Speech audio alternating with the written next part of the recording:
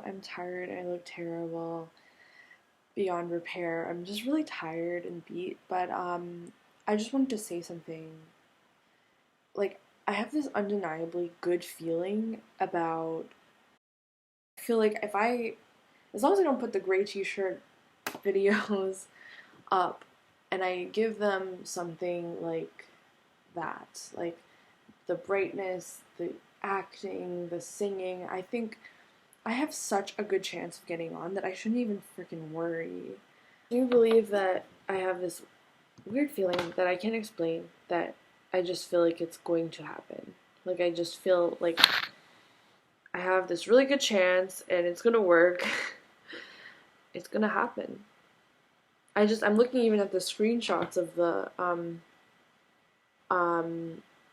I don't necessarily think all the other videos would work, but I think something like that would. It's just not only the fact that, okay, yeah, she's got good lighting and a good camera, it's like she's doing this because she's showing a different side. And that's important to realize. But then again, they said they were not judging the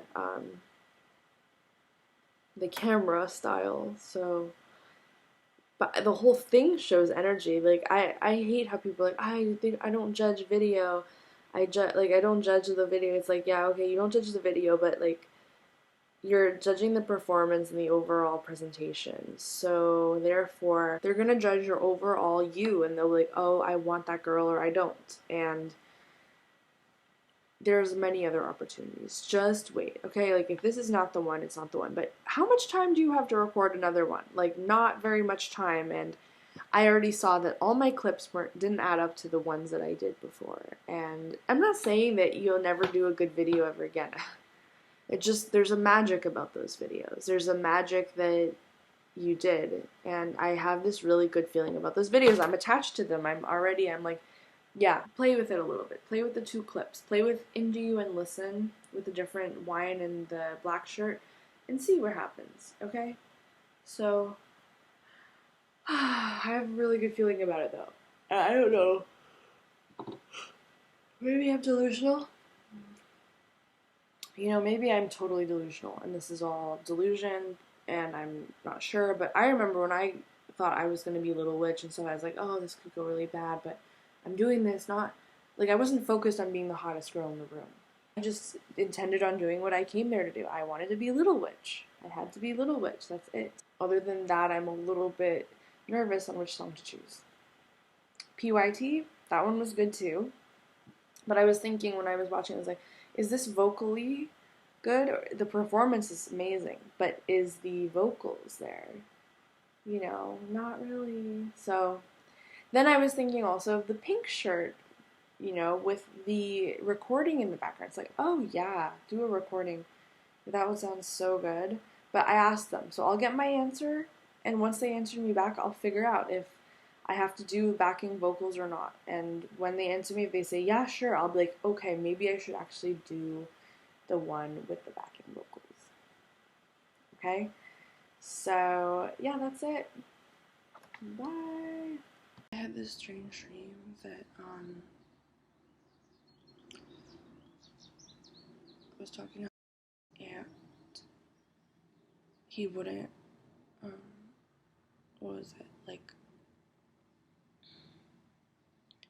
we couldn't talk anymore or something, and I remembered how unfulfilled I was, and throughout the dream there's like different things of like, we're going to the mall and he did something that bothered me, and then the fact that he yelled at me and told me he didn't want me anymore for like the month of June and July and May and April. Let's do this whole like work permit thing, focus on it and do the interview, but I don't really want to. I want to have, it sucks, because I'm always going to think about it. I'm always going to wonder.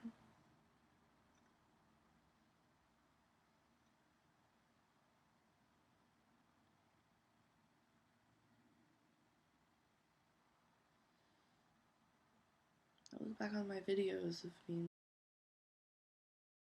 I found out that creeping car that was following me last night, like that hearse looking car that driving with long blonde hair, and she came down the street and she was like, oh, I just wanted to find you because I wanted to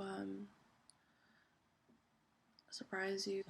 Scrub is a guy that thinks he's fine. He has bars up, also known as other stuff. Always talking about what he's got and sits on his broke head. So no, I don't want your number. No, I don't wanna give you mine. And no, I don't wanna.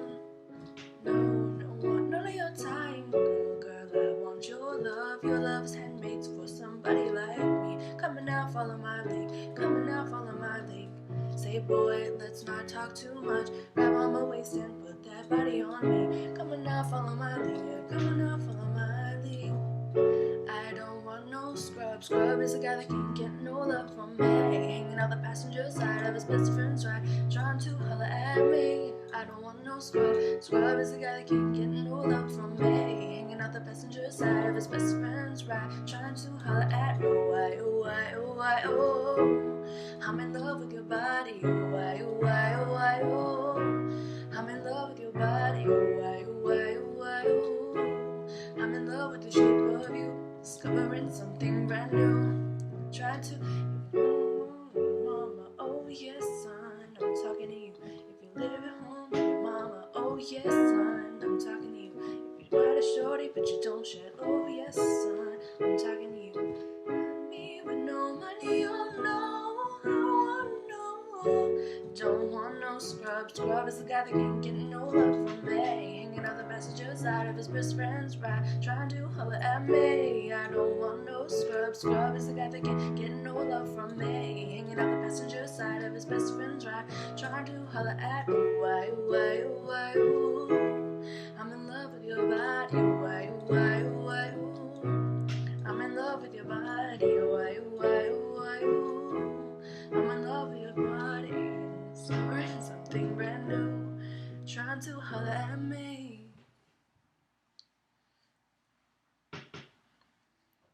I feel like I'm in long-term time for a century of lonely nights, waiting for someone to release me,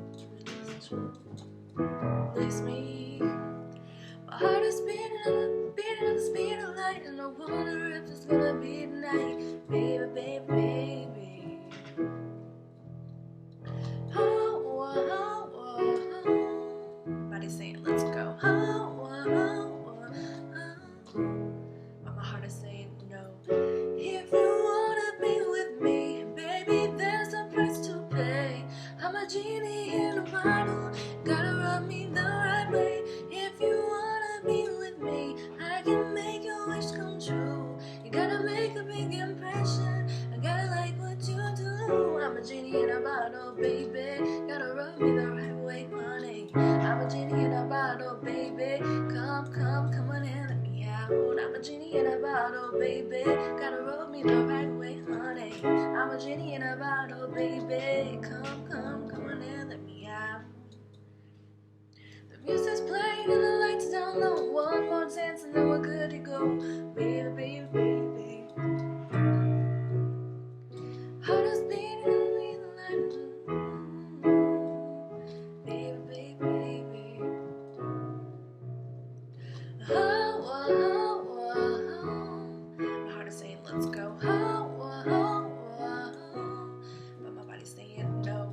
If you wanna be with me, I can make your wish come true. Gotta make a big impression, gotta like what you do. If you wanna be with me, I can make your wish come true. I'm a genie in a bottle, gotta rub me the right way. I'm a genie in a bottle, baby, gotta rub me the right way, honey. I'm a genie in a bottle, baby, come, come, come on and let me out. I'm a genie in a bottle, baby, gotta rub me the right way, honey. I'm a genie in a bottle, baby, come, come, come on and let me out. Hey, what an eventful couple days. I decided to do Sex Dreams by Lady Gaga. I might actually end up wearing that red shirt, or maybe I'll just wear the black thing. I'll just have to make sure it's high up on my neck instead of low, because if it's low down, it looks like I've got a chicken neck. Anyway, it was raining today, and I went to the gym early just to get it all done and have any makeup on at all. I went and I just worked out on the top ellipticals. Say Yes to the Dress was on, so I watched that. Then I went down to the bottom and I did weights for a bit, and then I biked home. My knees were killing me, but I saw that guy again, like, oh my god. This is like the second time I've seen him this week. Like, I've seen him a couple times, but I didn't really think anything of it. But this time was weird, okay? Because, like, we both saw each other. I saw him at the thing in the corner, and then I saw him at the triceps, and then I saw him after, too, which is weird, but, it was raining, and it was a beautiful day, and I was listening to Get in Line and Settle Down, and I was listening to, what's that other one called? Rain by Madonna. That was perfect, because it was raining like crazy, and I loved it. I got drenched after the gym, which was amazing, biking home with my Frappuccino, and I felt like a superstar already, even though I haven't, but it was because my family knew about my music, and if, like, my energy is opening when it opens like that. I got home, nobody was here. I was like, oh my god, I'm going to do it again. I'm going to record it like I need to do it, like a music video format. I'm going to do it. So I did it. It didn't really work that well, but I got home, and, but he said I could still do it, and he said he found a church. I was like, oh, they're going to talk about real estate, but no, he was ending up saying he has a church for me to sing at, which is amazing. Like, he's already thinking about me, and I really love that. That was amazing. The rain was amazing. I just had this feeling like everything's gonna work out. Everything's working out. And I'm just taking a little break now because I've been working nonstop, and not to mention the vocals are good, but they need to be, like, mixed properly, and my ears kind of hurt from all of that. But I've been singing so much over the past week and a bit that my voice has developed. Like, I am literally able to hit high notes. I'm able to play piano effortlessly and just put my makeup on effortlessly. Like, this is a great growing experience, even on its own. Okay, when I got home, I found this envelope, and it said Google AdSense. And I'm just like, what? Is anybody else doing Google AdSense? Probably doing it, not like, okay, so it's mail, and I look at it. No, wait, it says ton. It says ton, and I'm like, Google AdSense, is this YouTube money? Like, is this a check? Is this like it's not a check, but it's a way to redeem the money or something, like online, so I have to put this pin in, and it'll set it up or something for payments. I'm like, this is all happening at a very pivotal time, right? So being able to sing, seeing how much weight I've lost, and having Brandon say that all of them were effortless. So every video that I did where it was actually perfect, he said. And I was like, no way. Like, are you really? Like, all of them are good? And he's like, yeah, I can't even choose. And PYT looked like it seemed the best. And I was like, really? Because I thought PYT was great too. I just messed up the words at one part and stuff, and I was worried about it. It's like, no, you did, like, it was full-blown perfect for all of them. The lighting was great, the outfit was perfect, the way you talked was great. I was like, I wish I could have recorded it, but you can't record every amazing moment in this world, unfortunately. When I went to get my Frappuccino, and it was just started raining, and my knee was killing me, and I was like, I had to stuff my thing in my bra, and I had my little wristlet, my purple shirt, my hair was down, and with a clip, though, whatsoever. I was just walking with my pink Winners crop leggings and my black shoes with my white socks, and I was just walking up, drinking some of my Frappuccino, Java chip with whipped cream, coconut milk, half sugar, and it was right outside Indigo, and I noticed this guy was looking at me when I was walking. I was like, okay, whatever, like, my thing is in my bra, I have a Frappuccino, I'm walking really slow, please, dude, my knee hurts, like, stop bothering me, whatever, like, kind of thing. I was like, why is this guy staring at me so much? And I look at him, and it's the guy again. That middle guy from the gym is the guy with the Mohawk thing. I'm like, no way. But it was weird, just, like, I keep seeing him over and over and over again. It was so weird. And it was just, the weirdest part was, like, literally walking outside the gym and still seeing him. It was just like, his backpack, the shirt with the weird metal goat band on it with the goats kind kind of like a metal band or something with his, I knew the backpack and the shorts and the black socks and the black shoes and the mohawk. I was like, oh, okay, cool, it's him again. Like, I don't know, he seems like a guy that, like, I don't know necessarily like that. I'm not really into white guys anymore, which is crazy. I know. But like, he seems like a guy that would just be like maybe like a band type guy, like play the guitar kind of thing. I don't know. At first I thought that, but I'm not into white guys anymore. It's crazy. I know it's like a total switch over from what I liked before, but I actually really like it now, and I can't lie to you. At least I can't lie. So yeah, this came right after. I'm like, no way, nobody's home. I can record the video. I can put my makeup on. I'm losing weight. Oh my god! I haven't even eaten all day yet, and I'm not really even feeling like it. Like, I'm so excited, and the shot emailed me back today, and not that anything in particular happened this morning. Like, I didn't feel anything different. I woke up at 5. I danced really late at night last night. Yeah, like I woke up at 5, and I was worried about this. I was like, how am I going to do it again? I'm sick and tired of doing this, but I got this new wind after hearing about, like, oh, I could do a music video, and yeah, it did look good, and I'm just like, maybe I could really make something out of this. So that happened. I'm kind of even, like, pushing the Beyonce songs to the side. I'm excited. Like, I don't really make friends with Scorpios, but we have a respect kind of bond. Like, you don't go too far, I don't go too far kind of thing. And I think that we're both very outrageous characters. So I wonder how it's gonna work out. I think I'm really gonna ace it. I just need to get my material done. This is taking way too long. I need to refilm everything. I need to get my stuff from downstairs and bring it up here. It's July 26th. Woohoo! We have a list of things to do. I don't want to be interrupted by eating, but I'm gonna have to eat eventually, unfortunately. Maybe a Caesar salad or something that would be delicious. Yeah, so I'm gonna get to it. I'm almost finished the song, and I'm wondering, should I do any other songs while I'm at it? You know, should I do Beyonce? Should I do Rihanna or whatever? What were the Rihanna Feel Something? Tina Shea, Wild Thoughts, Feel Something. And then I was thinking of doing like a really slow cover of PYT or Beyonce, and putting it in the background.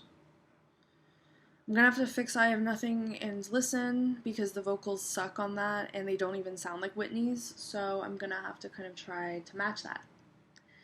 But I hope it works out, and if it doesn't work out, I'm gonna try it again in my room. Okay, let's just focus. Let's focus on sex dreams.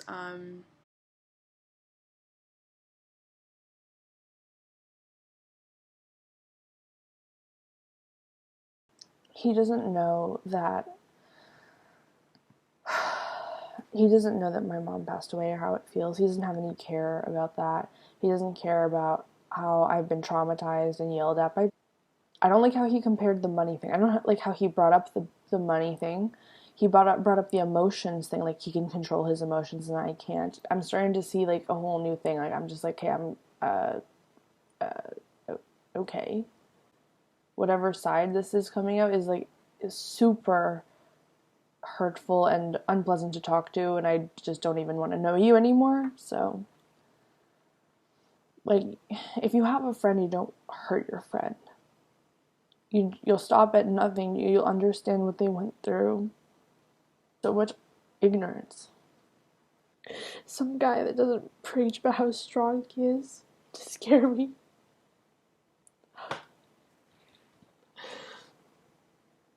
Someone who's gentle and who's just my size. Who's awesome. He's just awesome. And I don't have to worry about fighting him for anything. Or disagreeing about anything because he thinks I'm smart and he thinks that I matter. That's the truth. I'm weaker or something. I've got more emotions, I've got more feelings, I've got more hope, I've got more insight. I'm sick of losing. I'm sick of being taken for granted because I've so much to offer. am overlooking me just because I'm pretty or just because I'm wealthy or whatever the reason is. I'm sick of it. I'm not being treated like a human being. I need to get a dog. Like, I literally just need an animal or something. I just can't take one more man being mean to me, yelling at me. I just can't take it.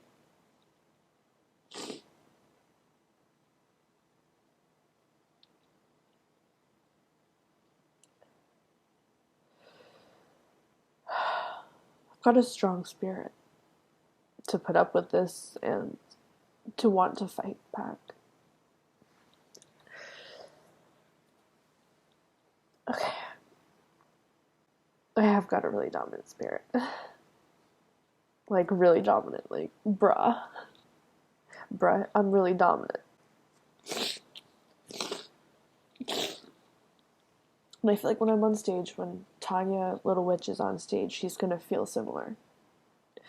There's everything to dance about. So don't even think, oh, sex dreams is too much. It's not. It's beautiful. I just wish that maybe they could see why I'm dancing like that. Why I love the song so much. Because there's so much in life to dance for, and because it's such a song about dreams, which is part of my subconscious, which I think Little Witch is part of the subconscious as well, and about dreams and sex and loveliness. I think that's why Little Witch exists. So I'm gonna just bury that and move on, and I'm gonna watch Treasure, and let's go. You can do it. You can finish this video. I know you can. You've done it a billion times before. Promise me. I mean, yeah. I know you can do it. I know you can. And you know, like, this room looks great and all. Like, it looks pretty pristine, even though the walls need to be repainted. Not those ones, but these ones. But, this is like the only house, this is the only room in the house that's not fully destroyed, and, you know, people can judge me, try to figure me out, but they'll never know the stories of my history that have happened and that have affected me. And I basically lived a really tough life, a ghetto life, I guess you could say, but no one will know that. Everyone will judge me for the surface level. I've got Mongolian cheekbones from one of my Mongolian tatter relatives, and definitely gypsy roots, but there are certain features about me, including my hips and my buttocks and my thighs and weird little quirks like that that are very reminiscent of African American physiology. So, you know, like, people can say you're something, but they'll never truly know you unless they want to know you. Unless they want to look into who you are and look into the past and see what happened. And actually, I'd be probably terrified now to tell it to anybody. I don't want to even tell my story to anybody. Why? Because, you know, no one's going to understand anyway, and they're just going to judge you. That's why. So you'd rather just not tell it. But, I mean, it's kind of like I just don't even want to reveal. Even though I long for that connection with somebody, I'd love to just have a dog, so I could just be, hey doggy, okay, so, like, the story is, this happened, and now you heard it, so I love you, and that would be great. An alien man, actually, because I'm an alien, so alien men don't exist here. They're all just humans who judge, and they're super, super egotistical, and I would only embrace someone that's sweet and sensual. I would appreciate that with all my heart. And wonder if I could meet someone like that. I wonder if I could even meet a girl like that. I don't think so. Polar, like, opposites or whatever, that I've got, like, the polar extremes of being one way and another. I'm extremely tough and I'm extremely sensitive at the same time. Okay, I'm gonna go. But it was nice to be able to say all this stuff. Bye. Electric charge just ran through me. But this video is basically like my one ticket into the music industry. Hey, I'm so proud of myself. I got down to 162. I didn't actually think it would ever be possible. But whatever I've been doing is really working. Even being bloated this week and like beginning to be bloated, I'm still 162, so it's kind of amazing. And I submitted my video, so it's done and over with. I'm so glad. I can't wait to do more. I love being able to do things. Like, I don't want to stop doing things. I don't want to mute my energy in any way. Even having pasta last night, yeah, I know it was a bit of like a wrong turn. I am really excited though, because I don't know, like, I am getting so close to my goal. Next week I'm gonna be dead on at 160 next Friday. If it was more than that, like if I lost 3 pounds a week, which would be an extreme diet, I'd probably get down to 140 by September. But make a cake. I know you know what's the funny thing though? It's not unhealthy to make a cake. Why is it not unhealthy to make a cake? Because when you make things at home, they're less bad for you. I'm not saying you can overeat on them, but they are definitely less bad for you. And you can still enjoy them, but they're not as bad. And you don't ever overeat. That's not even an option. But I really want pasta. I really want like Asian food of some sort, sushi or something. Like, I want Indian food so badly. I don't know why I want all these random foods. Like, this is my craving week, obviously. Last 7 days before that, on the elliptical, I watched Say Yes to the Dress, and knowing like, okay, I did my research, I read my books, what to do, how to adult, kind of thing. Go to Chapters and read some books like that, just so you know. Like, wouldn't it be better to know all this stuff, and then you could just relax and be like, oh, okay, I know how life works now. And to just know that I have everything under my belt. Kind of like watching Say Yes to the Dress. I know so much more about weddings watching the show for 2 months. Like, I've learned so much about wedding shopping and panina tournées, and then I have all these like weird things in my head, like time is running out with everyone, like with your family, with Naveed, with Daddy, with like everyone. Like, I just like freaked out thinking about that. And then also I thought, oh my god, I can't believe that I'm growing up so fast. That hit me as well. It's like, oh my god, I should be growing up, but I'm not, but I don't want to. That was scary. It hit me like this weird feeling. Like, it was 3 in the morning on the Thursday in the summer, and I was alone, just as I was in February. Weirdest thing was I was biking through to get El Minerva. I was like, yay! But it was 3. It was like, oh. And this weird thing hit me. Like, it's a ghost town. No one's here. I'm alone. I missed family events. Like, I just felt really weird. I can't describe it to you, but I wanted to describe it to you. I felt like the way I strived for this success, things that made me happy or like normal, and it just scared me. It's like I lost out on moments that I can never get back. It freaked me out. I had this really empty feeling in my stomach, like, what is the world, going out of my room. It's funny at the same time, because it's like, well, isn't this what you've always wanted? And I went by Metro. I biked right by, and I wasn't scared. And that was weird too, because I kind of missed it. And I missed Brandon being there, and I missed being like a baby and like not being able to break out of this grocery store. But at the same time, I was so ready to break out of the grocery store, and I still am. I don't know why the idea of getting famous scares me so much. Maybe because it's so attainable that I can't accept it, because it's so easy. I don't know what it is. It's just like, I feel like I haven't worked enough to accomplish it yet. So it's like, no. Accomplishment means you lose everything. Accomplishment means you lose everyone. Accomplishment means you'll end up alone with everything you have ever wanted, except for the people that love you, and except for the good times. You'll lose all the good times, and you'll just be up on a platform, lonely and miserable. That's what I'm actually, like, probably the most scared of about it. Like, Beyonce, Katy Perry, all those people, like, feel like they sold themselves, right? And I don't want to sell myself. I'm scared to. Like, at the same time, I'm so ready, but at the same time, I'm actually really, really scared. I'm scared of time ticking by. Even though I've been doing, like, the utmost work on everything that I can do, but I'm living night to night. Like, there aren't any days. Like, I haven't seen the sun. I haven't seen, like, the wind and the breeze and breakfast, and, like, I don't like it. I mean, I like nighttime, but in a balanced way. Like, maybe Friday and Saturday night could be, like, late nights. But I don't like living like this, like, that it's always in the darkness. It's scary. I just, sorry, my hair, like, really hurts.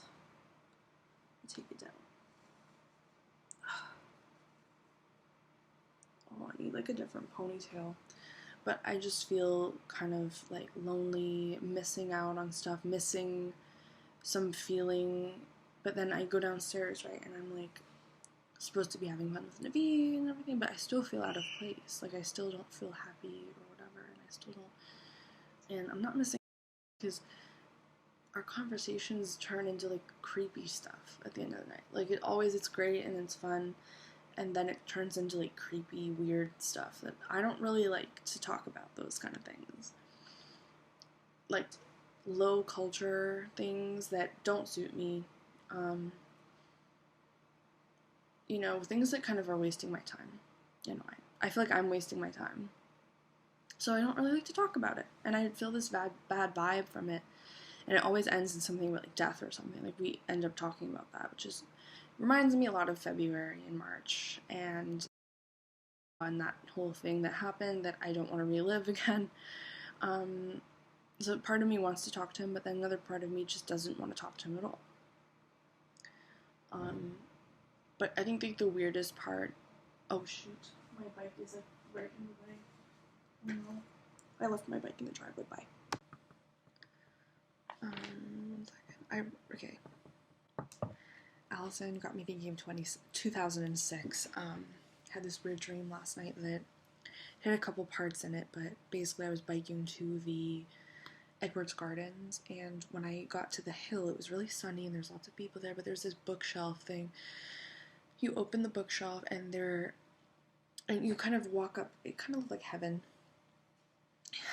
It was in a gazebo thingy. There was, like, a lady standing there, someone important, older, kind of like Barbara type, with high heels on, and like, you go up to the gazebo, and I think it's like a judgment kind of thing, like you're judged or something, like if you go into heaven or not, and they give you a locker, and it's like, what's this? It's like, this is your locker. It was like a red, bright red kind of bookcase thing, locker, that they're like, this is all your locked up thoughts and special pieces that you kept when you were younger, but you forgot all about them and you didn't remember them, and we locked them here for you. And I was like, there's people behind me in line, you had to move fast, so you had to, like, really be in the moment when you did this. And I opened my locker and I was like, okay, whatever, what is this? And I saw, like, a bunch of books, and I wasn't paying attention, like I was talking to her or something, and then I kind of just moving the books around, and then at the very back of the shelf it said Jonas, or Jonas with a Z, Jonas, the book about Nick Jonas, or the Jonas Brothers' journey in 2006, and it was about the music industry, and it had all these secrets, and it was almost like Jonas Brothers segued into the music industry and the secrets, and I was kind of just like, what is this? Like, but I wasn't, what is this? I was like, I found it. Kind of like, I knew that it was there, and I was waiting to remember and unlock that part of me, and it related back to subconsciously when I wrote my description, my audition, when I said, in 2006 when I was recording vocals in my room on Sony SoundForge. And it kind of related to Rascal Flatts a little bit, and the one I did in Elizaville. So that book that I found, and it had pictures of, you know, Nick Jonas with his curly hair in front of flowers or something, like little quirks and things. And I thought back to 2006, and I couldn't remember anything. It was almost like it's a different life. I was looking back at a movie of some other person's life other than mine. I was feeling very empty yesterday. In the night, in the day, but mostly in the night. I just felt like this was an empty summer. I spent indoors watching television, like that year that I was with Orlando. You know, one of those odd years of my life that didn't make sense but needed to happen so I could grow and introspect. So it was just really weird seeing that book, and I just knew it was an important book. There's other ones there too, but my focus was just on that Jonas Brothers book. Like, I don't know what it meant or what it had in it. It was just something special.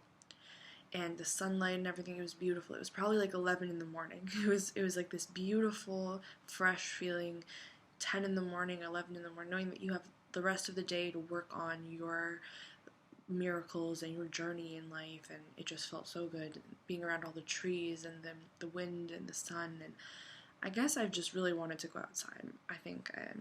But then there's this other part where we're walking in the forest ravine area, and we had a long way to walk. It was a long way to any food or to finish the trail that we were on. There's something about it. I was with Brandon and Shane, and I think it was Brandon and Shane, but it could have been somebody else. And this whole forest thing is like we were all living in this forest garden.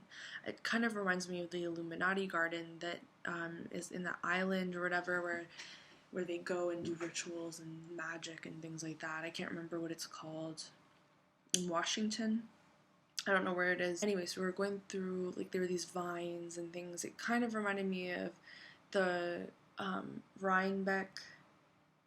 Rhinecliff Park, Ferncliff, or it reminded me of Louisiana and the weird trees they have in America, like how they have vines and things like that. We don't have that here. A Broadway song, not All That Jazz, but the one that's like 1, 2, 3, kick, 1, 2, 3, from 2006 on the beach when we went to New York and we went to Cape Cod.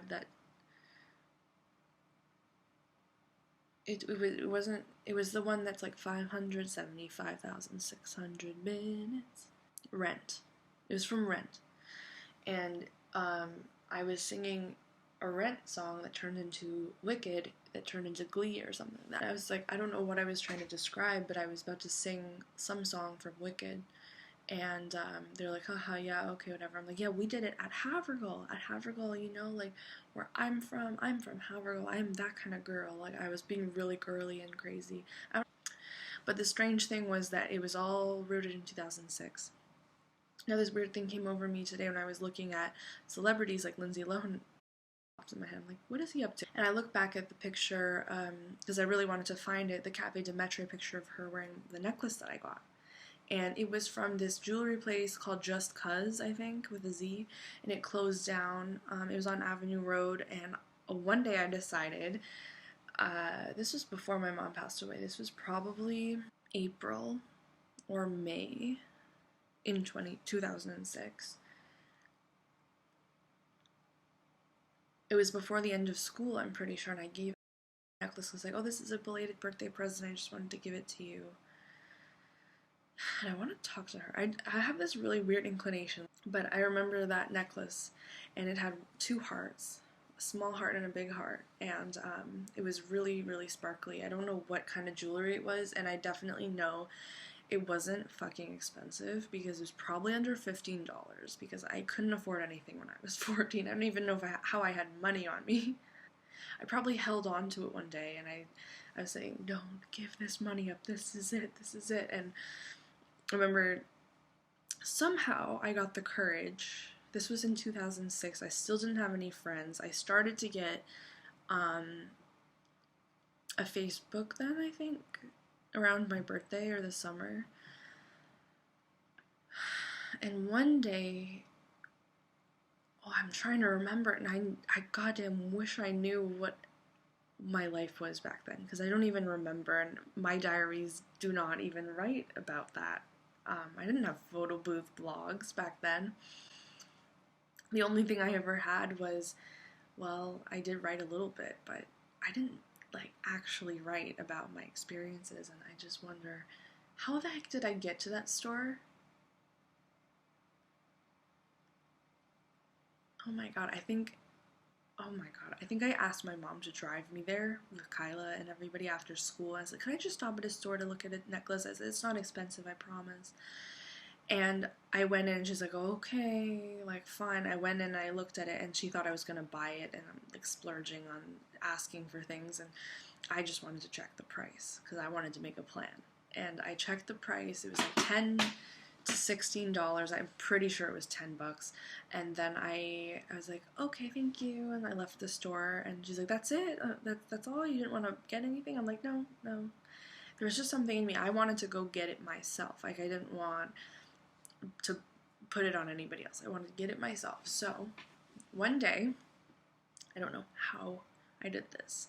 I don't even remember it. It's so long ago that I decided to walk after school and get the necklace. And I don't even remember if I got in trouble for it or if somebody was asking where I was or whatever. I think in grade 9, wait, was I even in grade 9? I thought I was in grade 8. I was in middle school. I don't even know if you can leave without, yeah, you can leave without people knowing. So I think it was either at lunchtime or it was after school that I just left. I just decided I'm going to get that necklace for Allison's birthday, just so I could give something to her, like for helping me get on field hockey and helping me practice and all that. I wish I still had that email service, that First Log, or I don't know what it's called, First Login. It was such a cute email service. I had so many emails on there that I wish I kept, and it's so sad. Get printouts, literally. But so I walked all the way there and I got that necklace and I was like, where's the store? Where's the store? It's supposed to be this block. It's supposed to be. But I somehow found the store, went in, bought it, and then walked back. And I remember getting in trouble about it.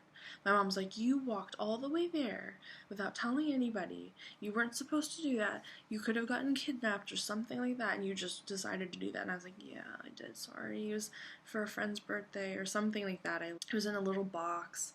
And then I got a card, and I'm pretty sure I put it in a gift bag of some sort for her birthday. And then later on Facebook, I saw she was wearing that necklace and holding on to it like that or something. And I remember seeing these images towards when my mom passed away, and I remember how magical it was that she actually wore it, and pictures were posted, and I was like, oh no, these pictures of them, and like I was like, oh man, I clicked on it, I was like, I wish I was there. But strangely, I was there because the necklace was on her, and it was just like this feeling like I was connected, or that she liked me, or she liked the necklace. But I was like, oh no, she doesn't like me, she just likes the necklace. Like, but I wonder if she still has it, and I wonder if she ever still thinks about that or me, or if she wants to just throw me away and never think of me again. I mean, I understand that as well. But it was something. The crazy, weird thing is that I know there's nothing more to me. And there's nothing less to me either, but because you take more risks when you have less baggage. So like if I had a little strap-on bag rather than a carry-on, I'd be more inclined to jump across a cliff than. And I'm trying to get to the fact that I was so worried about talking to anybody or making any kind of risks before on my Facebook. Oh, the popular people are gonna not like me, or this or that, or I'm gonna just fall back into the hole and I'm not good enough. And it's weird being 162. I have to be real. I'm not 160 yet. I'm 162. But being 162, like, it's different. It's almost like I'm in the crowd. Like, I'm one of you. You're me, I'm you. I'm just as popular, I'm just as good, I'm just as awesome as all these other people. And I feel like since being obese for so long and now being just overweight, makes me feel more like normal and accepted by everybody. And I think it changes everything. I don't know how overweight I was when I was 12 and 13, but when I was 14, I probably lost about 10 pounds from when I was 13 to when I was 14. And when I was 14, I made so many friends. And I'm not saying it's about appearance, it's not about body weight, it's sort of about body weight, but it's more about, if anything, it's the vibration that you give off. Right? So if you, oops. when you give off, like, when you're thinner, when you've got less weight, you give off a different kind of vibration with your overall body. And if energy can move through you easier, then more positivity can flow through you easier, and you become radiant and more attractive and more drawn to other people. And I'm also talking, it's very physical and hypothetical, because you know how when you move more, your blood flows more, your bowels flow more, your water flows more, everything moves, and that movement gives you the energy movement that we're talking about, the radiance. And your weight also moves. When you sit still, your weight accumulates and you aren't able to access. I went really far rambling with that one. Kind of, it's like a diary entry, but in a video form.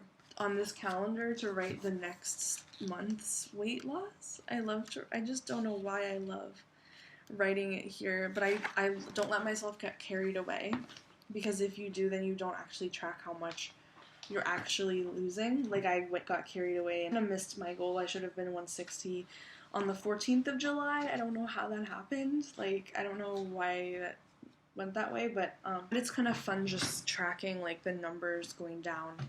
And I allow myself to do the whole month, so I'm just prepared to know, like, how much I am at every week. But I don't let myself go over that, because then it's kind of like you have no idea what's going to happen that month. You can't plan 2 months ahead and then just think that you're going to be on schedule. You have to kind of just even it out with everything else. So, oh my god, I want to go to Emate one day. Okay, bye. I'm going to do my cake now. I know it's bad, but, like, I want to make a summer lemon cake. Shut up. Bye. I didn't get into the video auditions. Strange, because I wonder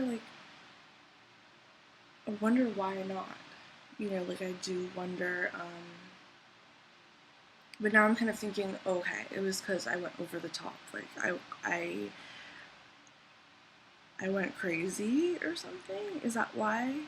Maybe that was that weird feeling I've been having for the past days. It's like that weird negative vibe that I knew something was wrong, but I couldn't put my finger on it. But it kind of feels like a bit of a relief in a way, which is so strange. I don't know why, but I think it's good. I think no matter what, if I got in or I didn't, I think that it was good that I tried. Because now I know where, kind of like, I have some kind of structure. This is just so strange to me, but I think I did something wrong.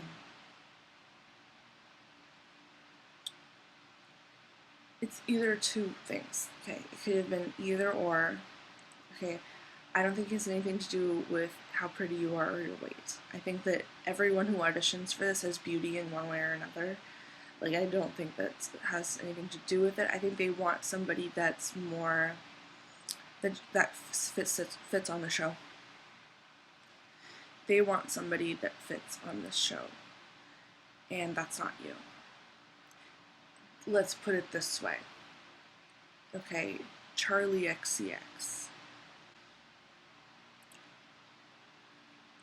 I don't think Charlie XCX would. I have a lack of art direction. I have I'm hanging on a string here, and obviously I'm not going to get it. But, I know that, again, the universe has a plan for us that we have no idea about, that's happening and working and going to include us. And I may not know a thing about the universe and what its plan is for me, but this just may not be in it. And I might have been going down a bad path. I might have been not working through a good path. I might have been, oh god, this is rejection. I think that trying to go at it in, like, the way you did doesn't make sense. I'm critiquing myself. And I'm being real with you right now, and I'm actually very strong. I'm not broken, I'm just kind of in a strong mode where I'm like, okay, well, what happened? What's going on? Because you did everything right. You looked amazing, but they don't want that. They don't want somebody that already knows the music industry and can do like all kinds of vocals and all kinds of stuff. And it's up to you if you want to put yourself in that position.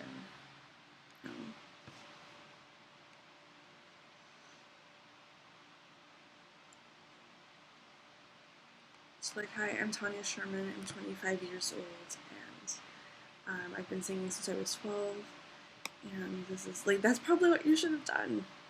Who would have known, right? Because I swear that's what it was. It was too much. Too much, you know. They're looking for someone just normal. And the scary thing is like, even when I go to like clothing stores and I try on clothes, they're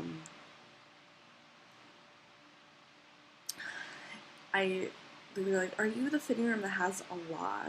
You know, like, that's me. I'm the a lot girl. I'm the crazy girl. Like, is that, like, how am I gonna just live, though? Like, I'm scared. Like, how am I going to survive if, you know, how am I gonna survive in this world? If I'm a lot. If I'm a lot to handle. If I eat a lot. If I shop a lot. If I think a lot. If I feel a lot. If I'm a lot. How am I gonna fit in? I'm scared. I think it's all an illusion. I think it's all a game. It's not true. Like, you're not a lot. But maybe you come off that way and people are turned off by it because they're afraid. But that's no way that you could be professional or make money or do anything like that. You can't survive being that way. Even in the slightest. I understand it, and I have all the ability. If I could do something like that, I could do something toned down as well.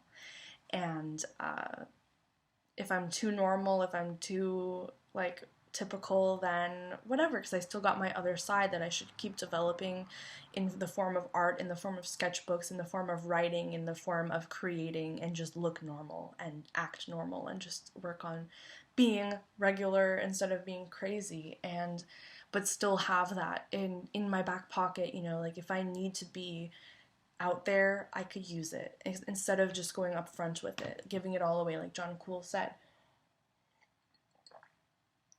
I'll never forget the advice people have given me, but what was I gonna say?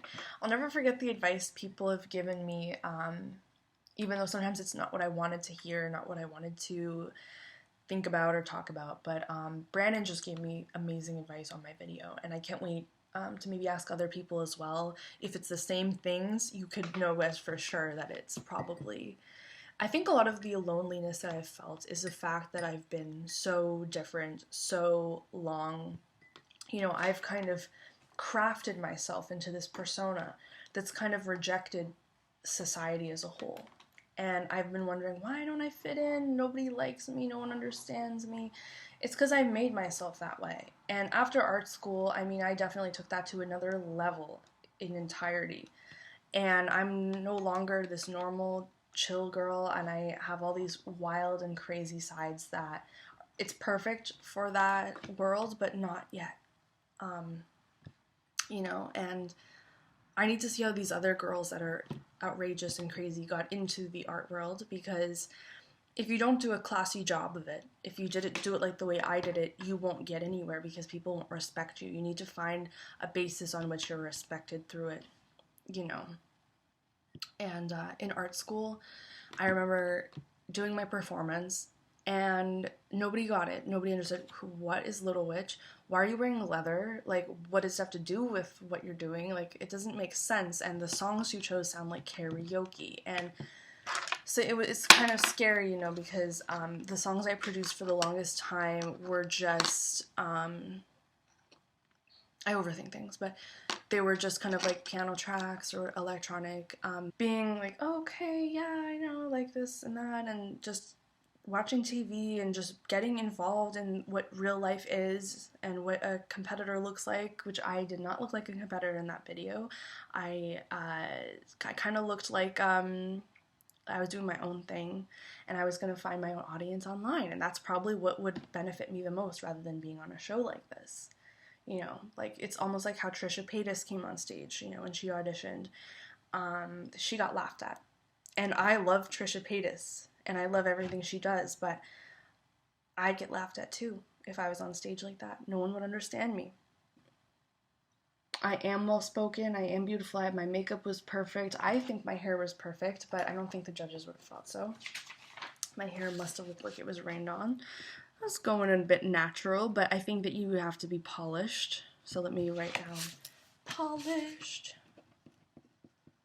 Polished and perfect. When do you draw the line? Like, let me write down when do you draw the line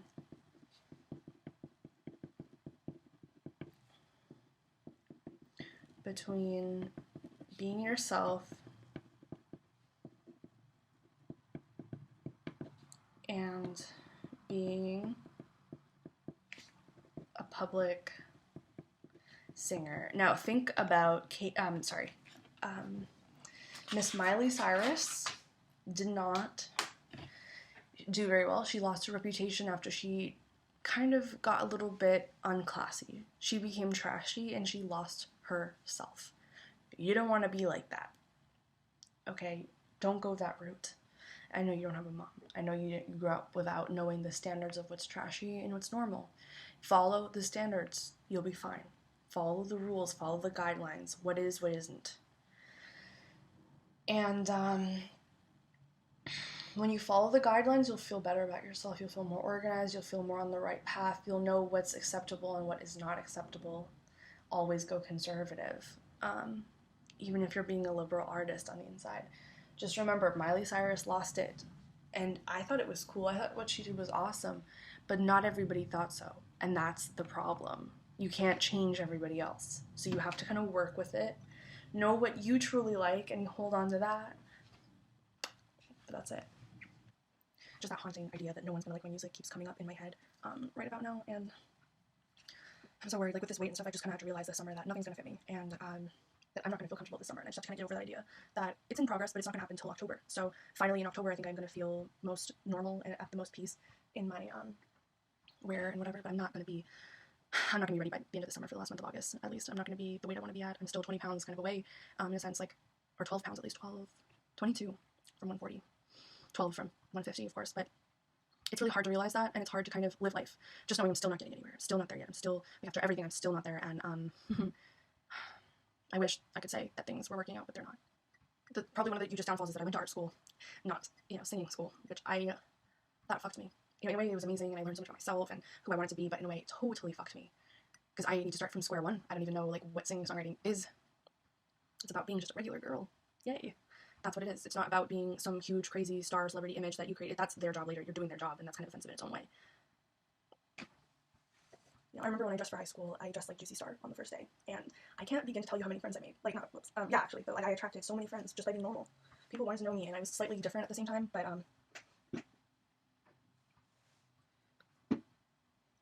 yeah, it was slightly different, slightly normal, and, so many people wanted to just know me, and so this was in grade 11, actually, grade 12, grade 12, I went into grade 12, and, I just tried so hard to just be a normal girl, and it literally worked out. Although on the first day, some people, like, snubbed me. They're so mean.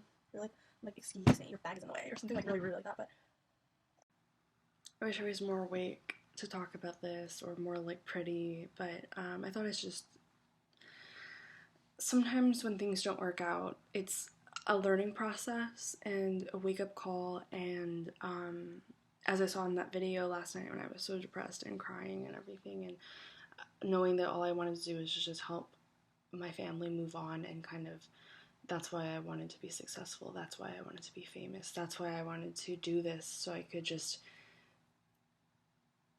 not feel so worried about the future. I was at the wrong place. I was knocking at the wrong door. There's no way that someone would spend that much time and energy trying to brand me when they could easily brand someone else that's so much simpler and has a more wide audience, a wide audience that they could kind of. But I can't explain this feeling right now. I realize, oh my god, like, this failure has made me realize how not mainstream I am, and how I have to be really, really, really critically careful where I put myself. You know, I think this woke me up to reality in a good way, because, like, I hate reality, but in the sense, I was thinking, oh yeah, I'll be on the stage, I will be on the stage, but not in this way. And I'm so glad I didn't give up. You know, all those times I'm like, oh, one day I'm going to think, I'm so glad I didn't give up, but I don't understand it now. I'm just going to go on Tumblr and be sad. But I'm so glad I didn't, like, actually give up and actually throw away and actually think, I shouldn't dress up anymore, I shouldn't do my music anymore, I suck, I'm not good. Oh, that has nothing to do with it. I even doubted the fact that I used sex dreams. I doubted the fact of why I looked like I did in the video and acted like I did. I doubted everything that was myself, and it was helping me figure out what was wrong with everything I did. I figured out what I did wrong, so I should be redeemed, because what I did wrong, that's exactly, you know, the problem, because I did something wrong and I have to figure out what I did wrong. And, you know, like a little child, what did you do? Yes, you did. You forgot to do this. Okay, so now you're redeemed. It's a childhood thing, you know, and in this case, it's not about that. It's about me knocking at the wrong door, where this competition wants a very, very general image of normality. He said some really legit things, but then they took it like a step further and didn't even think about going through all those things that were wrong, except thinking about the entire bigger picture, which was interesting to me, and I value both of their opinions. And I was just feeling so distraught and so down about everything, and then all of a sudden I'm like, like, this makes so much sense. And he was like, yeah, I'm not going to judge you, just tell me. And I'm like, you will, I know you will. You're like, probably will, you know, you judged me before for being emotional or whatever. I'm scared of you. I don't want to tell you anything. This is going to hurt worse than me showing you the video. And then he ended up, like, being really chill about it. And this all happened right after an amazing chat with my family. Strangely, last night I watched Pete Burns' Unspun, which was amazing. I want to watch more of it. It just brought me back into that whole thing again. And it kind of makes me want to go to New York City again, all over again, and just go there. Am I still talking? Oh god, that's embarrassing. I'm just using up space. That girl from Degrassi, I just felt like I looked like her for a minute there. That girl, the Christian one. Okay, so let's go back. Let's go back a little tiny bit. My real estate together and the pictures and everything on my notes on my phone, and it was a great day today. Like, I had a lot of fun actually in the water. At first, I just face planted on the beach, but I was like, you know, I want to go in the water. I want to try something different. And actually, it was fun just being with my dad. And I really cherish those moments because, you know, just thinking of what's going to happen in the future. Like, am I going to be on tour? Am I going to be too busy? You know, like, what's going to happen? And I don't know if I'd have this time. So that was really surprisingly fun. I didn't know I'd have that much fun. Hanging out with Naveed, too, even though we weren't getting along last night and stuff. He was being really, like, fun and cute, and it was, like, a really good time. Same with Kyla, and she let me wear her clothes, which was so nice, like, literally so kind. I should probably give back in that way. I can't forget that. Talking about things like real estate and everything, I really wanted to value my dad's time and his opinions and things, and I brought my real estate book with me onto the beach, and I didn't give it too much thought. I didn't give it too much of a structure. I just thought, I'm going to do the best I can today, whether it's studying or whether it's spending time or whatever I can do, I'm going to make the best of it. And I think that was really great. I made sticky rice last night. I've been eating so much, but Frappuccino, what the heck? I'm not going to get anywhere with this, but at least, you know, I've been fulfilling, like, what my body's asking for and needing. I just want to help out in the most way possible and give back after all that I've, you know, received from the universe this far in my life. I kind of just want to help others and, like, give back. And even today, like, this burst of good energy, you know, like, last night watching Pete Burns was a miracle, and I went to bed absolutely peaceful. and just, you know, kind of after watching them and just feeling like, you know what, they exist, you know, and that's great. So I was wishing upon a star, you know, watching Pete Burns last night, watching those documentaries while eating my salad, crying in this really bad mood, thinking, I suck, all my music sucks, looking through the thinking about what I lost of the prize and thinking how I could actually take advantage of doing all those things myself, my own way, the same way, but my own way, getting songwriting, like not wasting my time in a stupid competition competing against other people, but instead focusing that energy on building myself in the best way possible, being serious about signing up for licenses and things like that, being serious about finishing real estate, being serious about and to do what a realtor does in a day. And I know it could be just like, oh, she's just talking about it, but I'm really serious about really giving this a better shot than I did. And if only I had more time than just this little window before I have to pay the next fee, then I could be really, really good out there. But it's all really happening at a bad time. Timing is really not on my side. But I learned from that video, that spiritual video, that it's not about forcing something to be in the right time. And that's the wrong thing about anniversary dates, and the wrong thing about, you know, I have to do something special. And, you know, it's better if it just happens. And if it's like, oh my gosh, this is on the day, you know, I didn't force it to be on the day, it just happened to be on the day. That's better than just trying to force it into a funnel. I took a risk. I was brave. I was all the things that people preach about, you know, be yourself. Lady Gaga says, don't let anyone change your perspective. Stand your ground. And I didn't listen to those things when I was beating myself up for being rejected. This is my first real rejection from anything. I got into OCAD, I got into Ryerson, I got into everywhere I needed to be in at the lowest point in my life. So being at a medium point in my life and not getting into something that seems perfect for me is hard. But I am rethinking, you know, even though I did pay for the audition, I'm kind of rethinking even going, because it's like, why, you know? They do want money. You know, what they want is, they want a moneymaker. You know, if you show any sign of being abnormal or weird, you are disqualified. You know, they want someone normal and boring who they can make money off of. And to be honest, if I went through all that and I wasted a month of my time, and maybe I missed out on some amazing family things that I could have been doing, or real estate ventures, or whatever important dates that I had in my life for this show, and then I ended up being stuck with a miserable manager, being someone I don't even want to be, having to cut my hair short and dye it and become a Christian singer or something weird, you know, like, and you don't know what they're gonna put you through. You don't have any control once you sign that contract.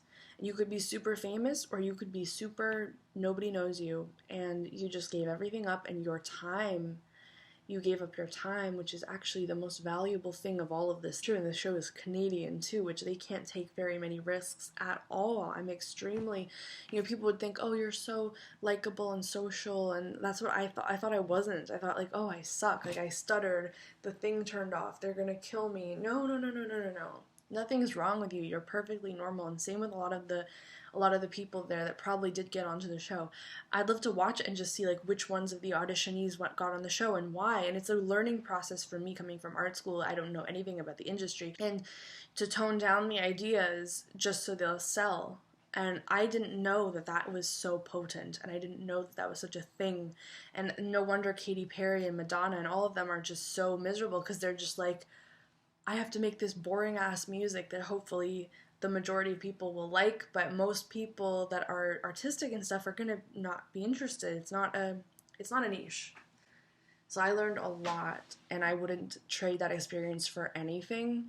I wouldn't trade this feeling that I have from talking to such a wise person in the music industry. I'm really, like, I wish I asked him more about it.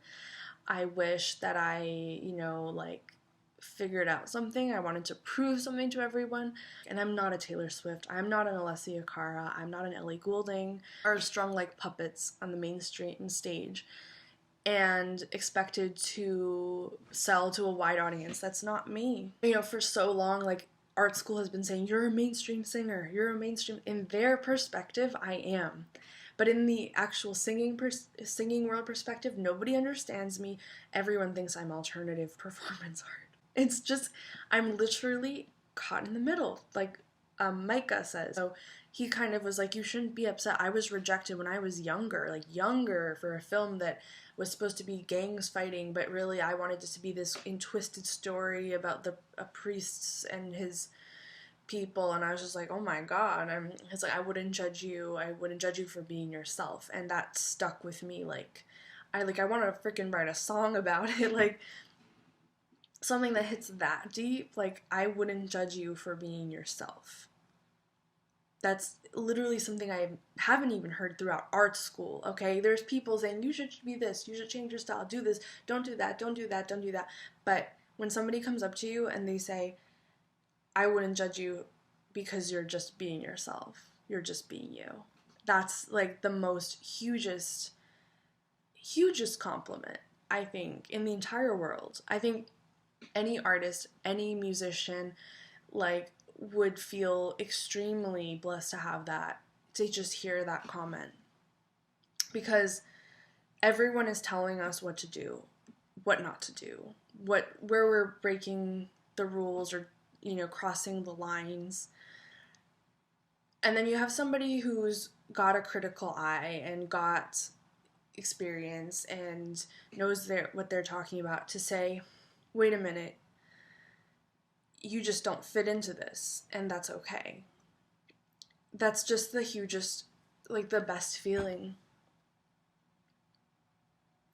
It takes such a load off my shoulders. The pressure is off me. Nothing could touch me. I feel invincible. I feel like, as I biked to the gym today, I felt, this is awesome. I spent time with my family. I've got my head on with real estate right now. I'm about to go work out on the treadmill. I've got my head screwed on straight, and I'm not ashamed of what I did. And I think that's the hugest thing, is just being not ashamed. It took, like, we didn't talk for 2 days, and as soon as the 2 days were up, he's been, like, so nice to me and so chill and stuff, and I was just like, oh my god, why did I think I'd be judged by you? What exactly happened?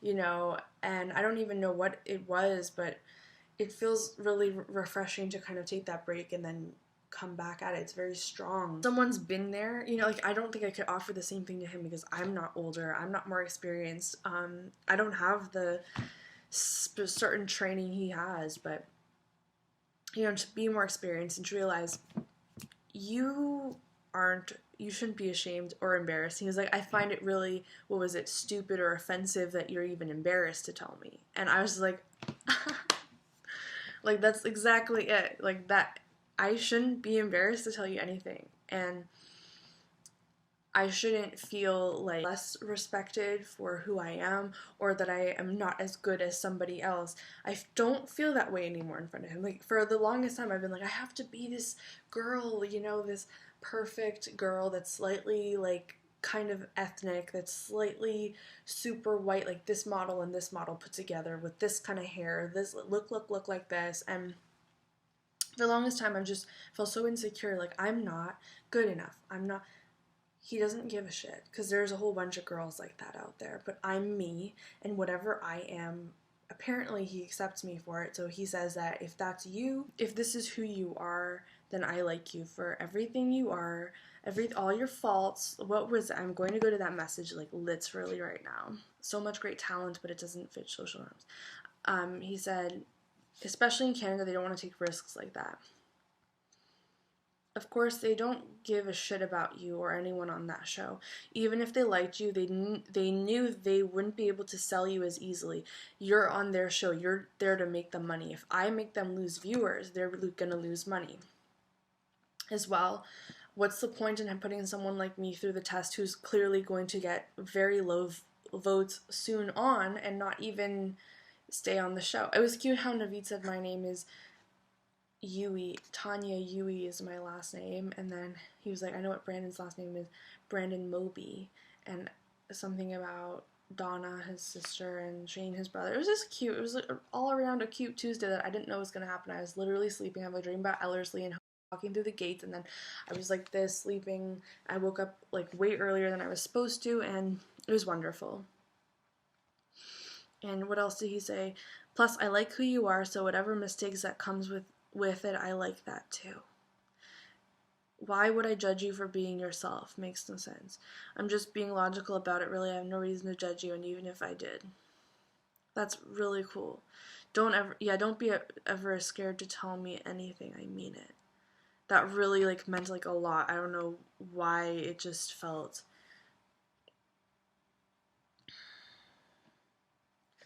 It felt so beautiful. I felt like just like, oh my god, I'm back. I'm back again.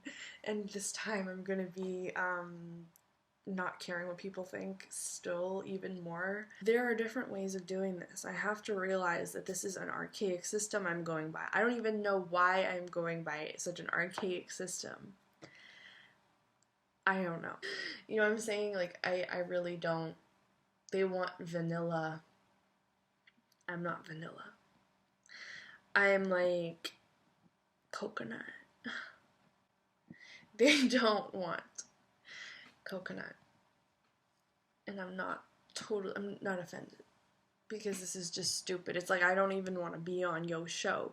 If I have to fake myself and hold back, I don't want to be there. And this just shows like my best spot in the music industry is online, doing my own alternative indie thing. I'd rather do that than be a puppet for a label.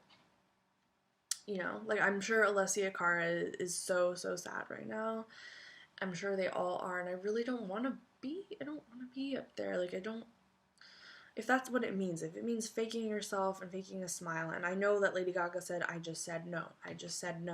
And I think at a certain point when she made as much money as she did, she could say no. I don't know if necessarily I could do that right off the bat, but she definitely faked herself for a little while. She toned it down, and then she decided, no, I'm going my own way. And I don't know how she did that, because how could you break the contract? But no to paparazzi and shaking fake people's hands and stuff. She just says, I'm not gonna go out and do that. That's not me. I'm not gonna take selfies with people. That's degrading my image and the quality of who I am. And I'm just like, go girl. Oh my god.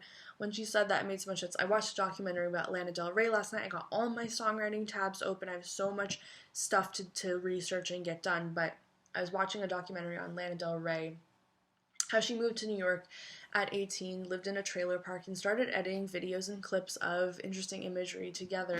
And of course, that's the story of her life. That's who Lana Del Rey is, collecting images and making it aesthetically pleasing and everything. And that's her, but, I mean, she was before her time, clearly, on YouTube. Like, she was, in 2010 or whatever, doing that kind of editing is very avant-garde, so she got in.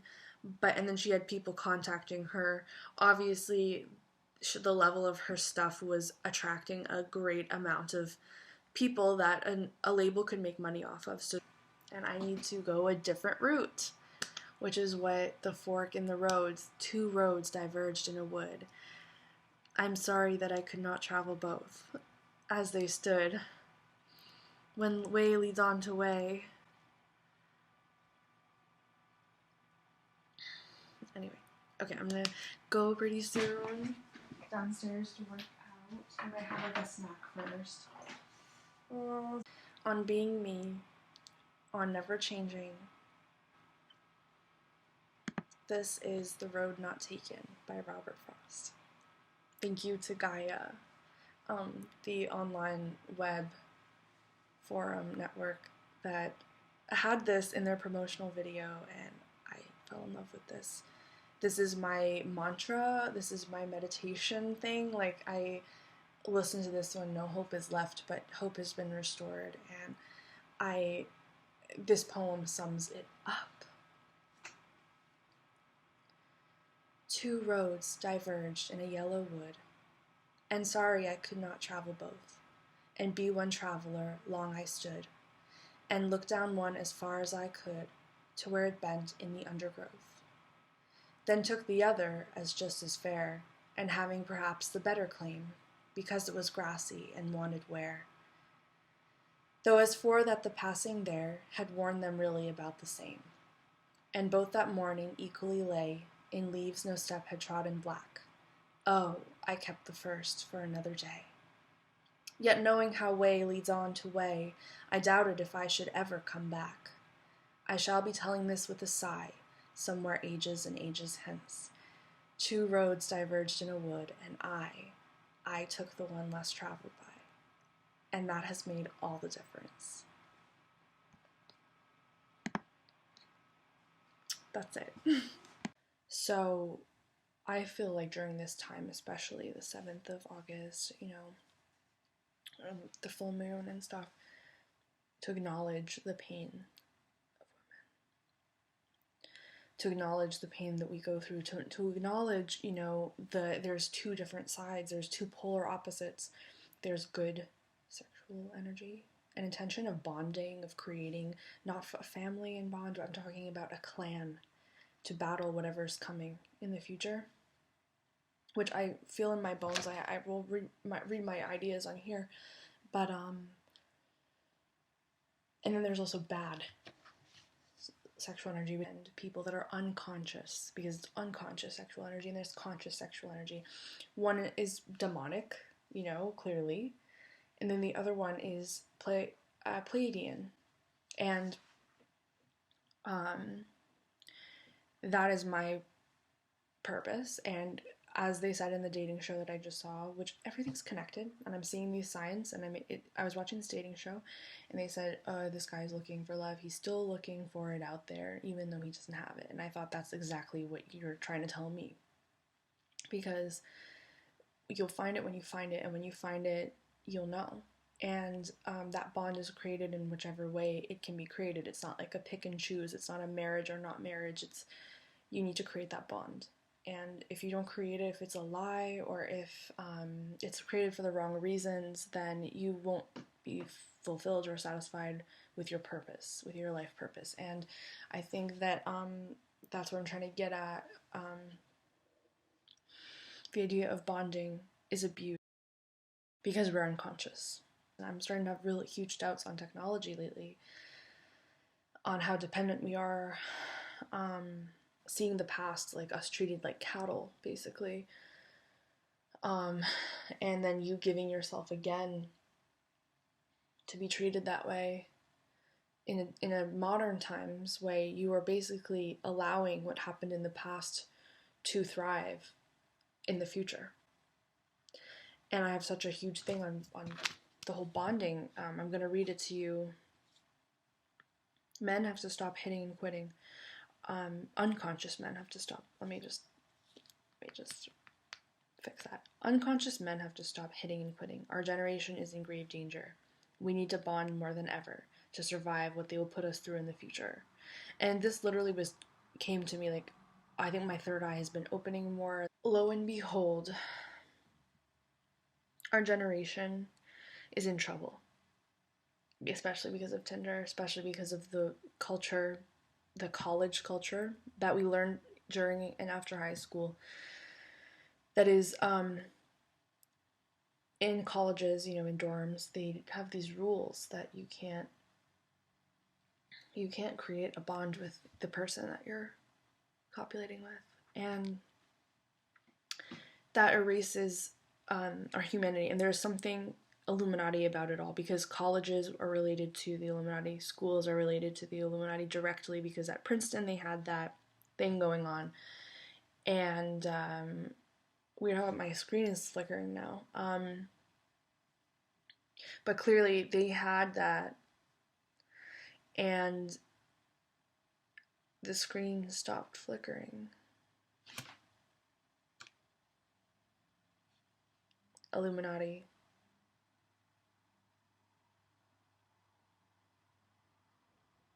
That was weird. You'll see it in the video, clearly. Unless it wasn't in the video, it was actually my screen. But it was waving like that. But at schools, it starts at schools. Schools is part of that. I'm just connecting everything, all the information I've learned ever, and they created that, the dormitory rule, to teach young people as they go into life, how they shouldn't be bonding with other people. And we are destroying our bond with other humans so that we are divided and conquer. So my point is that whenever I see someone treating me as a woman like that and saying, "Oh, send me a nude, you're a piece of ass," kind of thing like that, it relates back to the cattle idea. It relates back to them dividing us. It relates back to the bond being ruined because they just want to hit and quit and move on. But if they were smart male creatures, they would know why they are attracted to us in the first place and why we are important as women. And they would also realize why the bond is so important, because we need to band together to create that bond even stronger. And I feel like Little Witch should have a little say in that. I have 2 songs created here, Illuminate and I See Your Potential Energy. And that's the same thing Mr. No Name said to me. You know, when Brandon said that I couldn't be who I want to be and I'm not doing anything with my life, and when people judge me, but I know that angel, Mr. No Name, I don't know who he is. I keep thinking it's Michael, but I don't know who it is. But he definitely said he can see my potential energy. And I love that entry. I think it's in my my actual physical diary, which I'm glad I wrote it there. In case anything happens to my computer, knock on wood, the technology doesn't fail us and we don't head into dystopia. But that's what I was thinking. And the reason I post photos of myself is not to get hit on or turn guys on, but remind me of my progress and my future manifestations of who I want to become and how strong I want to be. I think that a lot of my photos that I have that look really, really sexual or sexy or attractive are me in my strongest moments. My attraction energy is not for the purpose of manipulation into dark energy, which is the lust, which is the hidden quit, which is the people abusing and using and manipulating. That dark energy is not what I take those photos for, and that's not what I post them for, but the good energy that comes from it, the creative bond, the bond between human beings. When I expose myself like that, I feel like I'm connecting to the right people and drawing the right people in, but I think I'm also drawing the wrong people, which is not under my control, but my energy is to reach out to the good ones and connect to the good ones, not to the bad. I'm trying to bond with my other Pleiadians, like to connect to that, and the bad are only going to see the bad. They're only going to see the lust. They're only going to see the demonic. They're only going to see that. But the good are going to see over. They're going to see the potential energy. They're going to see why I'm actually doing that. That is why it's almost like a peacock opening its feathers and being like, hey, listen, there's something important going on here. That is why I was dressing up, and posting photos. And not only that, but the strength in the photo, the strength of showing who I am, of exhibiting the exhibition, the exhibiting of strength, the exhibiting of personality, of attraction, of feminine strength as well, fearlessness. Those were the reasons that I was putting my photos out there. There was a photo I posted on my Little Witch music, and some guy was like sultry and sexy and blah blah blah blah, and I'm like, oh, thank you for noticing, but literally I know in my heart that I was going for something way more powerful when I was posting those images. And that's why I think when he said that thing about women's bodies are nothing, a force not to be reckoned with, it's true, because our bodies are extremely powerful, and that's why we were suppressed. I just had a whisper in my ear saying, ask him why women were suppressed. And I'm like, what? Are we really more powerful than we think we are? Our cow is really more important than we think we are, because you know how we eat cows and we have a whole industry on eating cows, pigs, and chickens. And I bet you, I don't want to think about this because I need to eat as well and I need to have protein and iron, or I think I do, but why those 3 meats? Why are we only eating those 3 meats? And those are the 3 sources that we get everything from. that's kind of scary, because it's like these three animals were suggested either as extremely powerful creatures or as extremely unpowerful creatures that are muting our energy.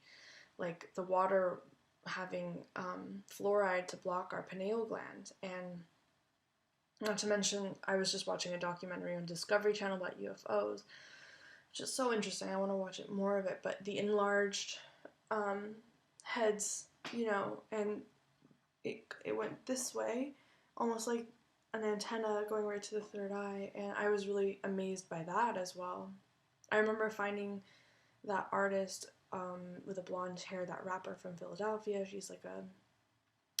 She made her whole persona and image and tried to market it and all that. Whoever she is, I knew there's something more out there when I found that girl. I found Colette Carr afterwards. I feel like it's all connected, and I feel like my time is coming because I feel like they're trying to connect with me. I feel like the power source out there, the gods of the sky, are trying to contact me, and in discreet ways. I don't want to focus too much on it because then I'll miss my mark of what I'm supposed to be doing here, but just to have a quick, segue into all that, the bonding is so important. That's the reason I am so sexual, I think, and the reason that I want to reach people. I was watching a UFO documentary on the Discovery Channel, and she's like an angel that came into my life, by the way. And Michelle and Lady Gaga are aliens who have been put in touch with me in contact to begin my purpose, finally.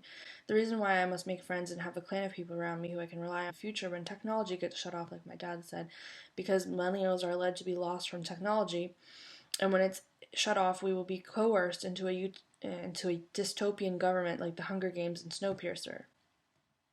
Let me just write this down. We need to be aware and okay without electricity. Technology has existed since ancient times. It's nothing new. There's nothing cool or modern about it. Why was it out here? How is it relevant, and how is it destroying us? Because they put it out here saying it's new, cutting edge. Everything is cutting edge, from the typewriter to MacBooks now. There's going to be floating MacBooks and whatever. They've always had this shit, but they're slowly releasing it to us over time, slowly giving us the doses, basically. They've had this ancient, modern, cutting edge technology. It's all three of them back at the beginning of the universe, and the military government is slowly releasing it to us, making us think it's modern and cutting edge, when really there are the waves again. Do you see the waves on the screen? And they fucking stopped. What the fuck is that? Someone's watching me. That's creepy shit. Well, I'm not scared of you. I am way more powerful than whoever you are. And I know exactly what you're doing.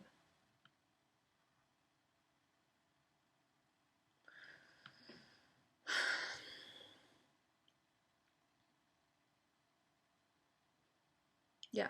I mean, I don't even know why it's a big deal about the technology. Like, I don't even know why you guys are, like, making waves on my computer, because it's not actually a big deal. Except if someone actually important found out about it, I'm sure it would be a problem.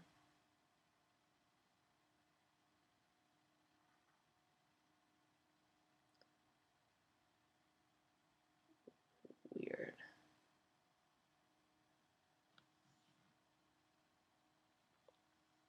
But I'm going to keep it a secret. I'm not interested in dispelling that information. So, but yeah, I do think it's kind of funny that we put so much emphasis on that, because it's not really new, but they are distracting us through technology, trying to get us hooked to it and then dependent on it and then lost through it, because it was put here for some reason. It's so attractive to us for some reason, but it definitely has to do something with commerce as well. Who built the moon? David Icke, The Line Sleeps No More. This documentary answers my question, and this is a perfect time to pause so I can go make my food. But this answers my question about why women were suppressed. This is perfect. Like, literally, I didn't even have to like dig or anything to find this. It's just one thing linked to the other. Looked at a Vice article about utopia and dystopia. He linked me to David Icke. David Icke linked me to the answer of this. This was so simple for a person like me. Empathy. This goes down to empathy, and it goes down to the sploosh thing, and women are more empathetic than men because of our hormones. The fact that we're built to be more empathetic than men because of our okay, women are more empathetic, right? They want to suppress us and take our energy as well through owning us. But basically that's what I'm saying is like that it bothers me so much because the reason that we need to have sex is different than the reason men need to have sex. Most men, the unconscious men that don't know why they're doing it in the first place, and they're manipulating our energy. They're using their own energy to create more of the sploosh for the dark energies to consume in their frequencies. I've been always wondering, like, why are women so, like, okay, send me nudes, send me a selfie, send me whatever, so that I can use you and use your body and use you to satisfy myself, but not only satisfy myself, satisfy the dark satanic energies as well. And the lack of empathy, the empathy from our end and the lack of empathy, therefore, I guess kind of we each get what we deserve in the end, but I found my answer because I wanted to know what we have, what value do women have that we're suppressed so much? What value does chicken meat have that we consume chicken? We consume them so readily in the world, like as one of our main staples of meat. From China to North America and all in between, we consume chicken. And I just find, I'm not trying to say veganism or whatever, I'm just trying to say is that what does the chicken have to offer that is so valuable that we're consuming so much of it, or that we are, or what does it not have that we're consuming so much of it? Because we're consuming it because it's bad for us. We should not eat the bird because the bird is evil or poison or something like that. So that's why they're warning us not to consume. But yet it is a staple across the world, as is other unhealthy things. And then going towards the thing about women. So in the opposite, you have something that's on the market, chicken. Chicken is on the market everywhere. Everyone's eating chicken because it's bad for you, because it doesn't have value. But then you have women who are suppressed over time in ancient times, all the way up to the 70s, when there was the movement that liberated women. Now that we are free and disclosure is happening soon. But what is it that was so valuable about us that you were suppressing for? And there's the reason, is that you can see through the bodies and the hormones that our empathy is higher than the male's empathy, and it's easier to control the male's lack of empathy than to suppress the women's surplus of empathy. And then that is how sexuality turns into abuse. It turns into feeding the dark entities instead of the light. It turns into feeding the satanic that function and feed off of the low frequencies, stealing from the enlightened or whatever. Okay, I'm totally going off on a tangent here, but this documentary has said all of what I was looking up, what I was trying to figure out, and I'm gonna figure out more, like, reading each one, and it makes sense. Like, they're trying to take away all of the power, and so therefore the people that are suppressed and oppressed are the powerful ones. Yet we don't even realize it because we're treated like losers. We're treated and used for our empathy, for our creation, because why do we want to, what are our derivatives, what are our desires to have sex with people, is to create that bond that was lost in humanity when the fall of man happened, before Adam and Eve and the serpent and all that. And so we are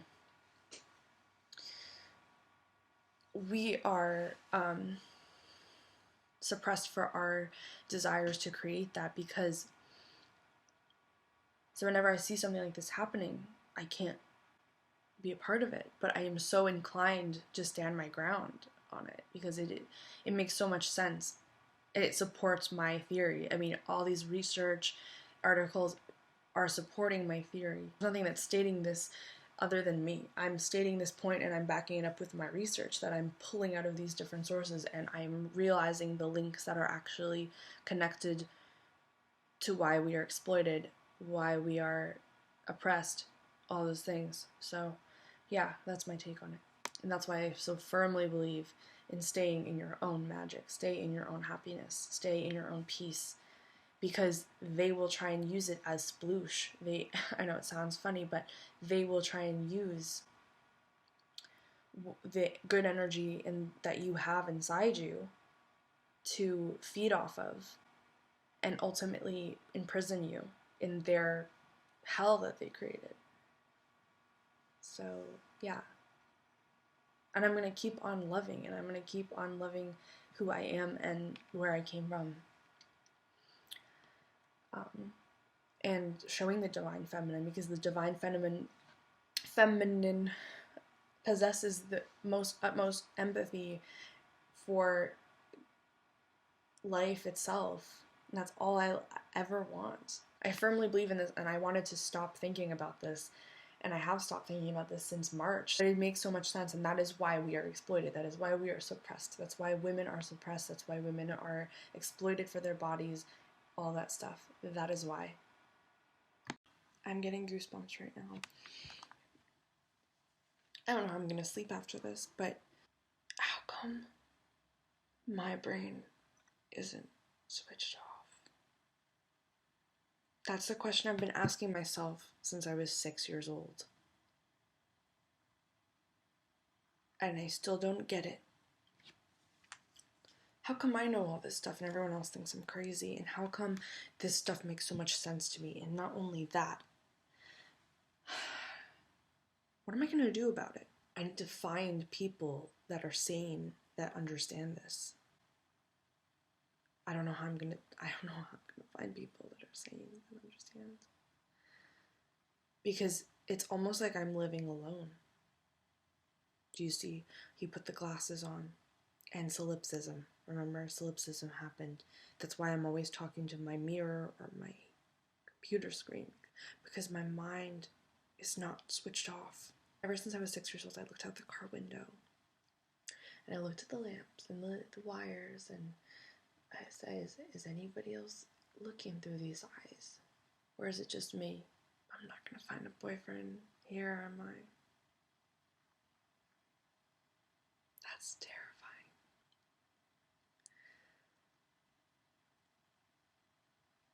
What does all this mean? I'll find boyfriends, but they're not going to understand this. They're not going to see this. They're not going to figure this out. And know this, because it's a known fact in my head. It's a known fact, and I think when I got into a relationship, I just felt even more empty and hollow, because I realized that that's not going to change anything. That I'm still in prison. The only thing we have is our fantasies and our beliefs and our dreams and our mind, but we don't have more than that. And by the way, we kind of like broke up or whatever just now. It's funny all this is happening at the same time.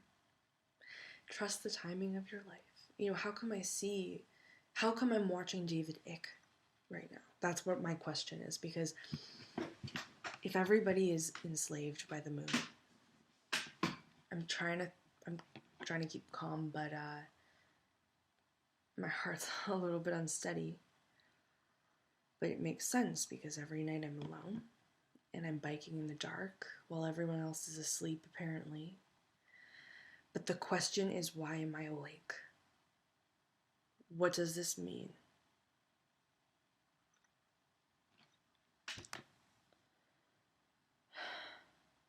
I kind of wish I didn't see this, because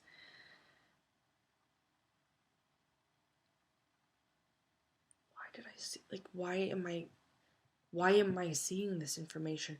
This is a hard to find video, only 200,000 views. It's not very much, how do I find this video? And more so importantly, how am I the only one awake? I hear the cars rushing, I feel the stress, I feel the negativity, I know that. Oh my god, this is so creepy. It's so freaky because, look, I'm your only friend. I'm the only one that can see you. I'm the only one that can think through you. So there's gotta be goddamn, like, bunches of creatures inside me that I can make friends with because there's nobody else. But more so, I wanted to tell you that I'm the only one here.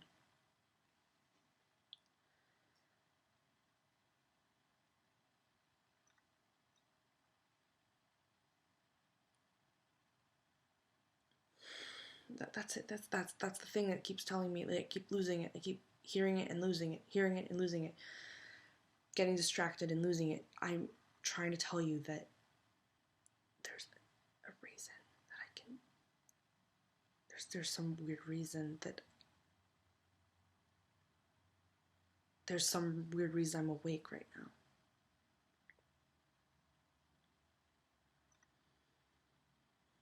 I have a bit of a headache. But there's some weird reason I'm awake right now.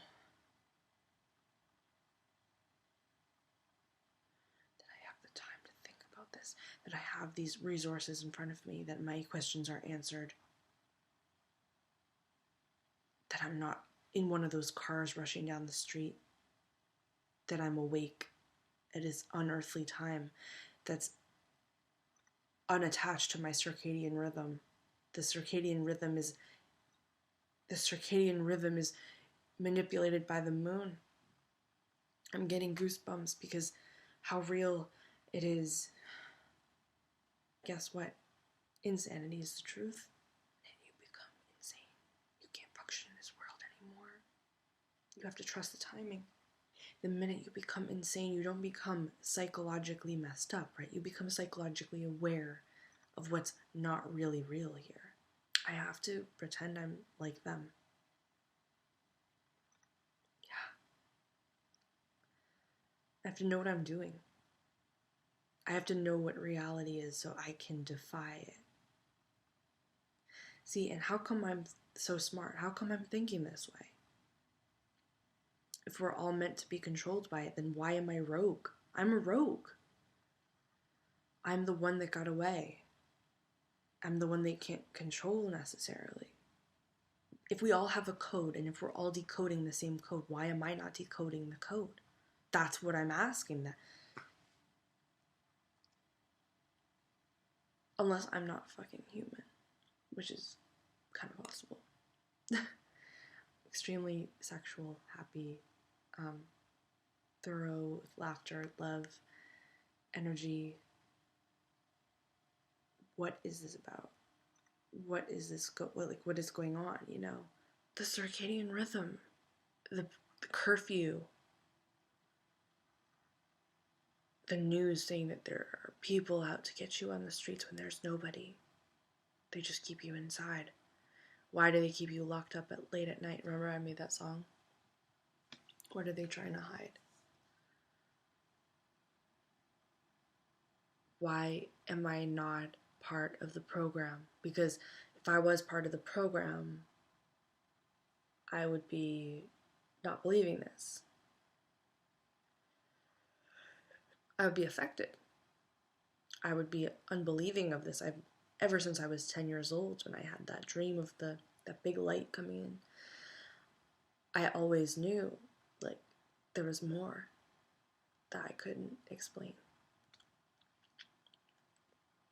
And I knew how important it was to find a soulmate, a team of people. It's about a team. And when they talk about Star Wars being accurate and all these movies being accurate, I think about the Hunger Games, and I think about how freaky that was. I remember the feeling watching the Hunger Games. I was terrified after. I was like, oh, okay, good, that's just a dream. It's just a reality. Remember when you have dreams and you wake up and you're like, oh, thank God it's not real?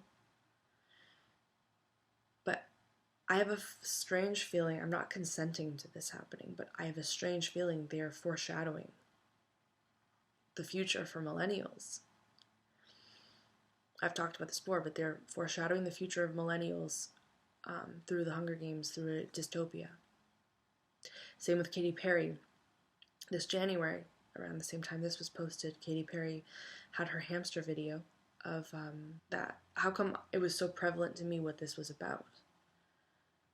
Like, I'm sure nobody understands it. It plays at H&M, but I know exactly what this song is saying, so clearly I'm not part of the program. I can see it. So why am I here? What am I doing? Like, what am I here for? Exactly. Because if I'm the only person here, then what? If I'm the only person that knows, then what? I have to go to the bathroom, and I'm freaked out now. Like, genetically speaking, this is just crazy. But I have to be strong. One thing that I've realized that makes like really weird sense. Okay, two things. My stuttering and my procrastination and my confusion all are my programming. It's not me. Like, it's just the obstacles. Like, and I have to fight past them. Something weird. Sitting up late at night, till the wee hours of the morning, is that there aren't separate days. There aren't separate times. We need those times to understand everything, but it's one moment. I don't see, like, I honestly have been able to just see one moment. And it's strangely, sleeping makes me think that I'm restarting. It's almost like the circadian rhythm and the whole restart. Go to bed, wake up in the morning, the sun's up, oh, it's a new day, we're restarting, restart your programming, do it all again. I gotta reconsider my name because I'm not a witch. Because witches are at the top tier, creating mind control. Katy Perry's are the soulless puppets on stage, and the people are the cattle. So I don't want to be any of them.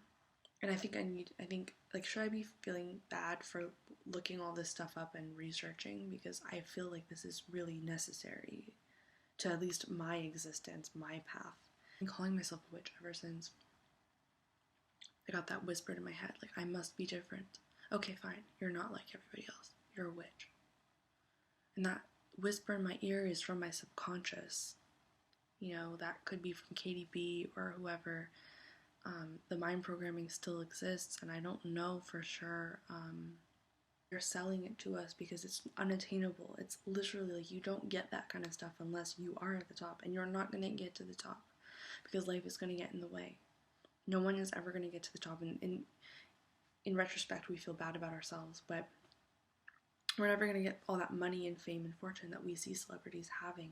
But that is the driving force behind the commerce. Not only them getting money and being able to thrive on Earth, the people behind this, but we're distracted and we get sucked in more and more and more into what they want us to do and in everything. And we just become like what I call magnetized to the board. Like, we become pulled to the board and we can't think for ourselves. And I think that I need to change my name to something that's neutral. But I think it proves, this is what I want to say, to be old-fashioned is an extreme advantage that we don't even see in it. Everyone's like, oh, don't think about the past, think about the future. And we are all shunned who think about the past, all of us, the people that are holding on to the past. What's it called? Pack ratting, all that kind of thing is shunned. And yeah, people are going to make fun of you in society, make your life a living hell because you're a pack rat. And we're being attacked, and we don't even know it. And we think that we're not. It's like, oh no, it's whatever, it's a joke, it's not true, it's not real. And it's nothing to be afraid of, it's to be aware of. And that's the difference, because they want to incite terror. But we're being path as well, meant to manipulate us back into the game. People that come into our lives and ruin them are also put because the people like us don't know any better, and we're tricked because we can't see all the signs. The signs are always there. And the funny thing is that the signs are always there, but we just don't always listen to them. And when you realize the truth, it's really, really, really, really scary. And then you feel so alone that you feel miserable and you just want to get back into the system again. And that's how they get you again. We're not all free, and then the celebrities aren't all free either. And they make this idea that, oh, you'll have a fantasy life that you could be free too. Like, this is the best life, like, we live in the fantasy life, but really it's not. It's fake world. And it never happens, and you just get stuck in the system. My brain is quite high IQ and quite capable of thinking on its own, and I can see all this, and be okay with living a simple life, and be okay with living at this means, and not having to move up and saying, this is my ideal life, not being happy with it. not thinking like, oh, I have to live that life to be happy. This is the life that makes me happy. Being in my comfort space, in this room, connecting at an emotional level, feeling things for people, and memories and experiences that I can control. I can choose what I want. I can, I think my own way, how I want to. And I wanted to go back to the last thing because I'm flipping around, thinking about the alter egos. And I feel like our birth certificate is the same thing as the CD. The master copy is, every copy that goes to every person is infiltrated with the satanic whatever. And I feel like the birth certificate is the same kind of thing. It's like signing on this line means you're signing away. Oh, there's so much to think about. There's not a lot to think about. It's one at a time. I'm just overwhelming myself. And it's very possible to get through all of it. I think of veganism too, and I think of eating meat, and I think of why we eat meat. Why is it so driven for us to even eat food? I think it has something to do with, cows and chicken and stuff and slaughtering. And the more slaughtering of the animals, the more vibrations that we're testing the vibration of sadness. Because someone dead in the eye, and have the utmost strength and confidence to fight for what I want, which is so weird. It's like I'm finally in control. You're like awake when you're dreaming. You're in control of a dream. And I started singing at age blah blah blah. Wow, good for you. It was meant for you to start singing at that age, and then you'll never let go of your childhood dream. Just teasing me about. I'm telling you, never. It's just a childhood dream. It is, but we all have it for a different reason, for freedom, and we don't know that we're actually being used. As kids, we started to play piano at an early age. I did, at least, making songs, because subconsciously my subconscious was affected, and my subconscious wanted to make songs just like they did, so I could be just like them. If not only just a cattle, I would be exactly what they want. They breed people to pick me. I'll become a slave. I'll become part of this. I'll do it. They breed people like that as young, and they're so young they won't ever want to let go of their dream when they grow up, and they fuck up their life. And I'm so glad I realize this now, and I need to figure out what's the best thing. Am I supposed to tell people? Am I supposed to keep it completely secret and just forget about it? But just hold it in my subconscious and just move on. I was very radically different for a lot of my life, except for a couple periods in my life where I was like everybody else, or people accepted me for being different, which was strange. Very, very rare and very strange, but I liked that in a way because it gave me power to project this freedom. But I shouldn't wear any kind of makeup as well. So makeup is demonic. We've got our hands in everything except for the individual. And that's a risky path to take on its own, but I would love to play the game of real estate and play the game of just having a high IQ and living life as a double entity and just knowing when I'm doing it, not saying a word. And I wonder even if my great-grandma knowledge of this, or which side was she on? Was she on my side, the rebels, or was she brainwashed as well to be in that section? I have to go soon, but I just wanted to say, as you're a kid, you grow up with this idea that you could be famous, you could be a singer, you could be an actor, a celebrity, and I remember my mom not wanting me to be, and I was like, what the heck? Why don't you want me to be it? It's amazing, I could be at a great position. My mom's side is demonic. I know that my parents were radically different as well, and I didn't understand. Like, we could get into drugs, and that didn't make sense to me, because I was like, no, I won't ever get into drugs. But they were on the right path. They were thinking something bad is going to happen to you. You will be controlled by something you didn't want. You'll be a puppet. They knew. They were trying to tell me, and I this whole time I've been trashing my mom. Oh, she didn't believe in my dream. She wanted me to be an artist, but she didn't want me to be an actor, and she fought for it so hard, and she knew I'd be a good actor, I'm sure, but a beautiful girl. But she was a slave her whole life to cancer, and she was a slave in the hospital, and she didn't want me to go through the same thing. And I'm starting to have major doubts for my music. I don't want to do music anymore. On my own terms, for my own personal achievement, fine, but to prove to other people that I'm just as bad and brainwashed as everybody else, that was what I was doing with all my music. It really, I don't know if it had meaning or not. I wasn't creating it consciously, I was unconsciously creating it. So it sounded like everyone else's, everyone would accept it, and that's what happens with mainstream music. You are literally creating it to fit in that world, and it's quite a mindfuck, I know, but you're creating this music to fit into being brainwashed. It doesn't make sense. The way thing, that's a Christmas thing, that's everything. It has to do with that, and they're programming out the base level, and same with Power Rangers and all that, and Dragon Ball Z, and I always felt these weird vibes subconsciously from Dragon Ball Z that freaked me out, and I couldn't put a hand on it. I was just like, there's something demonic about it. Anything that gives you that weird salty and sweet, like bittersweet kind of feeling is most definitely a programming tool. And I wonder if that for Lashes is demonic as well, because she talks about 2 planets, and I'm one of 2 planets dancing, and she's worshipping Solomon, and then there's the checkered floor and the dead body and stuff in Joe's dream, and I can't help but wonder, the negative undertones of her songs. I mean, they're fantastically independent and they make you feel free, but they touch on things that are kind of occult and in the worst ways possible. And I love her music, but again, it feels like at every stage in my life I was going through one kind of bittersweet time or another. Dead or alive, yeah, Brandon's here, but I'm feeling so scared. And at every point there's a bittersweetness, and I feel like that is the point of bliss, like they were talking about in marketing, and that is the point that keeps people hooked. I understand it. As a child, I have these thoughts every now and then. I have these experiences, but it was never the same. As my desire. When did my desire even come to be a music person? Because I didn't want to be a singer when I was between the ages of like 6 and 12. Yeah. Oh my god. I'm realizing where my drive to become a singer came from. They either make you cattle, or they make you rogue, or they make you whatever. So you're never out of the system because you're a failure. But failure is really the path to freedom, and that's what we're programmed to want. A little bit more. Here's another helicopter flying over. Now I'm gonna get paranoid. I hate this. Why should I be afraid? I am not afraid of them, no matter what terror they put me under, or whatever.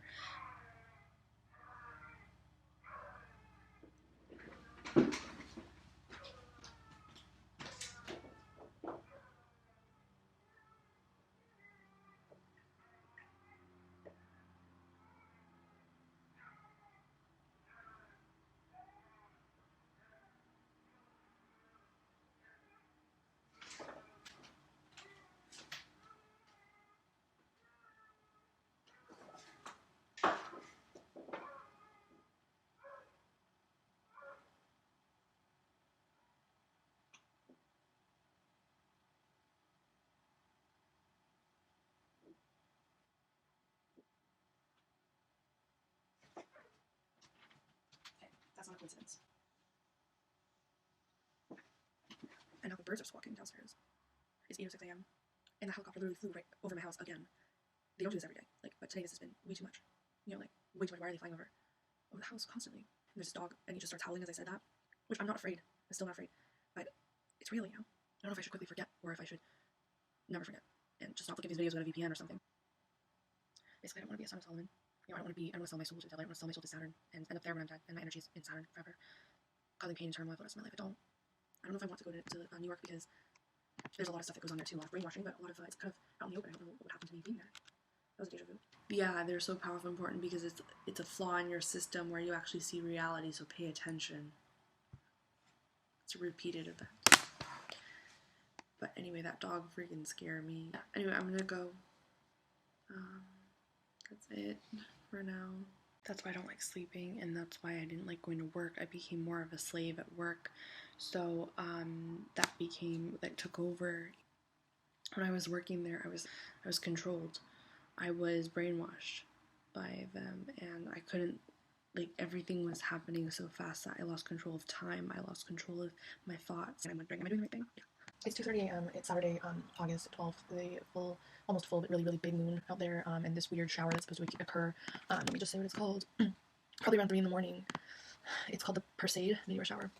Now, I was reading something. I think the most interesting discovery of today would be this information about females versus males. Because I discovered, I have this theory that Adam was a reptilian and Eve was a Pleiadian, and they merged together and created humanoids. That's why we look beautiful. We're all very beautiful people, but we have reptilian characteristics, and men have emotional blockages, and they are stimulated by lust, and they have a serpent on them. So, and that's also describes why they can't be in, that's why women can't be in golf or in the Illuminati or in different things. And yeah, there are female witches that are probably not very well renowned because of this very thing, is that women have the ability to be are able to create. That's why Pleiadians are creators. And we were raped by Adam, basically, and by the serpent god, Satan, obviously, and that is why we were repressed over time, because they wanted us to have the least power, the least freedom possible, so that we'd stay in line, basically, because we've got so much power that we aren't aware of. The only good thing about us for them to use, like they use us for, is to give birth to new human beings, to new people that are put under torture, and they will find any way to torture people and confuse us and to kill us and to make us die and make everyone mourn. Those spirits are probably there sucking the energy out the most, and same with hospitals as well, or Pleiadians, because I think females are Pleiadians. And he reincarnated as a man to save the world, and that was the last we ever heard. That was our leader coming, our Pleiadian leader. Jesus Christ is a Pleiadian leader who came to save most of us, and then Christianity became overtaken by Satanism. So there's a very, very small percentage of the world that's actually following.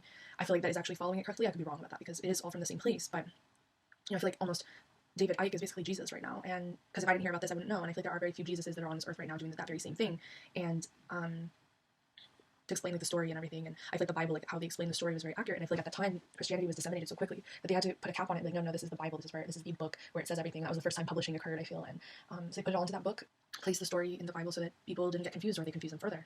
And it's got metaphors. And I feel like that's why Miss Query showed me what metaphors were and how to figure out what they were and read between the lines and everything. When I stayed for extra help English all those times, I did do that, didn't I? Wow. In 8th grade, I was very, very productive. I even took public speaking classes. I did a lot that I forgot about in grade 8. I was very, very intuitive in that grade, in that year. But she taught us how to read between the lines and interpret lyrics in Miss Query's class. I should have known. That's where everything came from. My ability to songwrite, my ability to write lyrics. You know, I ended up having Miss Query the following year after, you know, we were doing Love Lifts Us Up to Where We Belong. That's a fucking Pleiadian lyric. What the fuck? Was that lady what I really thought she was, you know? I always had this really good feeling about her, too. But love lifts us up where we belong. I can read between the lines of songs of the world's messages, and not only that, through the Bible as well, because what the story was telling was that there's a reptilian and a Pleiadian that merged and created humankind. But we have been, you know, as a gender, we have been so sexualized, right? And that is a part of Babylon, that is a part of Satanism, to be that incredibly satiated. And I feel like it is the man's doing that makes us so. So when you think about a young girl, you know, then the man takes her innocence, and from then on we're ruled by that, addicted. It's more than unnatural. It's more than unnatural to be that. But of course they do it to us. They almost make us worship it. And what are we doing? We're worshiping that thing more than everywhere. We're addicted. And there is an unnatural thing of seeing a woman hold their hand or be so clingy. You know, it's an addiction just like anything else, like Starbucks or entertainment or movies or anything.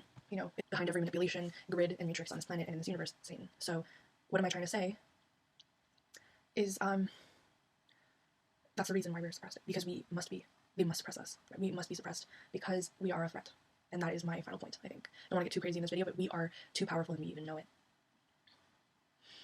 And we must be suppressed by them. and they need to do that in every way possible. And in the, why not kill two birds with one stone, burn them alive, burn the witches, the women alive, so that it creates more fear and sadness and anger. Weird how I had a dream about Aslan Debison last night in recording. What was that about? And then there's this weird satanic party that looked like a concert. I do believe they said, as soon as Adam took Eve's virgin, they told us to forever bleed, let the women of the world bleed, with the moon, with the raping, with the loss of innocence of the Pleiadian race, and let the women recruit their own Pleiadian spirits into this world. Let's have the women bleed, and let's have the women become pregnant and pull from their own planet, which is the Pleiades. Let the women pull their spirits into this world so we can use the Pleiadian spirits. We can use the Pleiadian spirits and control the Pleiadian spirits this way by recruiting them into this earth and having them merge into a humanoid body. Let's distract the Pleiadians so they don't even know what they're doing. Let's distract them and extract what we can from them. We are in a world of abuse. This is a world of a planetoid. I don't even think the world is real. I think it's completely created for this and to keep us alive so we can be tortured alive. And so this strange, weird world is all created back to the demonic God. And that's why a lot of people are atheists, because they don't go further than this. And they don't see further. They think there's only one God. And for us to even think that there's only one God is a perfect way to manipulate us even further by saying it's the moon. It's, the one God is Jesus, and Jesus is actually a rerouting to Satan. When Jesus is actually Pleiadian, and we must remember our origins to the Pleiadian. I'm not saying Brandon is, actually, I'm actually saying, it's straight, this is kind of weird, okay? Human beings, as long as they're actually human beings and they're not reptilian spirits and human bodies, human beings are all descendants of Pleiadians, including men, including women, both of us, because the women are pulling the Pleiadian spirits into the human bodies. The reptilians are only here to distract us further. They have to use us in a certain way to be able to bring into this realm.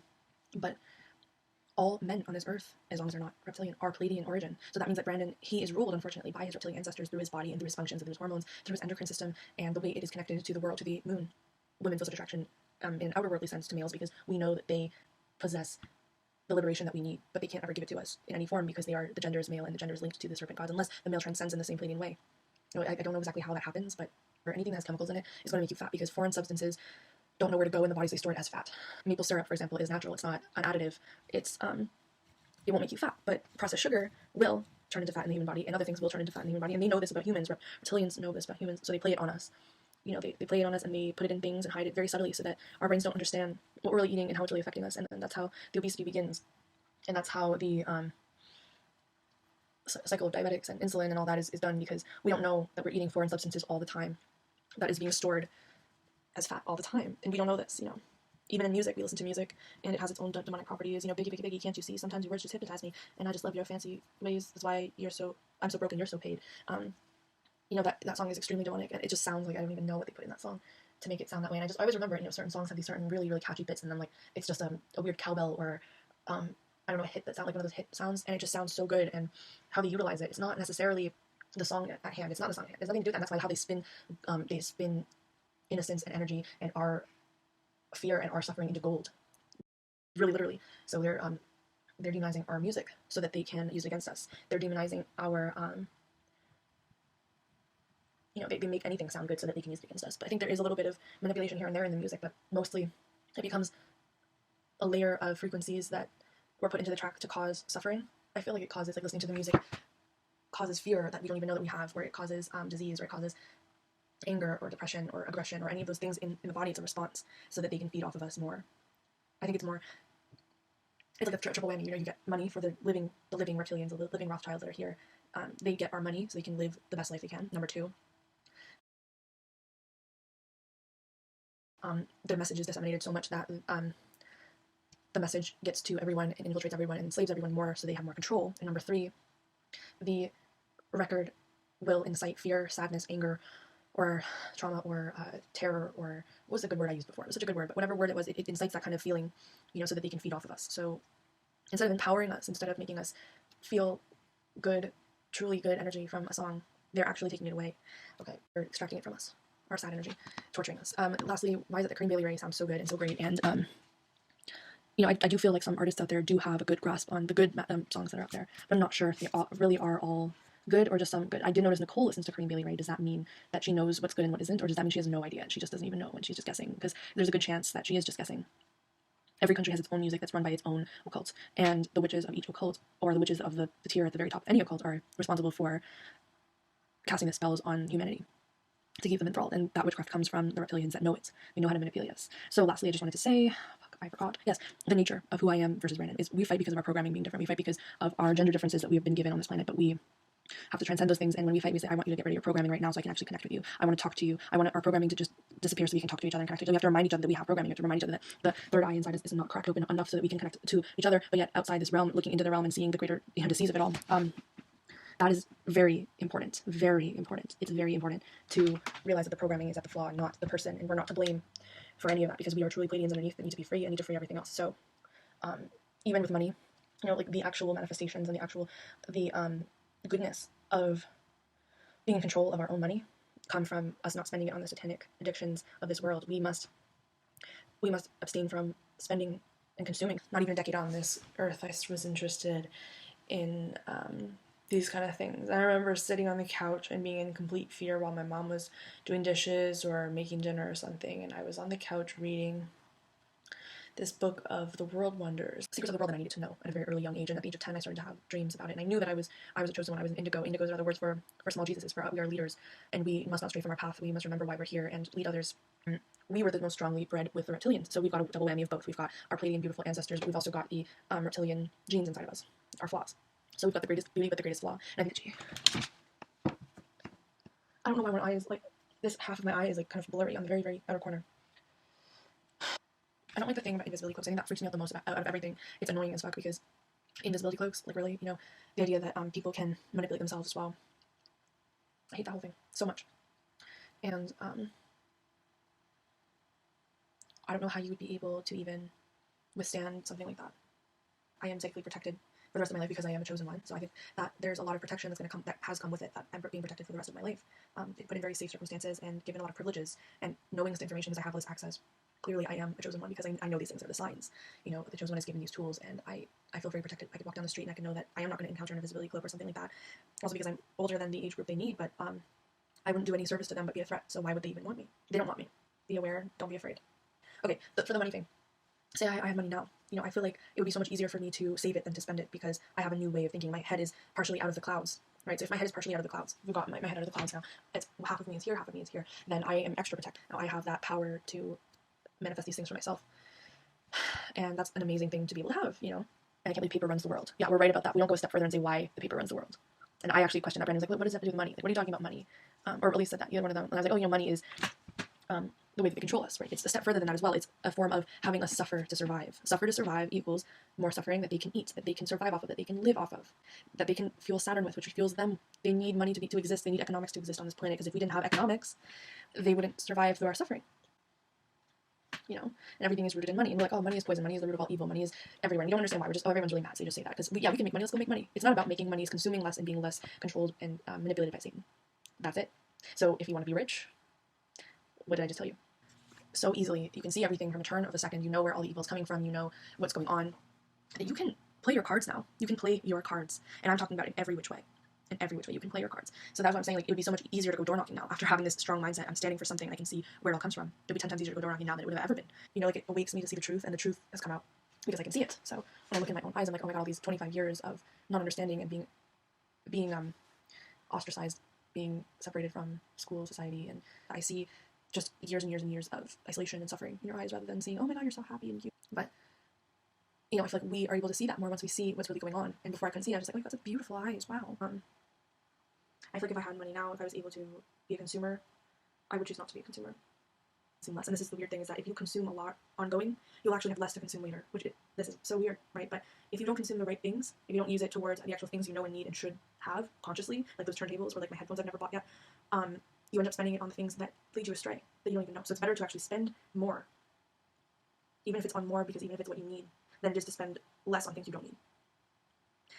The less suffering, confusion, disarray that you have on an ongoing basis, the better you will last on this planet, because they won't get you, So it's working outside the box, from outside the box, the cube, yet still be in this world.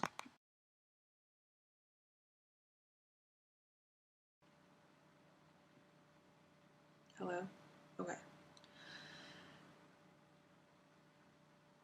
So I just wanted to do this video. It's really important to do this because I want to talk about what happened tonight. I went to the Earth, Wind, and Fire concert. Very demonic. And just lately it's been, everything makes sense until I went to this concert. It's literally the worst thing I could have done, just because I know the brainwashing works and it was infiltrating me at the concert. But after, I know it's not such a big deal, I'm getting over it right now, but I know that it lingers and it's still affecting me right now. I'm talking about harness this inner strength through David Icke, through Peter Tongue, contacting Michelle and Mike Rose, and I felt this, like, no matter how ugly I looked on the outside, I didn't care what people thought of me. Now, I wrote something earlier in my Penzu, you need to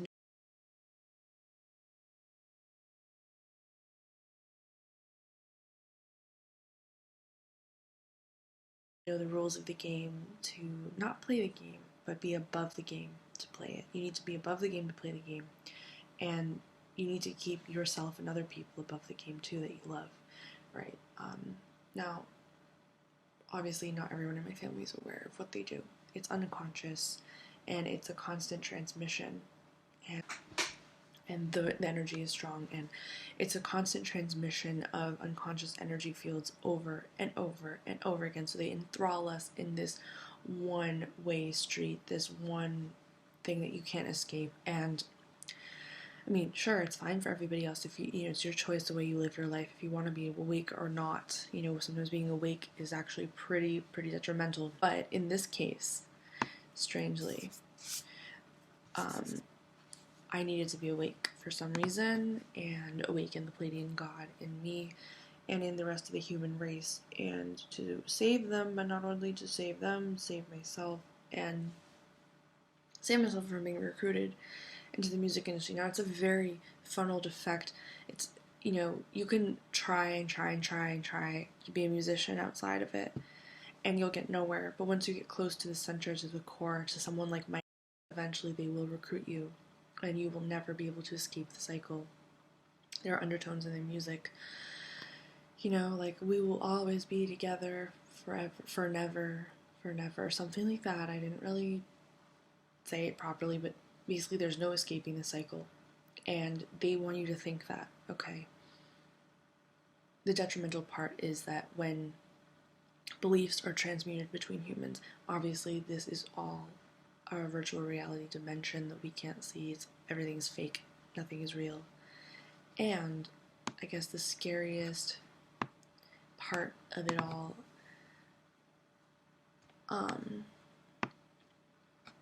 the scariest part of all this is that one person believes it, infiltrates the next person, infiltrates the next person, infiltrates the next person, and it's a constant cycle. Diseased thinking. I didn't think I would be able to be grounded again into the Matrix, but I am. Just like I was when I came back from seeing Brandon, I was like, oh, I can defeat everything, I'm so spiritual. It locks you back. As soon as you step off the train, as soon as you let your guard down, you get locked in to the satanic world once again. These ancient times upon the hills. And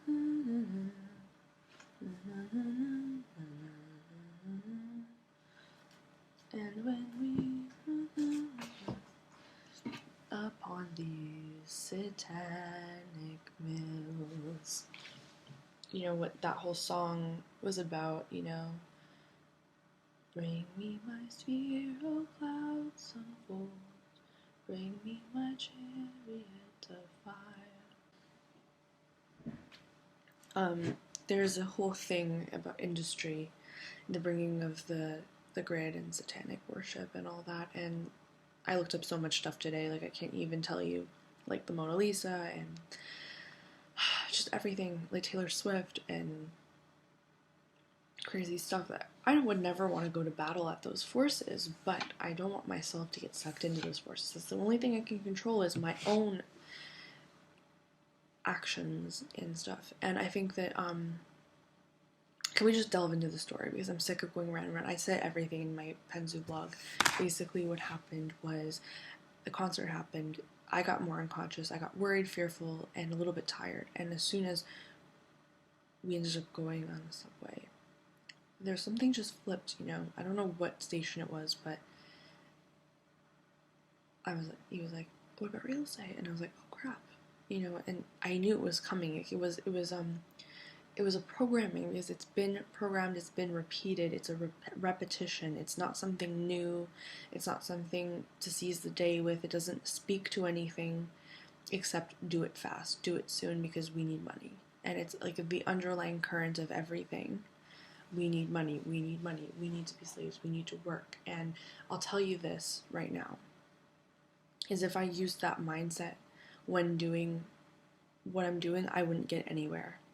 Because I wouldn't see or believe or see the bigger picture of where I'm going. And that is the most fundamental thing I've learned this year and this summer. And yeah, sure, I had a hell of a horrible 25th year, as they planned I would.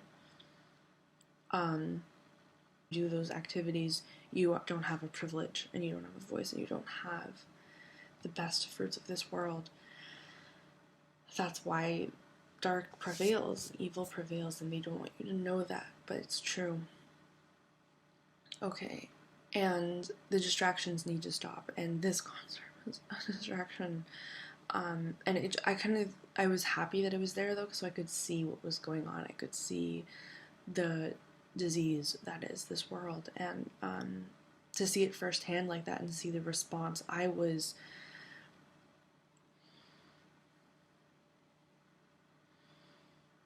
instantly, I could see what was going on.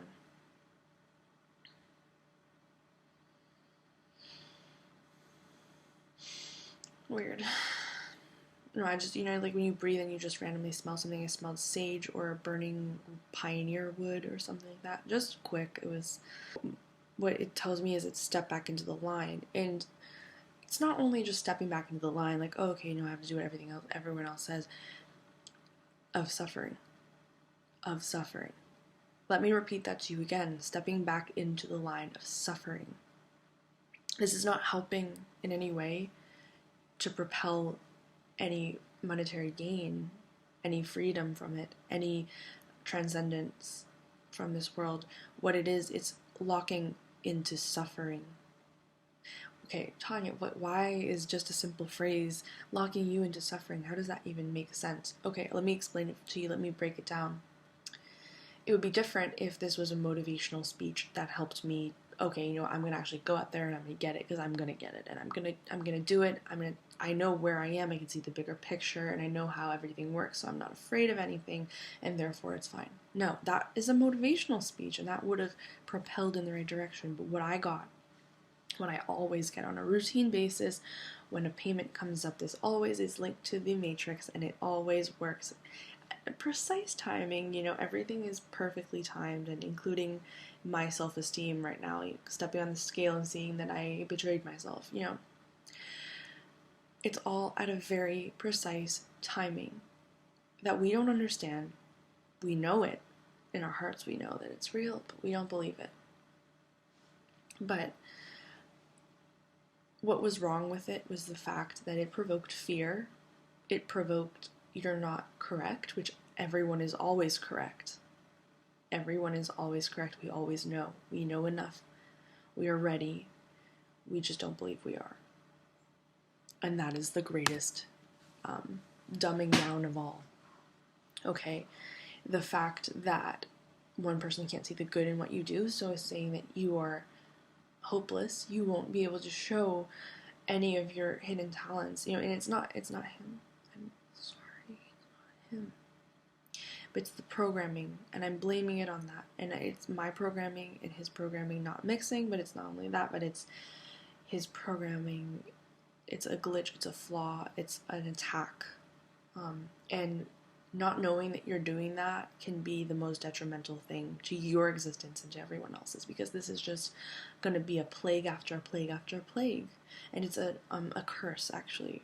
I'm going to take it down to that, because to answer your question in a short answer, why is it bad? Like, what is so bad about just saying, no, you're not right, no, you gotta do real estate, you gotta do something soon, look at other people have been doing it, comparing, showing that I'm lacking, and there is something seriously wrong with me, and I need to get my butt up and do something about it as soon as possible, because time is wasting away, whatever, oh my god, fear, oh my god, oh my god, oh my god. That is intrinsically a part of what they did in this event.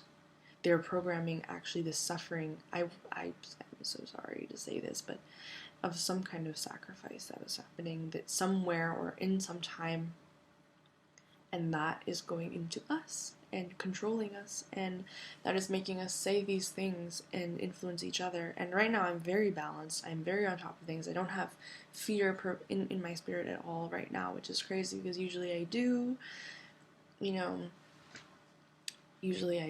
and especially this late at night, especially in the hour of 3 a.m., but it's a curse. So basically you curse someone else by being unconscious. Your unconsciousness curses the next person beside you, and you take away their freedom to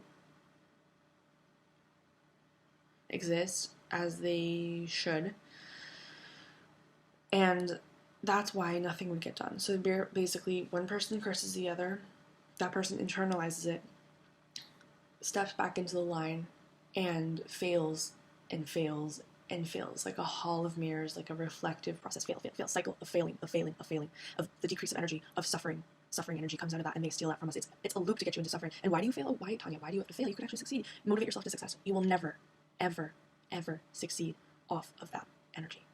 You are doomed, cursed, to ever succeed off of that energy. You'll never succeed off of it. It's impossible, because it's a curse. It's a curse that we infiltrate each other with unconsciously, subliminally, subconsciously, if you will. We are infiltrating each other.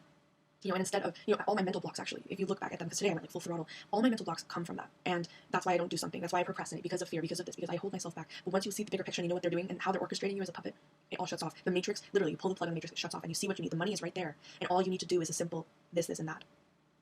Okay? I'm laughing. Yay. And when men see you laughing like this, that happy, like very, very, very, like understanding at the root of existence kind of thing, they look down upon you because they are the servants of the devil. They have come to take that away. And instead, they make you cry.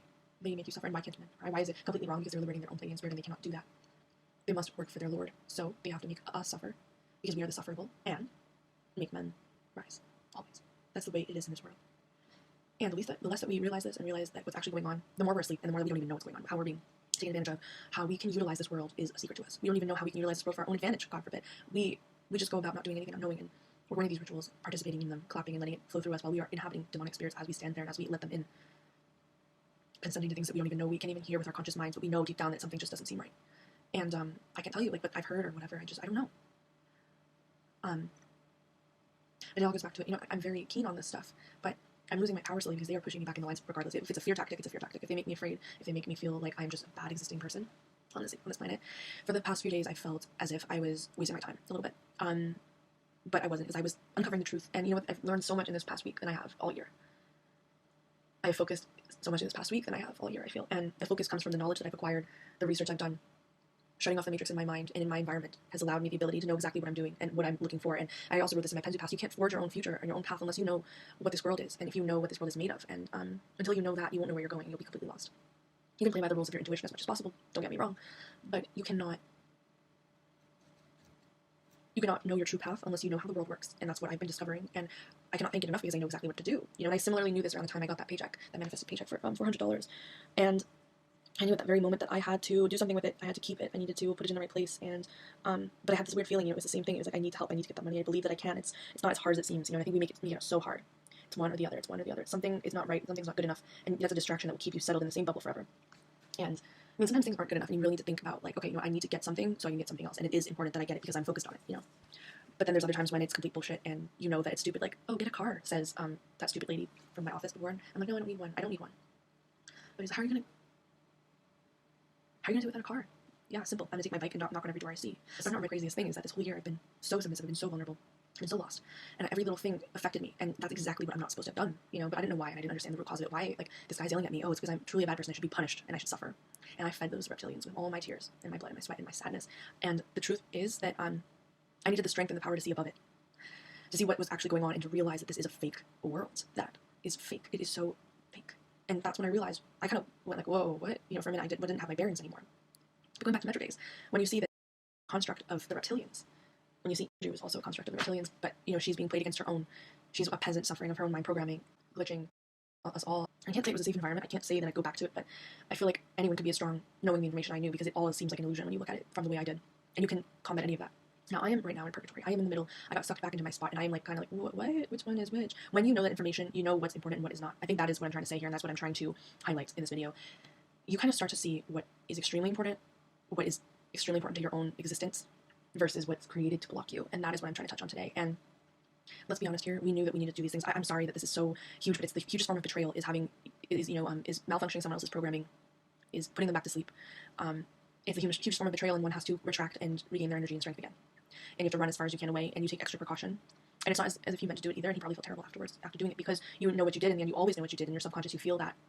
And after you do something like that, you don't understand why you did it, and you think, oh, I could have done that better, but that's just how it is. But you don't know that you could have done it way better, and you could have actually saved suffering. You could have saved the way you did it. You could have helped motivate and bring that person up, and instead you didn't do that because of your own unconscious behavior. And it's sad, and it sucks, and everyone loses when that happens. But it's good to just know what's going on instead of know that you are not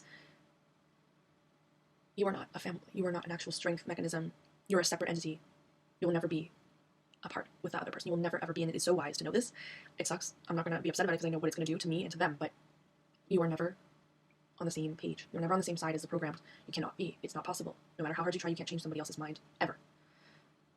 Is that a lie, actually? Because you can inspire other people, but you can't you can't rely on yourself to change someone else. So what I experienced, like in that context, I felt bad. I was like, I'm not dancing. I feel really bad. Like I feel like I'm being a bad person or something because I'm not participating.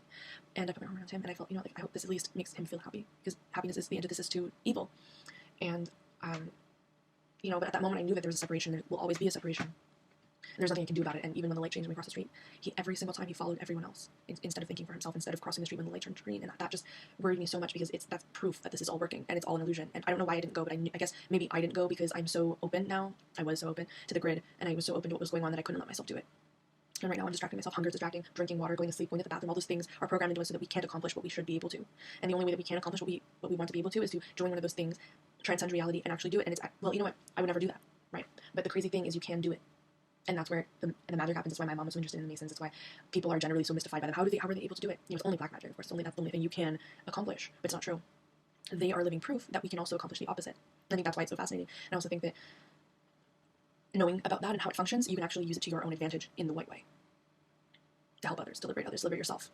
To know what you need on this earth and how to get it. And have almost, I'm not going to say no empathy, but like when you knock on the doors, you won't get hurt as badly, because you know that whatever they say to you, whatever they say or try and inflict on you is part of their programming. So if knowing this to that degree and being as strong as you can be going up there, it could be extremely lucrative money-wise, because you could do that. And also doing the flyer, it's not necessarily about how pretty it is, how perfect it is. It's about, because I have been very picky about my own things, perfectionist-wise, but going to the bottom of it and making it, and, and being proud of it, and knowing that it came from a place of great goodness inside you to make those things. And I'm talking about to the most fundamental level, because you're doing it for the good of yourself to exist, so that you don't have to worry about it, so that you can transcend everything even further. I know it's getting confusing, but that is why it's so good to be in tune with those forces. So basically what happened when we got young and Finch, she was like saying all this stuff about money and asking questions, and he was starting to be plagued with money as well, and he was inflicting it on me, and I realized how badly I felt at that very moment, how ashamed I felt at that very moment for no apparent reason. The strange thing is, like, he knows, and he would not want me to feel ashamed, because he knows what shame does to a person. Everybody knows what shame does. It demotivates them. It strips ourselves of our strength. It strips ourselves of our ability to fight for our own. It creates suffering. It creates sadness, and in the greatest problem of all, it creates unconsciousness. Even in a person that has their crack slightly open to understand what's going on and unplug the matrix so that they can reap the best benefits from it. That's what they do. That's what they're doing. They're unplugging the matrix and reaping the benefits in a very bad, detrimental way for the Pleiadians. So there's no way around it. They will always do this at the most unexpected time. And I kind of feel like I lost. I kind of feel like, oh my god, I lost it. Like, I lost the battle that I was just getting in on. It makes me feel like I wasted a week. It makes me feel like I wasted time. And it's, like, where does this come from? Where does this demotivation come from? It comes from not just the fact that, oh, you have to do something fast because you suck. Subconscious thoughts are actually what comes through more than the words do. Especially to someone like me. I hear the underlying meaning behind it. And when a person speaks, they're not only, some people are like, oh, you're just assuming that it's not real, but it's real. It's very real. And that is the illusion. We don't think that things are real. We don't believe in them, but they are extremely real.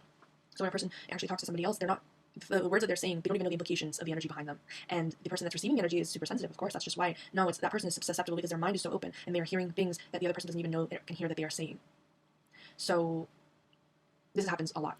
As I said before, it happens so often, and the effect it has can be dangerous. And I mean dangerous in a life-destroying way. It destroys one's life. It destroys one's ability and purpose to act in their life in the right way. And I feel like if you count everything I've been doing for the last 6-7 nights in a row, I've been doing major damage control.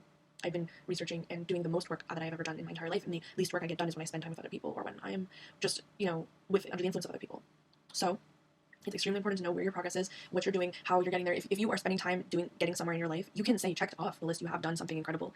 And I'm just a little bit confused and lost right now. And I feel like the matrix that I was able to see, I'm not able to see it anymore. I'm talking about something I was able to see hours ago that I can't see anymore. It's like fluoride has been induced into my brain and I can't see what I saw before. So my job is to somehow, I don't want to scare myself. I was a little afraid before, but I don't want to frighten myself. But I do want to see the presence of the matrix. And I think I shouldn't start tonight. I'm going to just let tonight go. And I'm like, okay, whatever. Tomorrow in the daytime, I am going to research this stuff. As soon as I wake up, I'm going to be aware of it. I'm going to manifest it, and I'm going to use it, in the way that I should, and I've always intended to use it. I'm going to take the key off the hook and unlock my own jail cell every day. And I'm not saying night because nighttime does have a weird effect on human beings. We are more vulnerable in the nighttime. So I'm not going to do that. I'm going to unlock my cage in the daytime. And that's the best because I'm the most productive. Well, I should be the most productive in the daytime. Actually, you know what is that even? But I think just forget that. It's the most best time to do it because you're not afraid. We're afraid at night for some reason, and there's more fear, so it's going to backfire at nighttime. Nighttime should be time to celebrate and to work on things, because I haven't been working on things. It's the most creative time. The daytime is time to focus on what's not real and what's an illusion, and then use that. Enjoy the sunlight, enjoy the daytime, sure, but when you're knocking the door, when you're walking down the street, and when you are in society, know your place, know your illusion, because that is your greatest sword, that is your greatest weapon, is knowing your own illusion and the illusion of the world that you've created in front of you and that you've got in front of you. It all stops when you stop decoding your own reality that you were forced to create. Rape has done this to the world. Rape has done this to the Pleiadians and the women of the world. It has entrapped Pleiadians into man's bodies that are suffering just as much, pulling us down, and we can't do anything about it but only suffer and have emotions, and they're trying to get our emotions through music too. They recruit the ones that have the most power to make people feel sad and feel emotions, because those people are the most powerful tools to them. We are living in something that is so fake and unbelievable that it is so real, and we can't even figure it out or have access to it. It's so unbelievable that we keep following it, and that we keep doing it, and I want to be able to be financially stable, because I feel like that's an immense tool on this earth. Somehow, I don't know, still don't understand how it's important, but I feel like it gives me leverage because I have less suffering, and the people around me have less suffering, so therefore we can focus on what's really important. And at this point in time, I have no interest in joining the music industry or continuing my music. I have no interest in that. Especially the traditional avenues of it. That's not what I want to do. So the greatest thing I can do for my own existence is to not suffer, and is to realize the illusion. I think that I figured this out in smaller doses with Eckhart Tolle. I most definitely saw smaller doses of this. I just didn't know what it was, and I didn't know why I was feeling so alone. And I'm really hungry, but to just go to the last core of this before we do our music and before we eat and stuff. So tomorrow morning, we will go back to our old ways. We'll listen to Barbara Bassiniak. We're going to listen to Peter Tung. We're going to listen to David Icke right when we get up. So it's almost like it's an affirmation or something in the morning. And then we'll continue on from there. But I just wanted to just say that even with music, it's so easy to do music, to create music. The thing that makes some music stand out from others is the spells that are cast on music. So you creating your songs has nothing to do with if they're going to be hits or not. You just have to create them and follow through on them and get them out there so that you at least are suffering less, because it's out of you and you can continue creating and continue focusing on what this world, you need to manifest in this world. It's really important. Okay. I just want to follow up with a last statement about what happened. So basically, we were just standing in the corner getting finished talking about this still, and there's just this really bad energy and I was getting frustrated, and it was a block. It was a mental block. It was a distraction. It was a black cloud over my face when I was trying to see the light. And I feel like the worst of it is the lack of trust that is had for me. The fact that, she's trying to get on her feet, and knowing the world is part of knowing where you stand to manage. Let me just be honest. Let me just get straight into it. Is that you won't be able to talk to people in this world. You won't be able to have money and keep money. You won't be able to keep yourself healthy. You won't be able to be conscious of the impact that you're having on yourself and the world around you. You won't be able to be free of fear. All those fundamental things come from this. So how could this be a waste of time? And I know some things are a waste of time. I know when I'm wasting my time, believe me. But some things are inevitably important in this life, and it's up to you to remember what they are. And I remember when I was with Brandon, another unconscious slave. At times, he's definitely at times been that way. And he would say, "Oh, come on, we have to go. We're going to be late for something or whatever." And in my heart, I was like, "I need to sit and do this. I need to just sit and finish this, and it's going to take forever, and he's going to have to wait. But I don't know what to do because I have to sit here." And in my own mind, I know what is important and what is a waste of time. I think the biggest waste of time is not knowing what you stand for, because you'll just fly indecisively from one thing to the next and never ever complete anything or ever own anything or even know what you're doing because you're so unconscious. It is actually the fundamental thing of just everything. The fundamental thing is being awake. And if you're not awake, then you have no control over anything that you do. You'll never keep money. You'll never know what you're doing right or what you're doing wrong. You'll never be able to evaluate yourself. You'll be living in a cloud. And so doing something like that and speaking to somebody else and being no, it's not you. The worst part was just you have to actually do it. You have to work harder at doing. It's not like I haven't been doing any of it, but do I have the credentials to do any of it? No, I do have the credentials to do it, but do I have anything? Do I have a backbone? Do I have anything to stand for? Am I able to go up there with full strength and not break down in tears because that's what they want me to do? No, I didn't have that until this past week when I was growing my backbone. I was able to stand and able to see, and I think that the worst infiltration comes from the people that you trust the most, the people that you are closest to, the people that you're deceived by. So you're loved by one second, deceived by the next. It's extremely volatile. I just wanted to say that, and that it's the worst warfare you could put on somebody else is by making them making them unconscious again. Putting them back to sleep, injecting them with disbelief. And what you do when you do that is you start to destroy. It's a form of destruction, and it's a form of waking someone up from what they've been creating. It's absolutely volatile, and I think that, anyway, it's extremely destructive. And I think you forgive when you see that it's programming, and it's hard to see now that it's programming because you're now unconscious again. But before you're like, oh yeah, that's programming. Oh yeah, that's programming. Of course this is programming. That's programming. It's all programming. It's poor people. I feel so bad for these people. They're all programs. They're all programmed. But I think we need to do some practice. Believe it or not, I think that we need to step into society a little bit more and practice it through that, you know, and practice all of that through being in society instead of just being out, you know, in my room figuring this out. I need to be out there deciphering it. And it's weird because I remember I walked to Starbucks and I just saw people beeping at each other and distractions and people, you know, getting into things, and crossing the street was difficult, and it's just like they're making it so hard for us and we can't even see it, and we don't even like believe that there is programming. You know, now I don't even believe that programming is real. If you were to tell me that again about celebrities, I'd be like, what? They program celebrities? It's like, no, girl, they don't only program celebrities, they program you. Every single day you are programmed. If not, the celebrities are programming you. And I'm hearing a lot of weird frequencies coming from the street that sound like they erased 12 of our chromosomes and left us with 6. I am starting to hear higher frequencies. And you know, like, I can actually vouch for the fact that I can hear. I am still very awake. It's just I'm not fully awake, as I should be. I should be fully awake, but I got closed off today. And it's okay, I'm going to retrain myself. It's fine, as I usually do. Oh yeah, it's basically like the idea of being awake in a dream. And I keep being distracted from making my music too, which is crazy. It's like, it's a thing. I'm not supposed to be making my music at all. I can't, so. The idea is that, we're awake in a dream. We need to be awake in this dream. And once you do awaken in the dream, you're able to control and manifest anything you want. Well, once closed, you know, you're basically at the risk of whatever in the dream happens to you. So you can't control what happens to you. You're just at the mercy of it. So that's the different definitions. Anyway, I'll talk to you later. And I hope this helps, and I hope you can remember, like, anytime this ever happens again, you know, come back to this video, and, okay, so how do you watch a video in the daytime? Don't be afraid. Don't ever be afraid. You wanna taste of my coconut milk? Give them a good squeeze, just so you can double check they're ready. Painting my nails Pacifica, and I'm looking for young Thai coconuts to use in my cooking instead of coconut oil. I wanted to also show you how long is this hair. Like, literally, look how long my hair is getting. I feel like, okay, it was pinned straight before. When it's pinned straight, you can really see. You massage it into the ends. I should do a video about this, but after you blow dry it straight and stuff, you take that bristle brush and you section out really, really small strands of hair, so small enough to fit in the straightening iron, and then you, oh my gosh, it looks so pretty.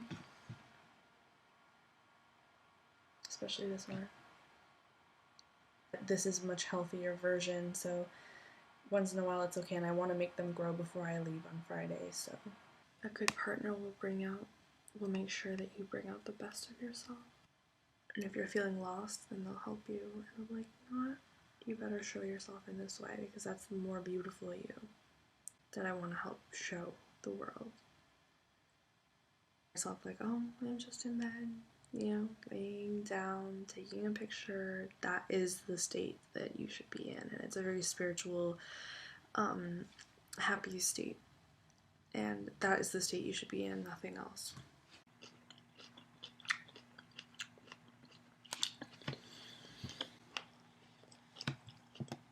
I just eat more of these foods. I just want to make it quick. I do know that I'm extremely conscious of how I feel and what I'm thinking. Lyrics are just coming to my head, like flowing into my head because I stand for something. And I'm finally getting things done that I've been procrastinating on for so long. So consciousness actually defeats procrastination. Procrastination isn't something necessarily that's wrong with you, it's just something that comes with unconsciousness. And just being more conscious about everything, it just brings so much more richness to my life. And I just can see, and I can stand up, and yeah, it's harder, it takes more effort and energy, but wouldn't you rather have that than, you know, not have it and be just a blob? It's really not rewarding to be a blob. I'd rather be this. So, with real estate, I don't see that really happening. You gotta also remember, when that kind of thing happens, you know, if they are really bad for you, amazing things start to happen right after. Like this awakening. You know, just all happened at the same time. I just started talking about, like, stuff, and I talked to him I'm leaving on Friday, I'm thinking of going there, and he was, like, really happy, but he was, like, also, oh, we're gonna miss you, and, I felt like he wasn't like, come on, Tommy, let's go. Or, like, I feel like I'm getting more respect from people now, and whenever I get caught off guard, I'm never good at it. What I'm doing, I'm not good at adapting, but I have to be. Thank you to Kyle Bishop for teaching me how to make this. Sorry, I came out from the gym really not that pretty right now, but it doesn't matter. This is my delicious meal, and this is like a little lime cookie from the health food store, gluten free. This is all coconut shavings from the inside of a coconut that I literally just opened in the kitchen with help of somebody. And then this is mango, and then this is pea shoots and raspberries. And oh my god, it tastes so good. It's so fresh and it's so like thirst quenching. I don't know. Of course, I'm gonna drink water after this, but this is just so good. I just wanted to say, this is so good. The dreams that you have. I made a message. It's very important because you can make any song when you're in this headspace. And what is this headspace? How do you get into this headspace? Being aware of the universe and of your own power and your own belief and your ability to make ripples in this world. And through that, you're able to kind of see what's important. Like, I'm going to make a song. That's how a song is born, just the idea that I make a song. I can make a song. Once you get awakened, just stay awakened. Awaken and find the power within yourself, and I want you to never lose it. Because this is where all your creative energy comes from. I'm not really sure what I'm feeling right now. It's very weird. Let me just cry, why not? Just a little bit. I talked to Brandon and I was like freaking out. I was like worried. I was like, I don't want to see him. I don't want to go there and experience everything and feel like an underdog. And I was fine. I've already got it. It's not my clothes that I'm buying. I've got a body that I'm taking care of and that I love. I need to love more, but I've got this body and that's the only thing I need. I don't need clothes. What's clothes for when we were born without clothes? We were born to be naked, truthfully, and it's funny, I know, but I just wonder, like, what exactly am I doing? Trying to focus on competing with other people to get up to this status. And I just think to myself, like, how is that important? What's more important is finding what you really love, which is figuring out the world with someone else, with a companion. And that's why you're going to New York to get your companion back, not to prove to people that you are better or more aware and you can do this and that. Just chill. It's okay. I was freaking out. I was like, I'm not ready. I'm never going to be ready, but I'm already ready. So, like, how can I, like, I was freaking out because when I came in 2014, I feel like I was a little bit more enlightened, or at least I had more, my head screwed on a little bit more somehow, some way. Maybe it was just since I did my real estate course or something. My head was screwed on. I got it. And I feel like I'd be lacking, if I go there, I feel like I'd be a victim to everything. And that's what scared me, and I just didn't want to go anymore, and I was freaking out to Brandon, and I didn't have my coffee yet, so whenever I don't have my coffee, which is really bad, it is slightly an addiction, I freaked out, like, and I just totally, just went crazy, and I was whining, and I was doing all these weird things, like, I had everything to be happy. I weighed myself on the scale, and I lost 2 pounds in a day from eating really healthy foods. Everything was great. Like, I was feeling, I should have every reason, but I was very unconscious, and, it just comes from, not being conscious for the past 3 days. I've been very into the physical realm for the past 3 days or so. I think that's when I stopped watching those documentaries. I feel guilty about certain things, and I feel bad about certain things. I was just thinking about Raw Man Kyle, and I was thinking about, like, how inspiring he is, and how he looks like he's constantly sweaty, and his hair is always sweaty, and it looks so beautiful. And, like, when my hair gets sweaty, or when I feel filthy or whatever, I feel bad about myself. And it's actually quite beautiful to be enthralled in, like, in healthy dirt. He was eating a mango, and it got all over his face, and he was like, I don't have to be careful eating this. This is good. This is healthy for me. And I was just thinking, that's so true. Like, why are we so worried about getting dirty when some of the dirt is actually really essential for us? And I stressed out last night too. I can't lie. Like, things were up. Things were really bothering me. I felt like writing Wailing Walls, actually recording Wailing Walls finally. But that needs to be really refined. The instrumental's not done. I felt like writing Wailing Walls because I was feeling really bad about the fact that I was being run by. I couldn't control I was mad at myself last night because I couldn't control my anger, fear, everything because of being in the presence of somebody. I'm not going to mention names. I was in the presence of somebody. It came out of the blue, and all of a sudden, I just couldn't control it. I was mad. I was protective. I was scared. I had all my quills out. The fur was flying, I guess, because I was, oh my god, like, this person's here. I have to protect myself. And you know what the funny thing is? The fear and the protection doesn't really matter, and doesn't really exist, but we make it exist. Okay, I'm gonna cut to the chase why I'm making this video. I hope that I can watch this video with Brandon in the future. And sometimes things come up that we can't control, but a lot of the time, like, I am controlling my anger, and I am being very aware of where everything's coming from. I'm very aware of it, except for sometimes when I'm caught off guard, or when I feel really guilty about something I did a day before too that I just can't come to terms with. This isn't a new thing. This isn't modern programming. This has been done ever since the pyramids were built. So we have been programmed, and our minds are constantly being programmed by the outlets in the walls, the water we drink, the people we interact with, and the energy of the people that are living around us. So the hugest accomplishment is to know that I'm swimming back, I'm swimming that way, I'm swimming against the current, and that is the most powerful thing you can do. And even though it's a very heavy cloak, it's very, very heavy, and so you feel those after effects. And so sometimes, like, as I said, sometimes I'll get caught off guard, and I feel like I can't control anything in myself, and it's just terrible. And then I influence other people, like Brandon got mad at me. He made this thing saying that if I get into one fight with him and make him have a headache or whatever, then he's going to put me on the next train back home. And it's a fear tactic. It is created out of that. He didn't create that. That is from his programming that he got from the disciplinary system at his school, from his father, from his mother, from TV, I guess. You see people disciplining people on TV, but discipline is a form of occultism. And a human being in their own form knows what's right and what's wrong. And when I was in that state earlier, I knew there was something wrong. I didn't know what to do. I freaked out because I didn't even know what to do. And the best thing to do is to follow your heart. I had a bowl of soup in front of me the entire time, but I wasn't going to eat the soup. I was I was not letting myself have what I really needed, which was some nourishment for my body, some glucose nourishment. Fructose nourishment. And I needed some fluids. I needed some water. I needed to wake up. I needed to give my body what it needed before I indulge into, like, a very heavy conversation. But instead of doing that, I bombarded myself with, like, all this, and I didn't eat the soup until after. And when I did eat the soup, I realized that I got stronger, and I got more calm, and I could see more clearly. And I regretted how I acted before, because I knew that I was acting without my consciousness open. But you can't expect yourself to do a magic trick like a monkey right when you're not giving yourself love to be able to facilitate those things. It's very difficult. And a lot of us in the entire world, we think that we can go through with these things. We think we can push ourselves past our brain. I discovered that you're not fighting against another human. You're not fighting against another soul. You're fighting against their programming. And they're fighting against your programming. And that's what both of you are battling each other with, is your programming. Okay, so I told myself next time you get into a fight with anybody, whether it be Brandon or whatever, don't fight back. Because first of all, you can't control them, but you can control your own programming. So don't fight them. As hard as it is, it's like swimming upstream in a very, very heavy downpour or something. Don't fight. And, you know, when people say, oh, you're weak, you're strong, they put labels on it, when really you're not weak. You're not strong either. You're just you. And you need to realize that this is more important than it is to fight back. The worst part of all this is thanks to Father Time, i.e. Saturn, i.e. Satan, thanks to you, time runs out. So I get more stressed. I'm like, oh, I need to talk. Stop talking. Can you please stop talking? So there's me saying almost like, shut up. And he's thinking, no, you shut up, and then he escalates. And it's funny because all we're fighting is one program against the other, one robot against the other, but underneath it, both of us want to be together in some way. When you realize the better thing and what it is, you don't want that other thing anymore. And it's a natural, like, let go. It's like, I don't want that anymore. It's not important to me. What's important to me is that. What is that better thing? So I think that, if I may, just be honest, it's nothing to worry about because my presence brings that programming down. My presence erases the disbelief and the untruthfulness of the world. My presence shuts it down. No matter where I go, what I do. And I don't have to do anything. I just have to be there. With my consciousness. Be conscious. Don't work hard, be conscious. And, so having that consciousness makes all the difference. I don't have to force him to quit smoking. But when he sees what, like how good a coconut tastes, he'll think about all the chemicals he tastes when he inhales a puff of smoke, and that is the difference. I want to transcend all the things that are kind of brainwashing us, and I want to go into the sacred. And I want to just sit in, as I said, I want to sit in the forest while the rain pours down and eat mangoes and coconuts in each other's laps and feed them into each other's mouths.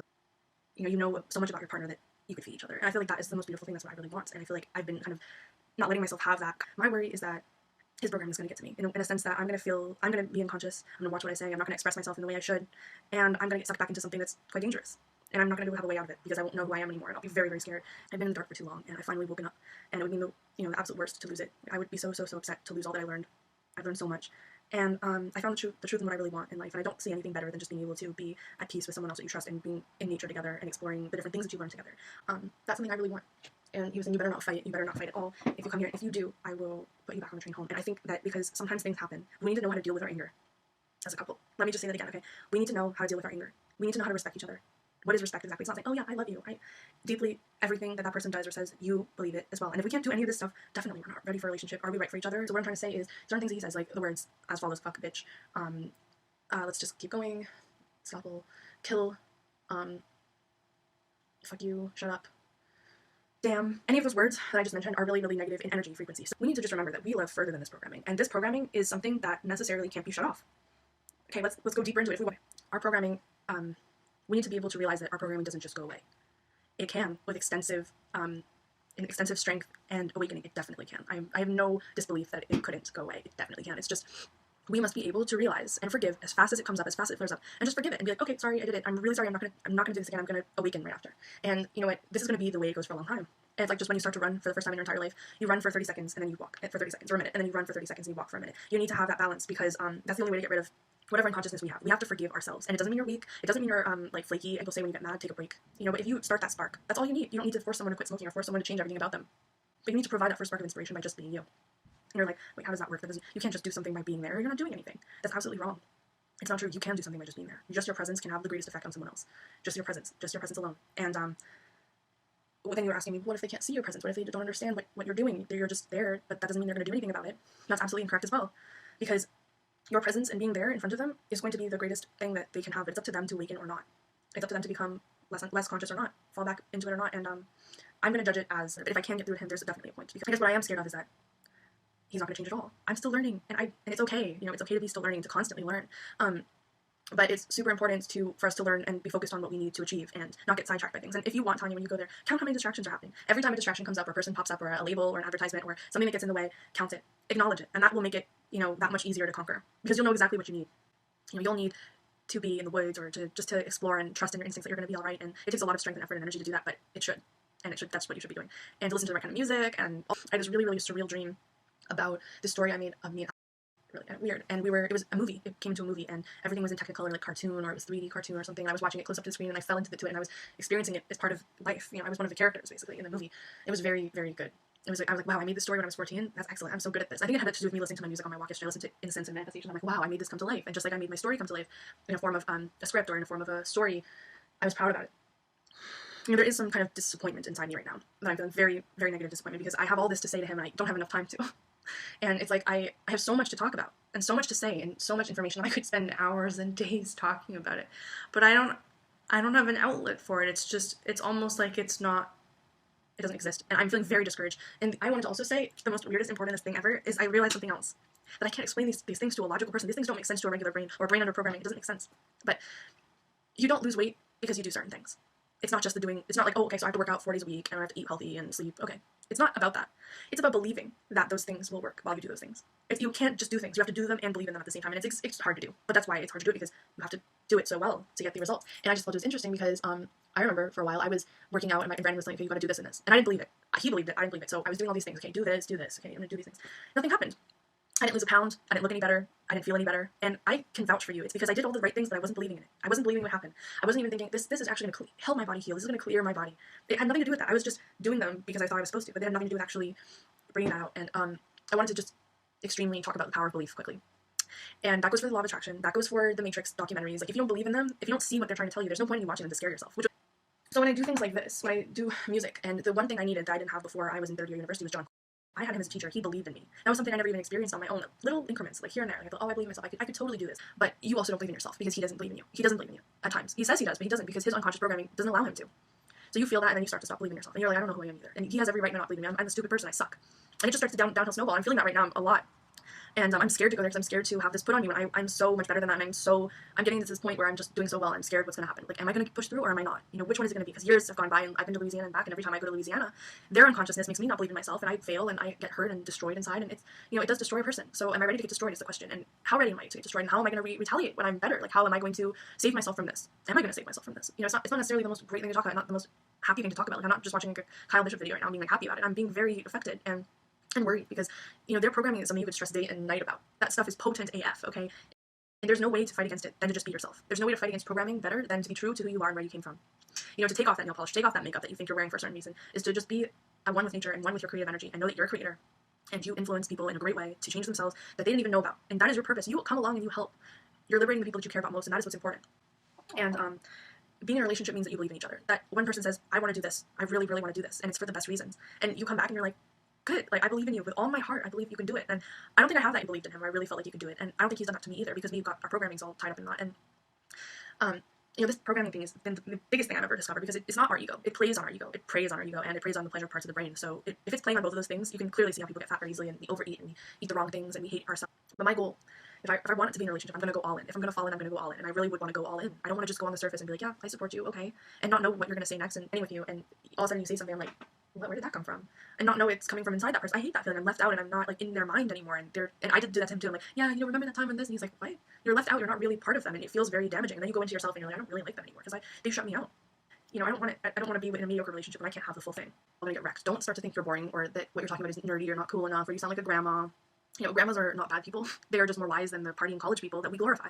Grandmas are not glorified in the right ways, which they should be, because they have wise knowledge. And just don't give up. Please, please, please don't give up, because you are a fighter. You are stronger than you ever could know that you are. You know, I'm so proud of you for letting so much go and letting space and time just kind of drift apart and opening to the fact of what you really need. And, you know, they're independents, but when they do want to merge, they know consciously that they want to merge with somebody. And I think, what am I really going to New York for is a great thing to talk about. Like, what am I really going for? Honestly, what am I going, like, I don't really know. I think, like, let's go back to when I watched those documentaries, when I saw how destructive the world was becoming, and I thought, I need to make a bond with this person before it's too late, before they take my bond away completely. And I think I remembered that there's a lot of potential with Brandon, with me and him, as long as we're on the same page and we don't let our programming get to us, because it's so easy for my programming to get to me too. I'm going to figure out who he really is underneath everything that I've already known. I'm going to find out who he really is and what his programming is, so I can shut it down, and how he can shut mine down, how we can shut each other's down. We can figure out why we really met in the first place and why there's this bond in the first place and why are we loving each other for? Do we need each other? Like, do we actually need each other? Or are we going to learn from each other? Where are we going with this? You know, things start to vanish when you realize their potency and the reality of it. So everything else disappears. And, for so long, it doesn't just end there either. You know, like when you're sitting in his room and you're on the bed and you're like, oh, I know all these things and everybody else doesn't, but why should I be different? I'll just be like everybody else. I'm not some saint. I'm not some holy person. And it starts to shut down, and I realize, like, why am I saying these things to myself when I am so knowledgeable? I can help so much, and I'm just saying that I'm not a holy person, so I should just shut up. Sit here and just be able to say what's on my mind. That is so unfair to myself, and I just don't even feel like it's fair in any way. It's not. You know, like, we are all very, very lucky and special, and we should use what we have.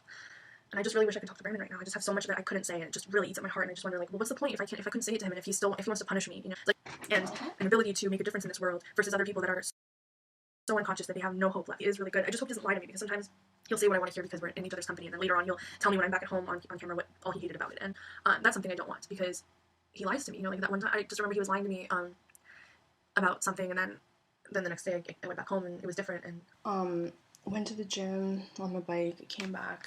I just didn't feel pretty enough to go in the gym. It's weird. And I could be, like, working out right now. I have this really huge frog in my throat or like weight on my shoulders or something that I don't know what it is. Ever since I started talking to him this morning, it came about, and I just don't know where it came from. Like, what is this, And I need to watch David Icke, but you know what? I've been procrastinating watching because I'm scared it's not going to work anymore. But it's a fake thing because we're trying to look like the beautiful person that I just feel like inadequate so much, and I don't know how I randomly just started to feel this way as coming up to the gym. Like, I don't know how to block someone, what to do. I feel I internalized what he said to me. I internalized the thing about the train station. I'm like, if you're saying you'll take me back to the train station, if I slip up on my programming, which I will, which they always get on me, then you're basically saying that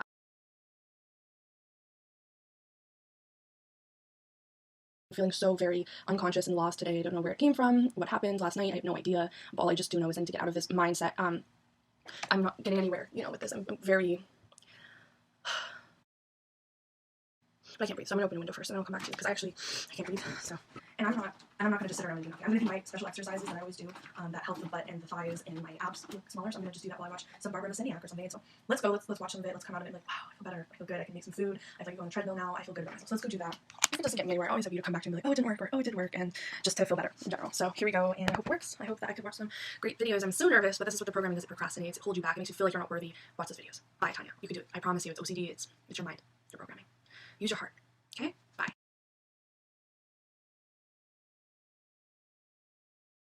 Hey, I wanted to do a little vlog.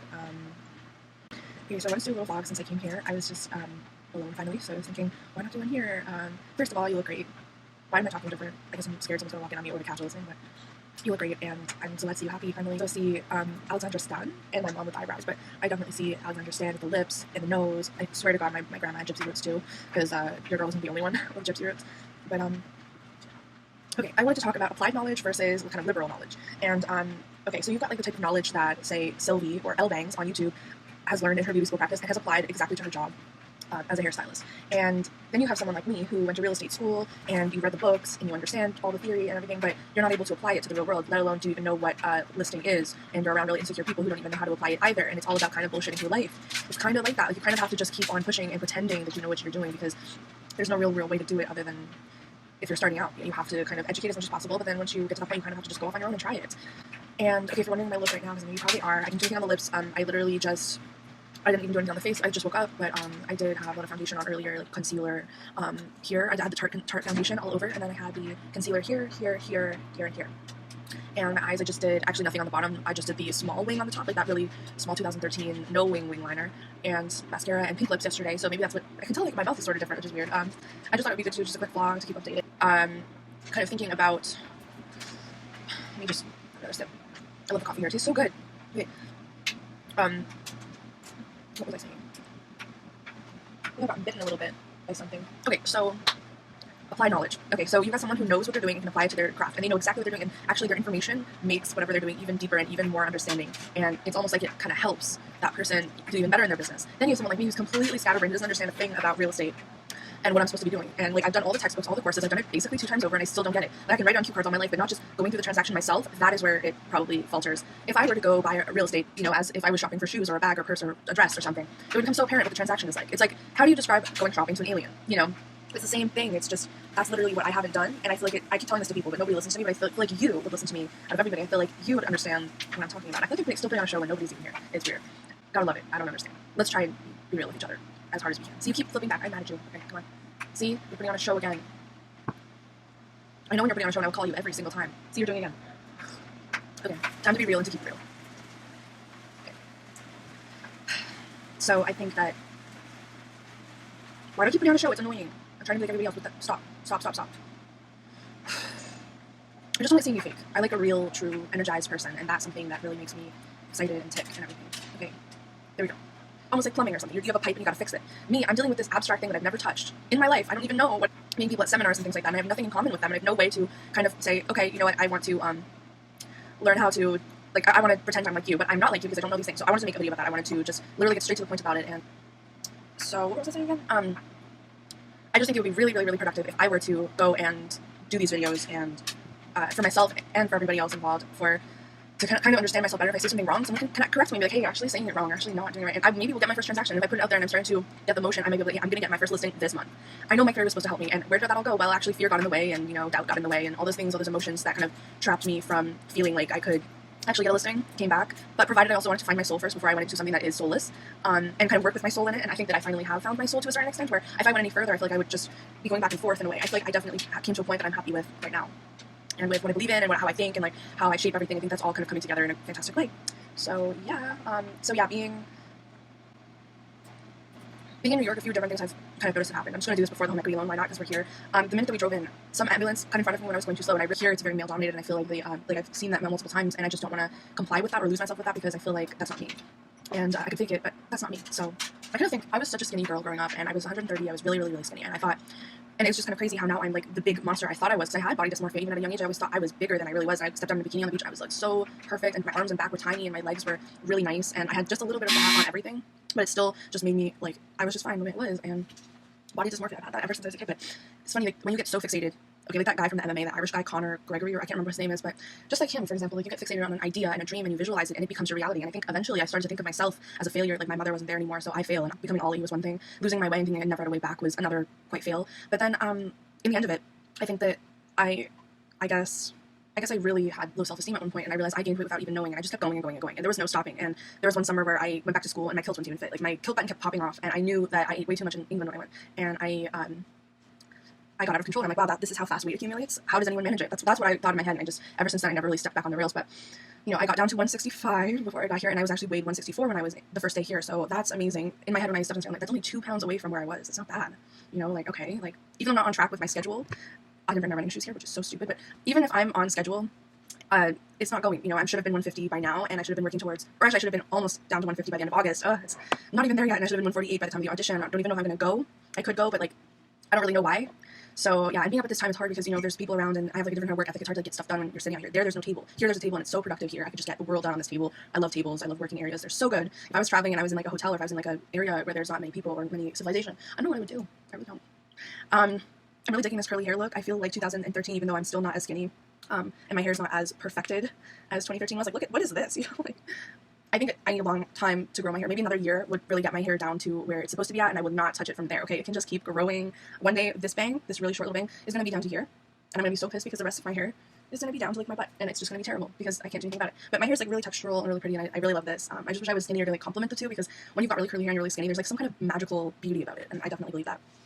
So yeah, we had this really long talk with my dad before I came here, and I keep doing these weird things. We had this big, really long talk, and I said, you know, I'm going to go for a couple days and I'm going to come back and I'm going to get on the grind, because by December I'm having a listing. I'm going to have a listing. And if I kind of start to make that a reality, like I did, like I was saying, I want to get my album done this year, this summer. My album's going to be done. And strangely, it's just been so easy to make my album. And I had this weird dream just now that I was climbing some kind of mountain alone and filming a song for one of my videos. It was an original song of some sort, some kind of like God Mountain reference or something, and climbing up the mountain was part of it. I really don't remember exactly what it was about, but nonetheless, it was dreamy, and I think I had some, like, red lipstick on or whatever. It was really great, and I was really skinny, so I think I was 140. I don't think I was even 150. Okay, back to the body dysmorphia story.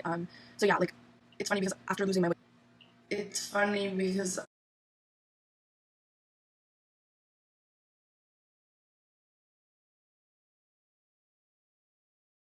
you're not seeing what you're doing, you're not evaluating, and coming back to the T, you lose who you are big time, and you totally lose it. And I am talking more than drinking my coffee. I'm waking up.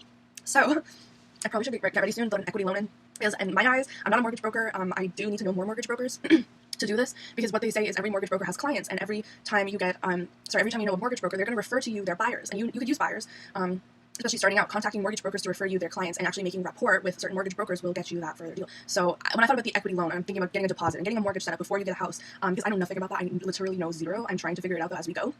And just being able to talk about it with you enables me to be able to talk about it with someone who is my client or someone who is really important to me. And I feel very independent being away from home. Yes, go to a mortgage broker seminar. If you go to a mortgage broker seminar, you'll meet all the mortgage brokers in Toronto.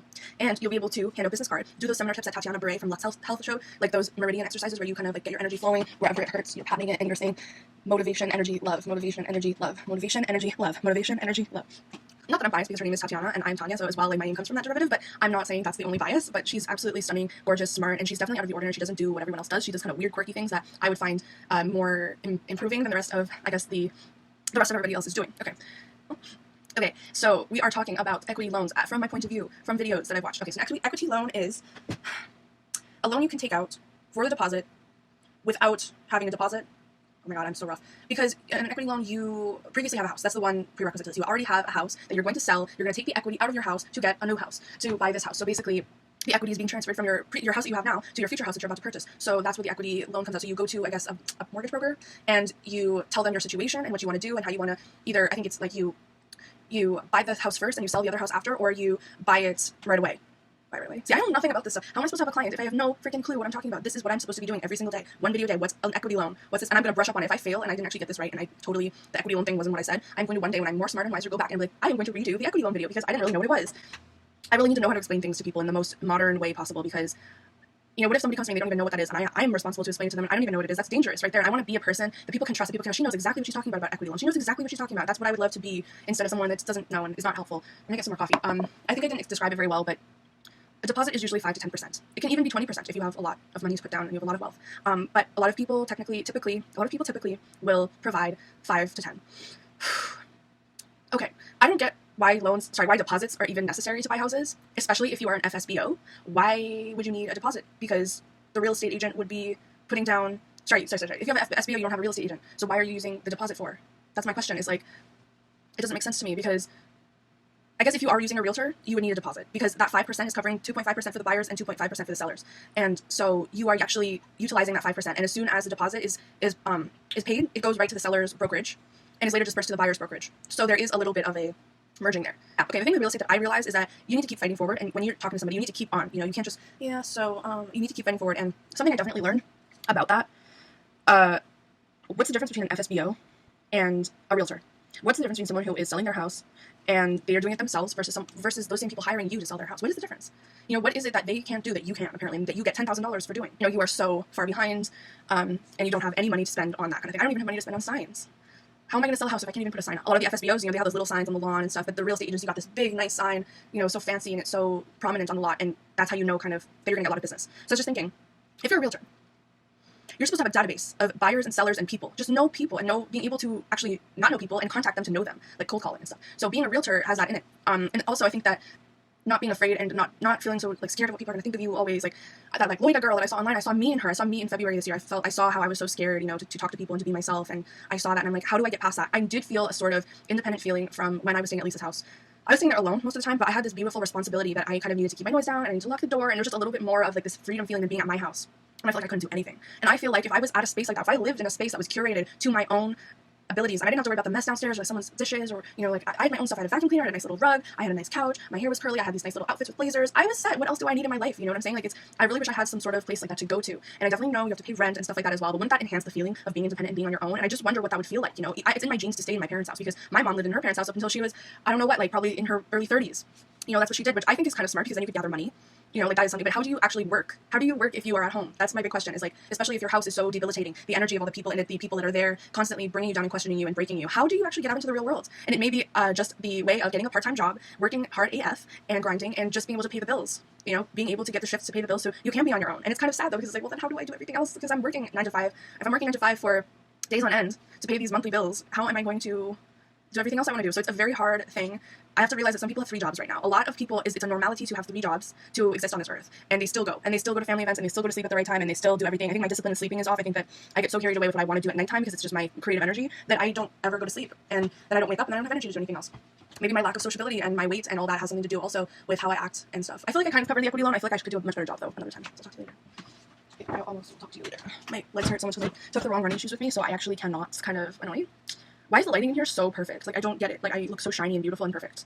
Why do I look so shiny on holiday? What's the difference? Why am I so independent? I have a goal at the end of what I'm doing, because what I'm literally going to be doing could be a disaster if I don't. We have to look at reality. There are fucking bills to pay. There are real estate fees to pay. And I don't know if it's on a basis of month or something December, January, every single year that you have to make a certain amount and stuff like that. I do want to just do real estate, but how am I going to do real estate if I'm so dependent? I didn't think I covered this before. I don't think I ever looked at it this way. Oh my god, I must get a job. I must get an apartment before I get a job. It's kind of weird and backwards, but I must get a job and I must get an apartment before I get a job.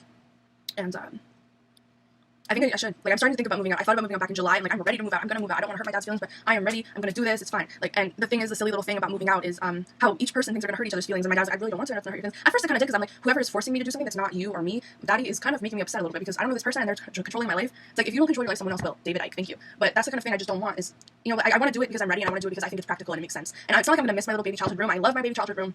I think it's cute and pink and lovely. But I don't think that it's healthy to live in that environment forever. Provided the people that are there, provided the mess that's there, provided the chaos, physical violence, visual violence. Wouldn't it be a 25-year-old's adventure to move out and just be on my own, paying my own bills, by working or whatever, and finding that full-time job? And, you know, when I applied for Metro, it wasn't about submitting just to get a job, because that's, I think, a huge thing of what I felt like I was submitting to find a job. It's not about submitting to find a job. It's about kind of, it's being your best person, putting your best person forward.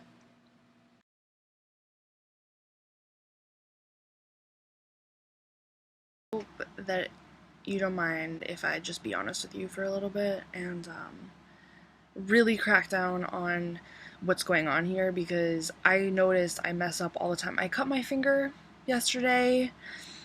I noticed I'm like shaking more than often, maybe too much caffeine or maybe just like the stress in the air. I can tell that something is not normal. And also Liesl Jane last night, she went to America for 4 months and she gained 40 pounds. And I'm like, you think, you know, like, I'm starting to,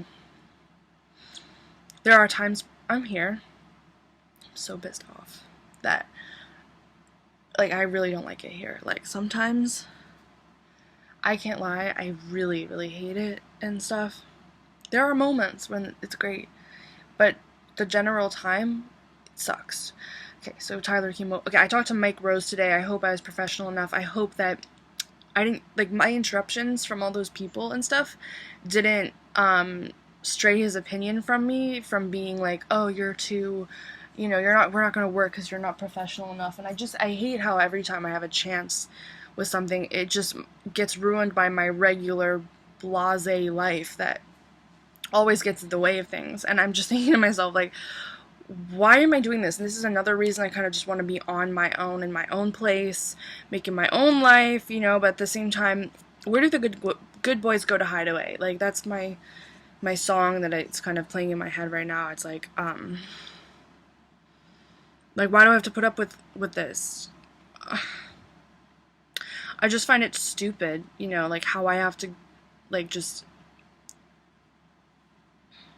talking to Mike Rose, trying to get the email done to Michelle, then get interrupted, and comes over and talks for, like, so long. Like, it didn't have to be that long. Okay, you could make it shorter. Just a little bit pissed off.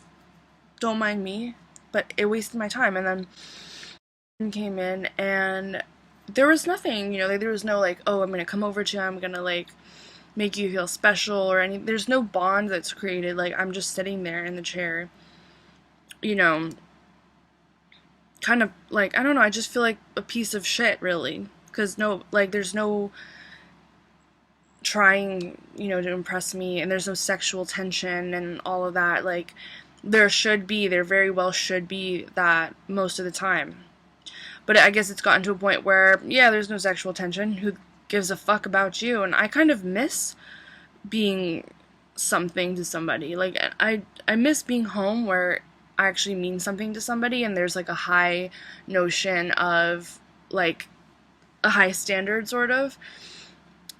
And then you come here, and it's like, well, there's no high standard, you know, you're just a piece of shit. And, I can't stand one thing is when a group of guys get together and they start telling jokes to each other. I hate that.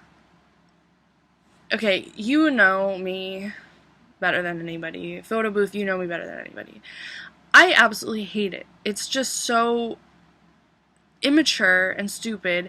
There's no charm, no charisma, nothing. It shows nothing. It's just, who can be more idiotic and stupid than the other male? It's so stupid, and I hate it so much. I just don't even want to be, and I don't even know why I sat there.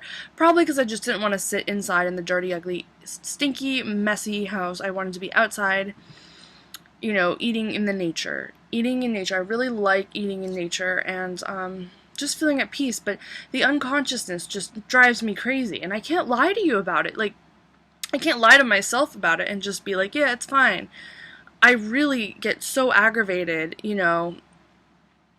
I think the worst thing is being brought into the drama. Like, I'm such an important and classy person that I don't need to be even brought into drama like this. Like, first of all, and I was really getting at that because I don't really give a fuck about the fair. Like, I really don't even care about going to it. If I have a good time, it's going to be a surprise to me. Fairs don't really, like, drive me wild or get me crazy. It's about, like, the human connection. You know, I've been through thrills here and there. There's parties and stuff in Toronto. We have to do this. Like, I really don't actually want to go to the fair. But if he wants to go, I owe him, probably. Gotta make him happy. Then there's all these jokes about me being more masculine. You know, like, oh, yeah, she's, you know, like, more, like, she'll beat her up and stuff. That's gonna make me lose weight real fast, right? You know, like, there's nowhere to sit, and there's nowhere to write, and there's nowhere to just relax, and there's nowhere to just be me, and I just can't literally take it any longer. Like, I am literally going out of my mind, and it makes me feel like, oh yeah, you're just bitchy, you're just tired, you're not really enjoying yourself. How can you enjoy the drama, and how can you enjoy being treated like crap? How can you enjoy being, like, how could you even enjoy being just, like, I don't enjoy it. Like, honestly. I honestly do not enjoy it. And it's like, what is this, you know? Like, why am I here? Or, like, why is everyone so unconscious? They can't see what the importance is of life. Like, I think I've learned over time, or, like, within just recently, like, I've learned what's important to me and what's not. Like, what am I really striving for in life? And I think that, if anything, I've been a little behind my peers right now. Like, in this part of my life, I've just been slowly behind people with making money and everything like that, but I've been focusing and trying to figure out, why am I so distracted and scrambled all the time, and why can't I just narrow in on something that's really important to me, and what is important to me, and what's important to this world, for this world to function, and what is religion really, what's spirituality, and what's family, and what's marriage. And I just have all these questions that never got answered during school, and of course I never got answered during high school. Everything just went so fast that you just never have a chance to slow down and really see, like, what's important to you and who are you. And I really noticed that connection was most important to me. It's where I go to when I sleep at night. It's that dreamy kind of world where you feel connected to the rest of the universe. And that's probably my all-time favorite place to go. And this real world, you know, that's run on money and drama and stress, and it's just not where I want to be at. And as soon as and talking about our history just gets swiped away. And I mean, like, the most important thing for me that I've realized that is important to me is just sitting and just talking and just getting lost in thoughts and experiencing something new within the brain, instead of within your body and your mind, instead of within your external reality. I love doing that, but I can't experience that because everything just goes too fast. Like, enjoy my life or understand where it's going. The unconsciousness is just numbing, literally. I just can't take it. And when I see such low class behavior, like, it affects me in a very different way. Like, and in a way, it's kind of almost like I start to not like myself anymore. I start to feel bad. I start to think of myself in a different way. Instead of thinking of myself as a wonderful, amazing human being and I'm so glad to be alive, I think of, oh my god, like, this and this. I start cursing. I'm doing things that I would not ever do before. And it's almost like, am I just not fighting hard enough against it? Or am I afraid to be alone? Or what is this? Like, what's going on? I just don't understand it. I just don't understand. I'm so upset. I just noticed that I just started to feel really bad about myself. Like, I don't have any strength or confidence or, you know, past history of what I want to do or who I want to be, and I just hope this isn't it, and I hope that there's more adventure and more excitement in my life. Like, this can't be all that there is, especially like the jokes and stuff. I just can't stand like guys being immature. Like I just can't do it. Like I can't not take it. Or anyone in my past, like that's even worse. At least Brandon kind of understands where I'm coming from, and like I'm thankful for that very much. It's just the other stuff I can't deal with. And then like just cat calls like on the phone, and it's like, oh well, am I sucked into that again? I'm not gonna fight. You're crazy to think that if for a second I'm gonna even give up an ounce of my time or my energy to fight somebody who I really don't care less about. I would have to focus on that and I keep thinking, you know, I eat all this stuff and I drink all this sugar and bad stuff, and I think, oh, what does it matter? You know, I'm here now.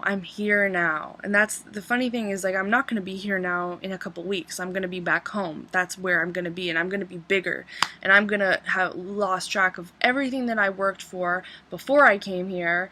And it's like, what? You know, like, it doesn't matter here or there, whatever. It's just, you have to focus on what's literally in front of you and stay true to that, and not like get distracted with what is in front of you right now, because that's not really what is lasting, and that's not where you come from, and that's not how you operate. And you have to remember who you are. You have to be true to who you are. Don't start cursing because you hear other people cursing. Don't give in when you feel like something just doesn't jive with you, that you're smarter than something else. Like, doesn't mean you have to dumb yourself down to just be a part of it. You don't have to be a part of it. You could be whoever you want to be, and you deserve to be the best girl that you are. And for everyone else in the entire world to see that you're the best girl that you are. It doesn't matter, like, who thinks it or not. You have to believe it, and you have to feel great about every day of your life. You have to be conscious and awake and getting the best out of each day, feeling fulfilled instead of like eating to fill the fact that you're not fulfilled, to fill the fact that you're living a very uninspired life here and in Toronto. You can't just keep doing that. You need to get on the grind and do what you need to do, and make music and create things and talk to people and get out there and find your way. You just can't just give in and just crumble under all of this. I just don't want to see that happen, because it's so stupid. And I'm just, this is a really angry vlog right now, but like, I just can't stand the unconsciousness. I can't stand the immaturity. I can't stand being dumbed down so low, where there's so much more of me that exists in this world. There's so much more. It's like I'm trapped in like a box where I'm not really who I am. And I mean, I do like to joke around sometimes. I really do. It's a lot of fun. But that's not who I am at heart. At heart, I'm extremely important, as is everyone. But the people that can't tell that they're important or not, they deserve to be treated like that. They deserve to be treated in an immature way and joked around, because they don't know who the fuck they are. But you, if you know who you are, you deserve to be treated with the utmost importance. If you know who you are and you can stand for that. Always. Because there's so much more to you than meets the eye, and I know that. I just hate having other people make me feel like there's less. And being around people that are so unconscious and so unaware of their life and their surroundings and what they are doing with themselves, that they make you feel the same way. After you've worked so hard to garner what you really are.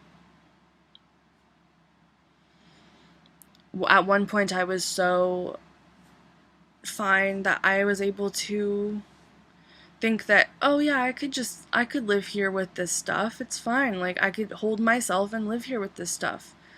You know, maybe that was once upon a time, but that's not how it's ever been before. It's just this lifestyle just comes and just takes you away, and it just strands you in this place where you don't even remember where you came from before.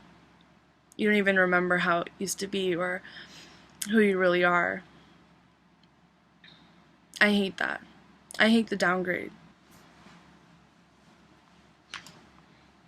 And most of all, something I really, really hate is the lack of passion and energy in sex. And I just, where's the girl that used to, you know, like, where's the girl that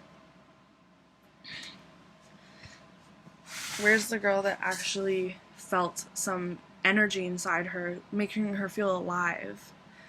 The butterflies that I got during the summer, but like not having them in the presence of them getting shut down because of external life is just not an excuse. It's like no matter what kind of job or whatever you have, you can't just let it go.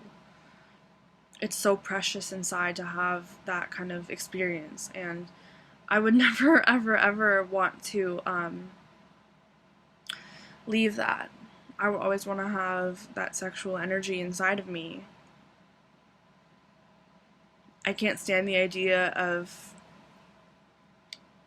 not being sexual with myself, or feeling important or feeling sexual with myself when I'm extremely attractive and beautiful, and having to suppress that. And not being able to feel the magic of life. I think not being able to feel the magic of life is probably like the biggest thing that I can't stand. Is like, it's such a magical world and magical life. When you put people that are unconscious and unmagical into a life that's magical, it becomes dull and unmagical. You can't trust that you will get, you will feel satisfied from energy outside of this world if you can't feel it in this world. If you're not receptive to it, I mean. So I just feel that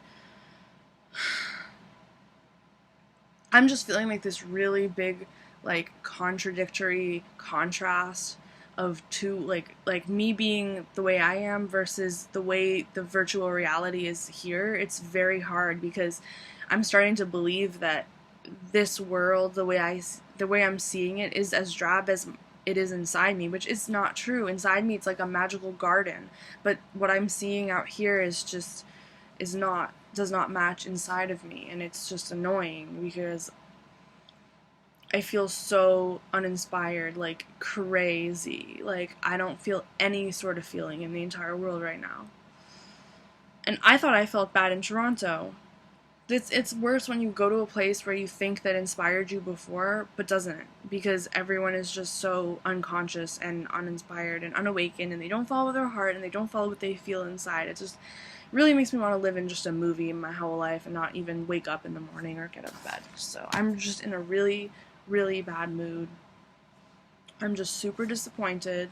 Why is it like this? Why is it always we have to get up and go, and go places? And even sometimes I initiate it to, like, go. But I really want to spend time to talking to him in a way that I never get to talk to him ever. I want to get to know him in a deeper level that I can never see him at. Like, I don't have thrills from anything other than just spending real time with someone and discussing life and discussing the real world and what we go through. I don't have thrills from just doing things. Like, it's deeper than that. And I just wish that I knew somebody, or I wish Brandon was like that. I just wish that he saw life like I see life. Instead of it being like, why is it that we are so, like, left in the dark with how we're supposed to be treated? Like, why is it that we women try so hard to please our men and make sure they're happy and comfortable and they are sexually fine, but the men don't care to make sure we're sexually fine? Why? Why is it that they don't even give a damn about how we feel sexually, or if we are feeling sort of like in need of some kind of sexual gratification or anything? It's no, it doesn't matter. You don't matter. We don't matter, so you don't matter. I would love if someone checked in with me every day and said, you know what, we should meditate together. It's our time to connect as a couple. Like, alarm goes off. Hey, it's time for us to connect as a couple. It's time for us to have. It's time for us to, like, just to make sure that connection is always there and be aware of it. Because I am.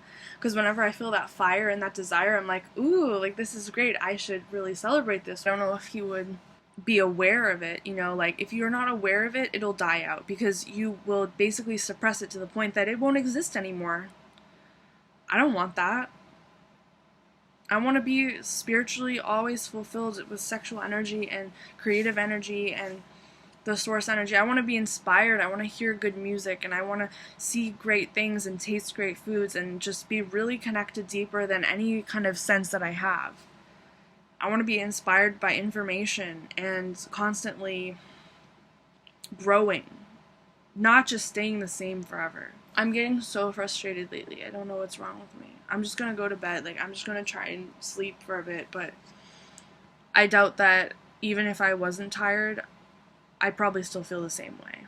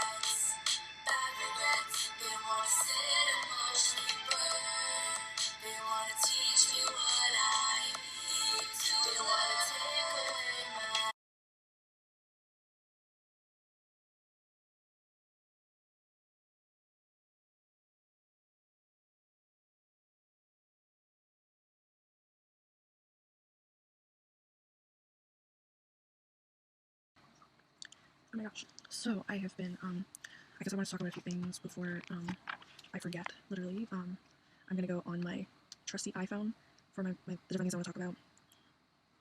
I haven't been eating very healthy since I've been here. I've been eating like sugar so much because it's so available everywhere to eat sugar, and it's so easy to fall into that trap, and also to eat dairy, and also to eat lots of carbs and stuff. And I've only been working out like twice a week, so it's not that good. I guess that's one thing that I need to start getting back onto and changing as well. I like this. It's cool, and it's keeping me lit. What else? It's nice being in the nature. I found it's really relaxing. I love being outside. I don't want to take it for granted because like the entire summer I've been inside, so being outside is great. Favorite people right now. Let's talk about that quick. Like girls that I'm looking up to right now, idols. The girls I'm looking up to are idols that I really like right now. Leighton Meester, Maiko. Who else? Lolita Jolie. Anyone who's like kind of French, sort of like European, old-fashioned girls. Me in 2013 because I looked up to myself in 2013. I love like the makeup, fashion, hair that I had back then. I just wish I thought I was gonna have that forever, but really I have to kind of work to recreate it, which is hard. It's hard, but I really like that. It's like I feel like I'm at a campfire right now because it's so dark and so kind of cozy. I'm wearing Brandon's black fuzzy robe, and it feels really witchy, sort of. It's 1 in the morning, and literally behind me there's like woods, so it's kind of scary. You don't know who's gonna like creep up on you. Hopefully it's Pete Burns. That's just all I'm hoping for, kind of. Update with music. Innocence and Manifestations are demo ready, but they're not like mastered or anything like that. And I have noted a few little mistakes here and there, like errors I can fix in those 2 songs, but they are really, really done, and I really want to be able to post them somehow. Maybe take some sort of footage in nature and kind of showcase them out. I went to the fair the other day, and this weekend the Dutchess Candy Fair was so much fun. I posted so much about it, like literally posted so many photos. I hope I didn't like overload my Facebook, but I think I did. I miss home, sort of, a little bit, but not too much. I don't miss how I didn't have clarity. Like, right here, I feel like a lot of clarity, and I know that Bat for Lashes was in Woodstock, New York, making her album in the mountains a year or 2 ago. So, knowing that Bat for Lashes was out here, kind of like putting together her songs and things is really inspirational. I took a bunch of photos at the fair, and a couple of them, I've been looking through them tonight, and tonight's actually Brandon's birthday. Like, it's literally past midnight, so I have to wish him happy birthday on Facebook somehow, but just looking through the fair photos and the way I'm posing and the way that I am and kind of like the feeling of just being with my best friend in the entire world and boyfriend and feeling free and just independent really comes through in just everything about me, and it's just crazy, kind of, because I miss that girl a lot over the past 2 or 3 years. So it really feels like 2013 me is like back all of a sudden. I miss like certain eras or periods of time in my life when I was a certain way, and yeah, I miss those kind of like eras of being me. And sometimes when they vanish, it's like, what? Where did they go? Like I want to collect them and become that girl again and again and again. I don't know if said person is going to see this video, but I talked to a very highly renowned recording artist a few days ago, and it was absolutely a dream. It was even more so a dream because I was up earlier than I ever am. So it kind of felt like a really, really huge dream to talk, and to be in this backyard as well, this magical Dead or Alive backyard, talking to him at the same time was really magical, as you can imagine. This is for my personal use, but hair was washed yesterday and went to the gym, and then I straightened it, but I did not straighten the ends of the hair. It really makes a big difference, and just really sleek looking. This is just, like, I just have my sports bra and this wonderful Old Navy shirt on top. For the makeup, I feel like really late in Easter right now, but for the makeup, I kind of mixed my foundation with the Pacifica French vanilla lotion, and I just put it on with the brush. Then I went in with bronzer and a lot of blush here and here, and I did a lot of the Maybelline concealer, and then I did the other Maybelline concealer that makes my face look flat on certain ends. So I did here. The eyebrows are just touched up. You know, they were 2 weeks ago. I got them $40 for a brow tint and wax at the same time, and I got this nice kind of came out a little bit, but you know, I just touched it up a little bit. We got the fingernails. Like, this is really long, this is really short, and this eye, I made sure that the wing basically only stopped here, but I just continued it, and then bronzer under there, Lorac palette. So I did the light brown, the beigeish color, the light white color on the inside. This is the Sally Hansen red pink wine color, and I just did the contouring and everything. I feel like I've gained a lot of weight already in the past 10 days I've been here, but strangely it doesn't translate on camera, which means maybe I can get away with it. Maybe I can get away with not gaining weight this time. So it looks like my clavicle and I don't have a double chin really that much. It's like really hard to make one, so I guess you could say like I lost weight sort of. My hair is like literally really like getting long almost as 2013 fall. That was at its longest, and then I got it cut January 2014, so like the whole 2013 was just growing, and I can't wait to kind of just have this color. But the blonde is nice at the end, I guess. I mean, it's kind of cool how it's grown out so much that only this part is blonde, so it's kind of, it shows where the roots were. But I don't know if I'm exaggerating, maybe I am. But yeah, I really felt like the fair look was really me 2013. So it's kind of cool, you know, traveling and going back to the posing and fashion that I used to do, which I miss a lot. I realized that my social anxiety comes and goes. Like, sometimes I'm fine, sometimes it's really bad. Like at the fair, at first I was like kind of freaking out, then I let go, and it was really fun, and going on the rides is actually really fun, and I'm sad that I missed the last night. I got running shoes, they're awesome. Tried to get almost the same kind as Liesl Jane, but oh yeah, I feel like Liesl Jane is inspiration as well. I can't get everything at once, so like you can have everything you want, but she's definitely an inspiration, huge inspiration. I want to do her meals and her meal plans, but it's hard on a budget. She's like got really organic ingredients that are hard to get. But now that I'm running, she's like literally like run anywhere I want, and it's great. So that's a good thing, of course. I've had some really crazy dreams here. The first night I had a dream about being in a see-through like plastic or glass or silk pyramid, gazing at the stars on top of the hill, which is probably because of the crickets and things and the nature that you can hear everywhere, and that's probably why. Then I had a dream about strangely a few nights ago or yesterday. It was weird. I keep hearing the song "I'm Not Sorry" by Maiko and "Blue Afternoon" by Leighton Meester playing in my head. I'm so glad that I'm not friends with her. I did say I was going to do more of these videos explaining different concepts of real estate and stuff like that, and I don't know what I would do today. I just kind of wanted to spur of the moment do a vlog, see where this goes. I am really excited one day to move out. I'm really excited to go and like live on my own and just have my own money and stuff and have that freedom one day. It's crazy how I don't have it yet. You know, that whole thing, 23, no money tree, been around the world, got my whole life in front of me, got a lot of friends, not a lot of memories, not a penny saved. Oh, I forget. I did totally mess up her song, but AJ Fatale, at 23 she didn't have much, and so I kind of relate to that. You know, you think your whole life is together after college, and it really isn't. And you just kind of have to work for it over and over and over again. Just perfect your life and like accurately tighten up things. And I have a lot of work to do, you know, real estate wise, and to kind of get back on the bandwagon, but just in general with my life, sort of. There are times when there are things that it's just so clear in my mind. There's so much clarity and peace that I'm just like, this is it. Like, this is all that I need to kind of just understand where I'm going and how far forward I could go, even more than that. So it's almost like I don't need those kind of documentaries to kind of scare me into changing, because I'm already sort of seeing everything in a very clear sort of way on my own. Thankful for that. I'm thankful for coming back to who I am and kind of being who I am instead of scrambling to find out who I am, sort of. That kind of makes sense. Like, I can't guarantee that every person I meet I'm going to be myself, but at least I can go home to you or it's talking to you and just know who I am, and that's just good enough right there and then. And I think I didn't have that before, but now having that, it's like I had everything. It's the biggest prize to have. Some fight thingy on Facebook, and she called him stupid, and I felt like I needed to defend him, sort of. But I didn't do it, and I don't think it's gonna get involved. But at the same time, I hate the fact that people regard him in that way. Like, to even you know, like, say someone can't have an opinion. That kind of bothers me. I have like certain things that bother me and annoy me. And you are the one that I can tell when I get annoyed by things. You're the one I can go to and just talk about it. And it annoys me that people don't think of him in that way, where he can have his own opinion and he can speak his mind, because he definitely deserves to have his own opinion. It just seems like people don't care. Like, they're just like, oh, like, you can't say what's really on your mind because you don't know enough, or you're not good enough. You don't deserve it. In a way, you could say, oh, Tanya, you didn't deserve happiness when you were really, really stressed out during school and stuff like that, and you didn't have your head on straight. And in a way, I'm like, yeah, you're right. I didn't deserve happiness because I wasn't really healthy and I wasn't really happy. And I really didn't connect with myself the way I should have connected this whole time. So this kind of reminds me of being at Lisa's apartment, strangely by myself, and thinking about what I want in the future and why. And strangely, I feel so out of the loop, but at the same time, I feel like, oh my gosh, you're just not even trying. That's why. And I'm not even trying in the sense that, you know, to try like an ounce and then put it forward. If you can't do that, then of course you're not going to be in the loop or whatever. It's going to be difficult. But I mean, I've lost 18, 12, 15 pounds, and I guess I got down to 162, and I was at around 179, 180 at the beginning, so I'm really proud of that. I just want to keep going. I just want to keep like getting there because I know underneath it all, I am that kind of girl. And right now you can't really see. You can't really see. And why does body have such an effect on us? I know. It doesn't make sense, but if you're living a life that's not really yours, then it's not worth it. You want to get back to who you really are and show the world who you really are, and it just adds a layer of confusion into your life. Why add a layer of confusion when you could be who you are? That's why I want to be down to like 114 or 120 or 130. That would just be so rewarding. As for the shot audition on September 9th, I don't think I want to go. I mean, if I had to, if I could, maybe I would. Maybe I'd go back just to start my next real estate class. I have the details down there, but I don't know if I can necessarily go back to just to go for the shot audition, because even though Rick Barker's going to be there, it's going to be an incredible networking event and a master class. I don't know what I'd really gain from it, because I'm not getting very far on my own in terms of music promotion or marketing or anything like that. But I do know that if I were to have savings and work with someone professional and connect, network-wise with people, I want to push myself and I want to get to where I need to be.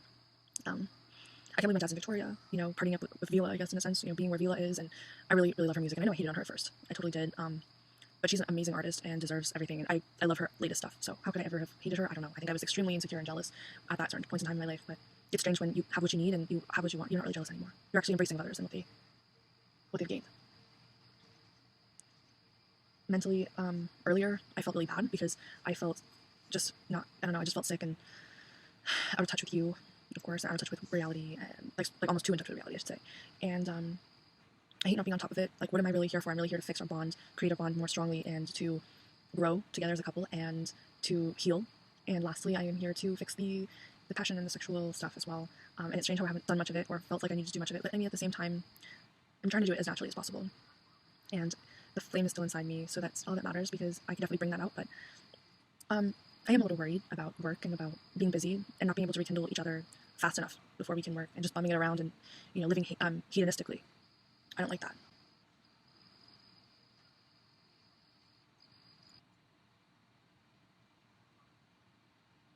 I don't like living hedonistically, just eating whatever you want, doing whatever you want, because I feel like we should be in touch with ourselves and what we need and all that. And it's really impossible to do that when you're so focused on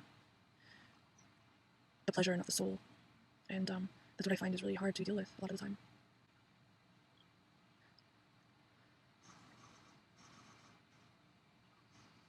It's really relaxing being here and just being in the stillness and everything.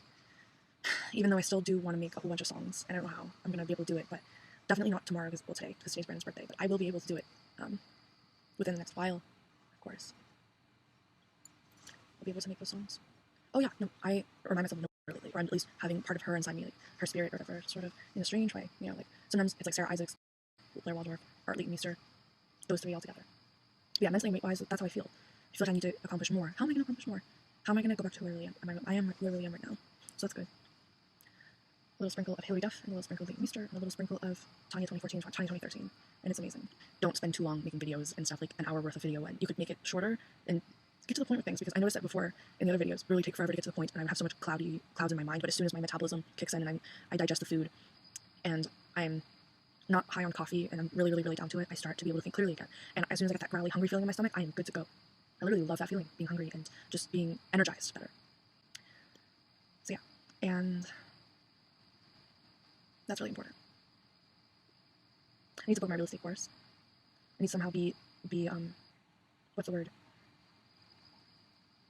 At peace or something, like in the moment when I'm doing my real estate course, because I need to make sure that I am super paying attention to what's going on and soaking up the information as much as possible and motivating myself and door knocking. So how am I going to start door knocking? What is your plan? What are you going to do, and what job are you going to get when you come back? That's questions I have. Like, how am I going to finance certain things, certain important things? How am I going to finance those things? So that's another thing that I really wanted to think about. It's important to figure out the pathway that you're going to go before you get on that pathway, and before you go crazy. So it's easy to focus on working related things, because you just knock out everything, knock out all the different things that you need to do, and then you begin. And you expand, and you expand, and you expand, and you don't stop expanding on different things. Like, oh, if you want to try kickboxing, try kickboxing. If you want to try doing music, if you want to try downloading packs, if you want, like, there are different things, and having 2 jobs, try having 2 jobs, try getting an apartment, try, like, I want to maximize all that. I want to learn more. I want to learn other skills and more skills, and make recipes and know, like, exactly what I'm going to buy. I'm going to, like, clothes, have all my clothes set out. Like, I have all these clothes and they fit great and they're just reliable, and so I don't have to think about what to wear, what to be in style, I want to have a great camera to take pictures with. I want to have a reserve fund, a safety net of money in case unaware circumstances happen. I want to be able to just have those things, pay off my bills for a couple months just straight. All the bills are paid for, so now I'm going to rack up money. Making a really solid plan before even starting and sticking to it. Those are things I really want to do, and I didn't know how important they were until I reached age 23, 4, and 5. 22 is a playground. it was my last year of being on a playground. I never even knew that certain things mattered as much as they did. So 23, 24, and 25, really a wake-up call for how important certain things are, and how to stick to things and be responsible about certain things. Being responsible at a government appointment, for example. But I don't want to be too rooted in logic and stuff like that. I want to make sure I still keep my creativity and, like, the way I think and stuff. That's really important, too.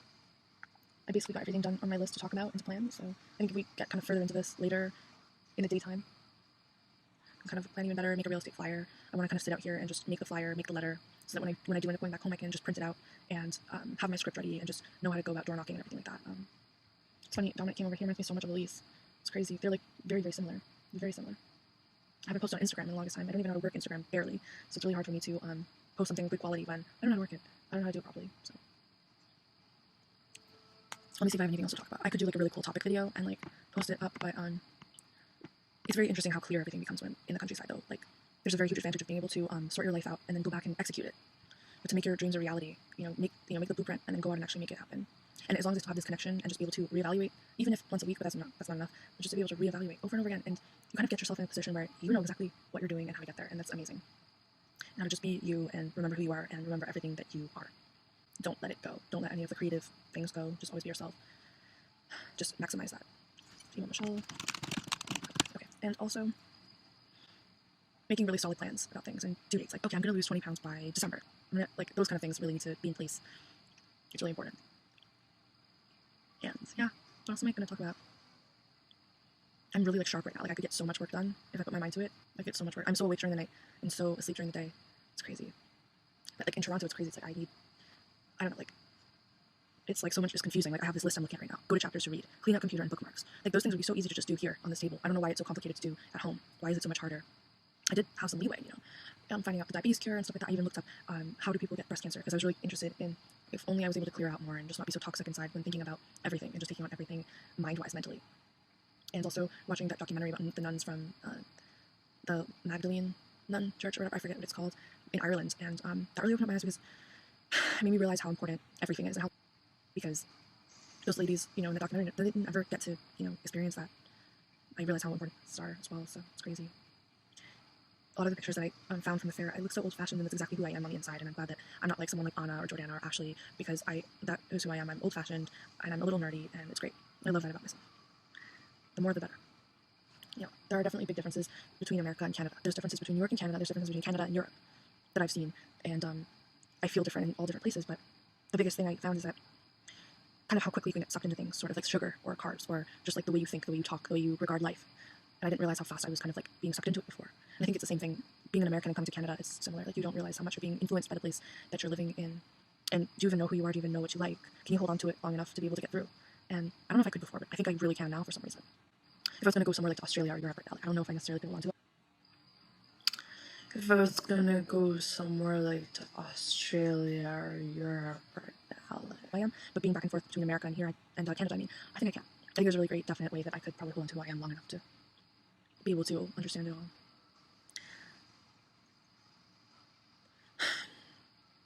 I think I should probably pack up soon, but I should probably email Michelle back and see if my dad replied and stuff and get as much done possible. I'm glad I got the important stuff done though. That's good. Or, wait, was it Belgian waffle? Okay. Anyway, I'll let you go, and I hope we can do more of these. I love these kind of videos. Whenever you're feeling energized is the best time, and inspired. Whenever you zone into your head and you have all these things that you want to do or get going, I love that. I hope we could do more of these. And if I ever lost that, I would lose myself. So, and oh yeah, having a connection to my dreams at night, having a connection to my art. Those are super important things that if I ever lost would be detrimental. So, anyway, this was a really long vlog, but not as long as my Toronto vlogs. They are over an hour long, and then I go and get ramen after. So, I actually probably would have gone and got ramen about an hour ago. Yeah, because usually I get ramen around midnight and a bubble tea, and then I bike back home. Very active, clearly. So, just to have that active life going again would be amazing.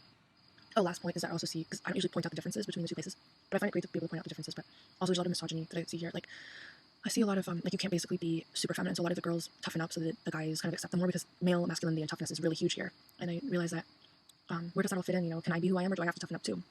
Or can I just try and be myself, and if people don't accept me, then that's whatever. There's always that kind of tension between the masculine and the feminine, and the masculine is super, super dominant here. So there's always that, like, tension, and, I think girls can't really be girls here. But men are, they know how to do it, and they can be super masculine, and they're accepted and everything, but the women have to be masculinized. Oh, actually, I have another point for you before I leave, is that sometimes you have to work against the grain and push yourself just a little bit, not a lot, but push yourself to be able to stay on track. And I think that I never had that balance. I was always like, oh, I'm gonna just do whatever I want and like be creative and let my mind wander. And yes, I found my soul. I found who I was from that, which I couldn't function in any other way. I couldn't do real estate until I found my soul. But because Metro buried my soul literally. But once you get your soul back, you kind of have to realize you have to compensate and balance the like logic and the working hard and thinking about things and executing things and getting down to business. Those things come together. But you can't just be all logic and you can't all just be dream world.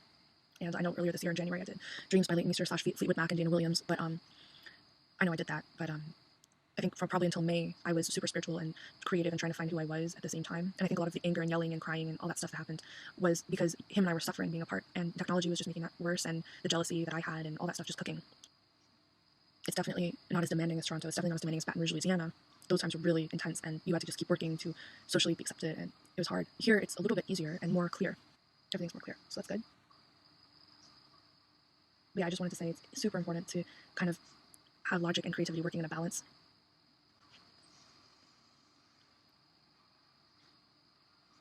I can't believe it's Lynn's birthday. Lynn Burns' birthday is on Brandon's birthday. Pete's birthday is 3 days before we met in person, and their wedding day is the day that we met in person. It can't be any more surreal than that. It can't be any more surreal. Except there's nothing to do with me and the Gemini, but maybe I'm just a random part of it. It's crazy. Lynn's birthday is the same day as Brandon's birthday. He didn't probably even know that either until now, so that's crazy. That Maddie didn't come to see Elise for her birthday this year. That must really suck. I can't imagine. Is there a way that, I could be more kind of independent, not independent, but more tuned in so I could get more done? Is there a way to do that? Because if there is, I will do it. It's fantastic. But I should probably go to bed soon, and not to mention I should probably actually get productive instead of just talking about being productive. So hopefully maybe I'll figure out after real estate courses are over and after I do get a listing before Christmas, that a listing commission. Maybe I could figure out if I want to go back to school for TV and radio film, or if I want to maybe do teaching or whatever other avenue I kind of considered in the past. So that's not a thing.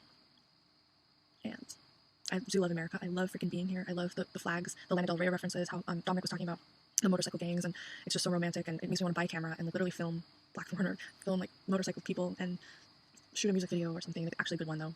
It makes me want to just do all that stuff and be really creative. I love being in America for that reason, because it's inspiring. But the food has to, I need to stop. I need to get a better diet because I'm eating so much sugar, and only having sugar just on your tongue and in your throat constantly, it's very bad. Well, sugar is that bad for you, and I've done research on it. I know how bad it is. It's just about kicking myself into actually doing it and actually stopping. But what is a good idea is to make a list on TextEdit, writing down all the points you have to talk about on a certain topic. Say it's like, oh, Brandon, I want to talk to you about something.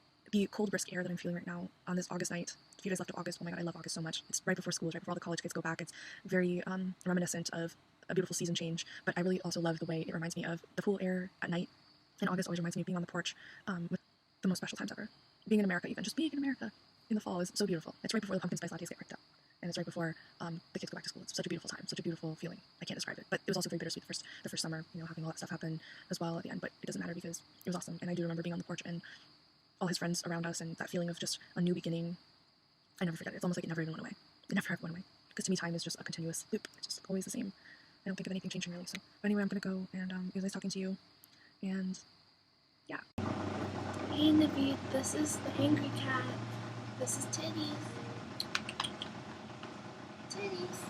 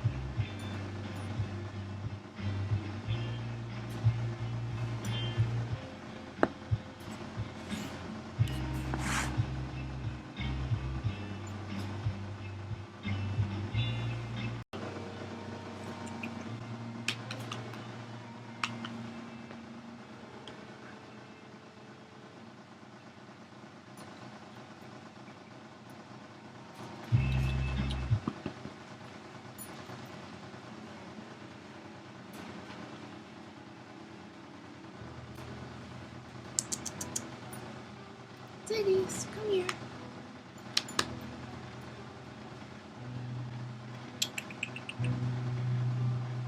Come here. Come here.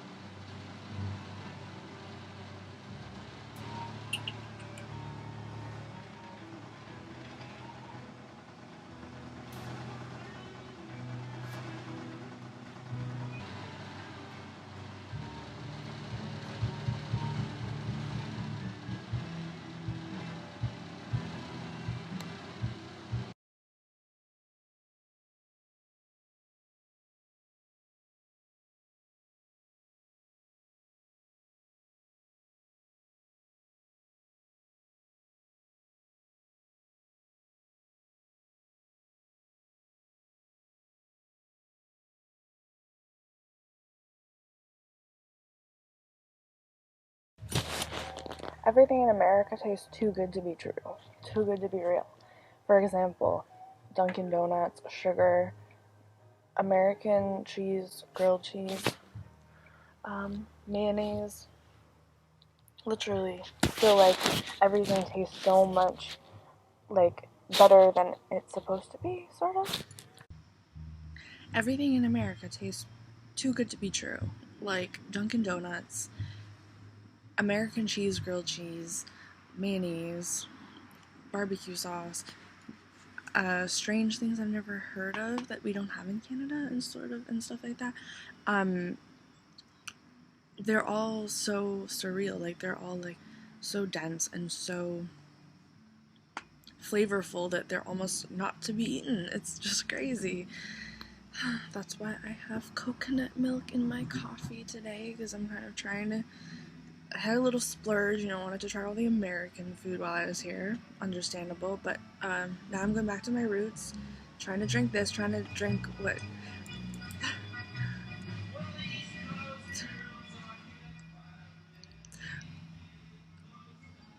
Trying to drink and eat.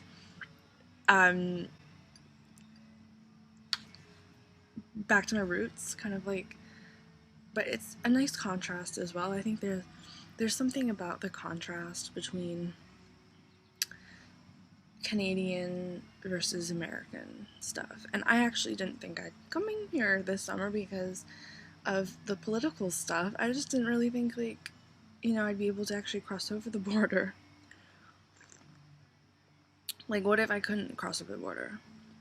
I am here, I am in the same backyard that I was in talking about the pharmaceutical stuff that I didn't believe in, and how everything just felt so much more chemically, sort of, and I still stand true to that. But if there's a way to kind of balance both of them out and be one and the other at the same time, that is probably the best way to do it. Like, be conscious about what you eat, but don't be like crazy about it. Eating not eating anything because you're afraid of what it's going to do to you. Not saying that I was, but I was definitely like kind of falling into some kind of trap of eating wrong and stuff that time when I was there. So, yeah. I'm going to go though, because that's all I wanted to say about the food and stuff. Like, I just was craving some grilled cheese and some pancakes, and I'm like, what? I'm not craving grilled cheese or pancakes. I'm craving oatmeal with maple syrup, almond milk, and bananas or nuts or something like that. But definitely not,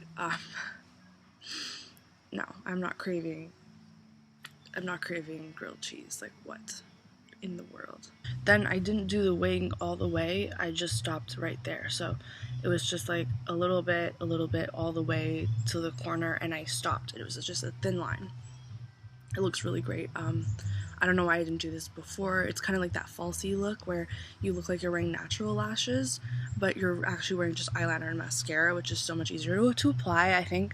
Then I just did the mascara, and I made sure I did it in the areas that, the areas that need to be.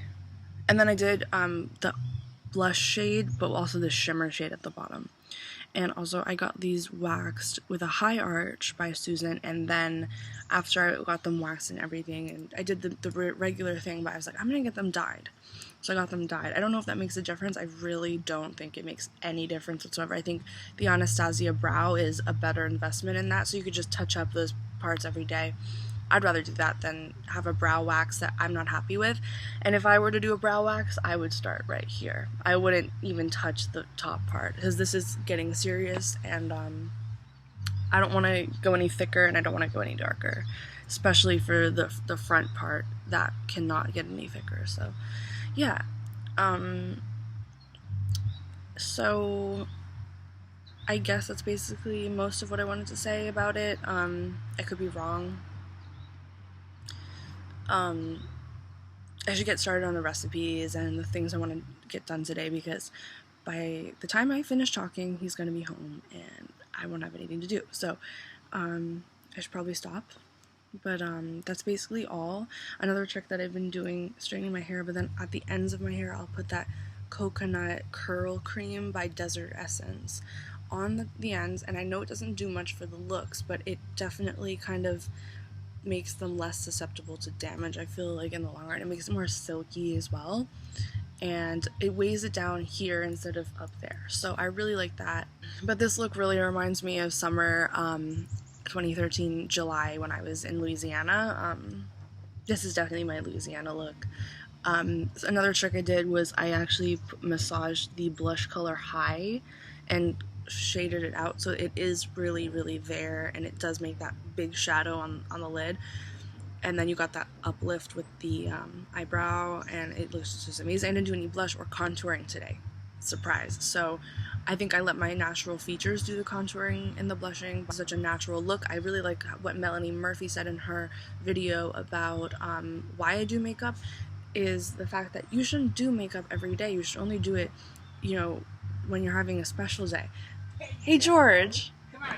I'm just tracking my progress, and I am really happy with all this. I don't like myself though, but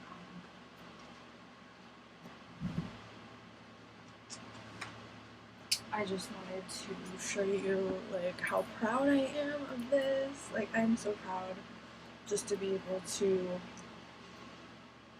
like, I'll show you the back as well. It's not impressive, but it's better than before. I kind of like skinnier and lighter and more energetic in a really great way, and inspired. A couple things that really make me inspired is cooking, like natural cooking with herbs and thyme and garlic and maple syrup and oatmeal, and like those delicious kind of clean eating sort of things that inspire me more than anything, because those herbs are the basis for why we actually go for the unhealthy foods. The garlic or the thyme in fast food, kind of, that's what gets us, but eating for real, like, healthy thyme and olive oil and all that stuff is really good. I am so proud though, like, literally, and the thing I'm most proud of not only is the waist. I'll show you the waist. Okay, I know it's not the best, I'm not like 100%. Okay, clearly I'm not 100% yet, but I'm getting there. So the one thing I'm super proud of is the length of my hair. My hair used to be up to here, if not here, maybe, when I took those pictures last September, and now my hair is all the way down, probably at the end of, my bust ends right here. So it's about an inch longer than my bust line. Already, can you believe that? On both sides you can see. And I could dye it literally whatever color I wanted. I could do like a chestnut brown, I could just do my natural hair color, I could do an orange again, but the really cool thing about this is when my hair gets down to my butt or my stomach, I can then snip off the blonde ends and I can have that glossy, fresh, kind of natural hair color instead of dealing with this frizz at the bottom. But I will embrace the fluffy, frizzy look that I have with the damaged kind of color treated ends, because why not? You know, I just think like I'm not gonna always have them, and when they kind of do sometimes look good in a way, like they kind of like I'll be like sitting in a chair and I'll be like, hey, what's up, and then I move back and you've got all this blonde at the bottom, and it's kind of cute in a sense. And I do, yeah, I really like the brown, the light brown, but having that like pop of color gives it like a different kind of glow or so. So but I would have like done it differently. If I could be honest with you, if I went to the salon and I knew what I really wanted, I would have gotten maybe just a couple strands. So like very, very thin, high, I don't even want to say highlight, I don't want to say low light, but just little details of blonde gold thread in my hair, especially around the face area. I wouldn't have gotten to do this. It is definitely a bleach blonde color, which does look good in some pictures, but in other pictures it does not look good, like in the ones with I took. I would have more wanted a light brown color, a couple tones up than I already have. Am I saying that right? I don't know. But that's what I would have wanted instead of going for such a bright blonde like the Victoria's Secret models. I don't like it. I it looks okay now, which I'm fine with, but typically, no, I don't really don't like it. Don't see anything special, especially if the blonde is all the way up my hair. It's cool that I had that for a while, but I wasn't able to test run blonde out because I was fat, so I couldn't really see if it looked good or not. When you're fat, you can't wear certain clothes, you can't wear certain makeup and really know where you stand with it. You have to rid yourself of the toxins somehow, either through sweat, digestion, like you need to drink a lot of water and lemons and things to just flush your system out of the toxins, because a fat person is actually a person that's liver is so fatty acid, got so much fatty acid around it that it cannot process your fat anymore. So having a probiotic, having I really want to get these kind of things, that green tea maca or whatever powder, and those other capsules of the enzymes that are needed for digestion. And I notice that when my digestion is bad and it's screwed up and effed up, my skin gets really bad as well. Like right now, it's not too bad, but it's actually pretty good. My skin's better than it usually is, but I can tell when my skin is getting worse because of my digestion, and that shouldn't be a problem. That shouldn't even be an issue. I really miss the chocolate brown hair color though. I just wanted to say that. I do really miss it. I do miss my chocolate brown hair color. But it's strange because I love the lighter color, like the blonde as well, so it's hard to kind of understand exactly what's going on. Which one do I really like better? It's hard to decide that. It's very, very close. I'm gonna email a couple of people back as well before I leave. I do know that I have a lot of stuff to do before I leave for my run anyway. And to just figure out what exactly I'm gonna eat for dinner, what I'm gonna cook. I do want to cook something with garlic and thyme in it. That would be just delicious. I want to have some like a lemon arugula salad or something. Oh my god, how much is this gonna cost? I can't afford this, but some like squeezed lemon on arugula with cracked black pepper, garlic, thyme, tomatoes. I'm craving some actual natural biological food. That is what I really want right now. So I know I wanted to try this stuff that Kyle, Ramen Kyle, he had like pea shoots with coconuts, like fresh Thai coconut, little chunks that acted as a dressing because it's so creamy and so buttery, and it almost, it doesn't have salt or anything, but it has its own flavor that kind of just seasons the salad or the pea sprouts salad for you. I love that idea, but when I did it, I added mango, and that just brought the flavor all together. It was sweet but salty and crunchy, and it was just delicious. I love that idea of being able to live off of your own stuff. Like, he had pea shoots, not pea sprouts, pea shoots growing in his window. I'm like, oh my god, that is awesome, because you just buy a coconut and a mango from the grocery store, and you put it all together, and you basically got it all. And I just really like those kind of money-saving and natural ways of eating. I love that. I just think it's so delicious, smart, and it's so fulfilling. Like, once you get hooked on the natural stuff, it just fulfills you so much more than the garbage stuff does. Like, you're just like, I don't even want a chocolate bar because this oatmeal is so good with cocoa powder in it, I love that. So I definitely see, like, with myself and my progress and the way I'm slimming down, I know where it's coming from. Like, I know because I'm fulfilling myself with consciousness, with awareness, through my food and through the way I live my life. And that is what I didn't have before. And how can I keep this? How can I just continue gathering more and more and more love and friends and people in my life, and just also that good energy from food and myself and all that? I absolutely love that.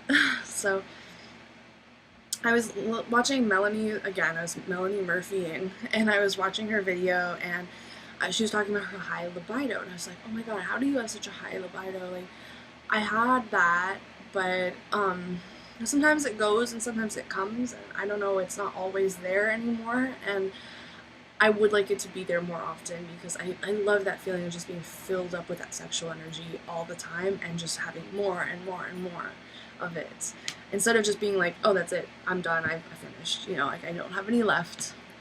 Lastly, before I go, because this is going to be a really quick video, but I love this look, just have my hair back in a ponytail to kind of reveal like the sleekness of it.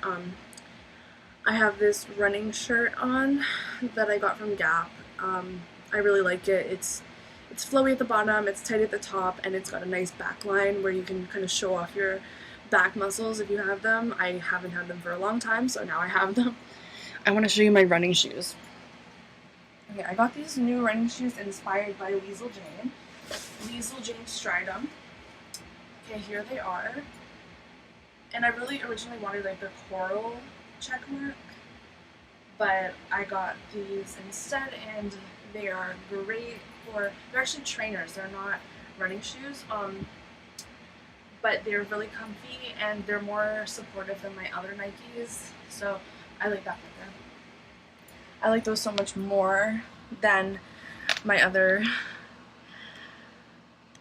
black Nikes that are so 2015, but not only that, they're flimsy and they're really flat, so when you run it just hits the pavement and it really ruins your knees. I had a knee problem for the longest time where my knee was kind of really soft, and whenever I'd go for a run, I could run for 5 to 10 minutes and then it would just start hurting. And I knew, okay, either I'm getting old or I shouldn't be running, and running is actually probably bad for me. Before I got the knee problem, I was always struggling with a hip problem. So whenever I'd run, my hips would sort of like end up hitting the pavement on either side, and they would start to, I wouldn't even be able to stretch to get rid of it. It was like a pain that would just go away. And I would be like, I can't run, so I can't work out, right? I'm not doing yoga because I know how bad yoga is in certain ways. I'm not going to talk a lot about that, but I do strongly feel against yoga, so I'm not doing that. There was little left, like I could either dance, I could do the elliptical, walk. Even walking I started to have knee problems, so now I've just been doing the elliptical. And I hope that when I lose more weight, it'll be less on my knees, but I also hope that I don't go crazy going on like concrete or pavement, because, well, yeah. Okay, and nails. I'm doing like a whole thing. This is summer 2017. Hello. Just being myself and kind of just remembering like who I am, where I came from, and nobody can stop that. And definitely I'm thankful that I went through the experiences I did. I'm glad I went to the Gatsby party alone. I'm glad I went to certain things alone and felt that aloneness that I needed to get myself here. It's really, it's so much more difficult to go through it, but once you go through it, you end up realizing how lucky you are. So, anyways, you see that? Yeah, these are really short, but I decided not to cut these because these were really healthy.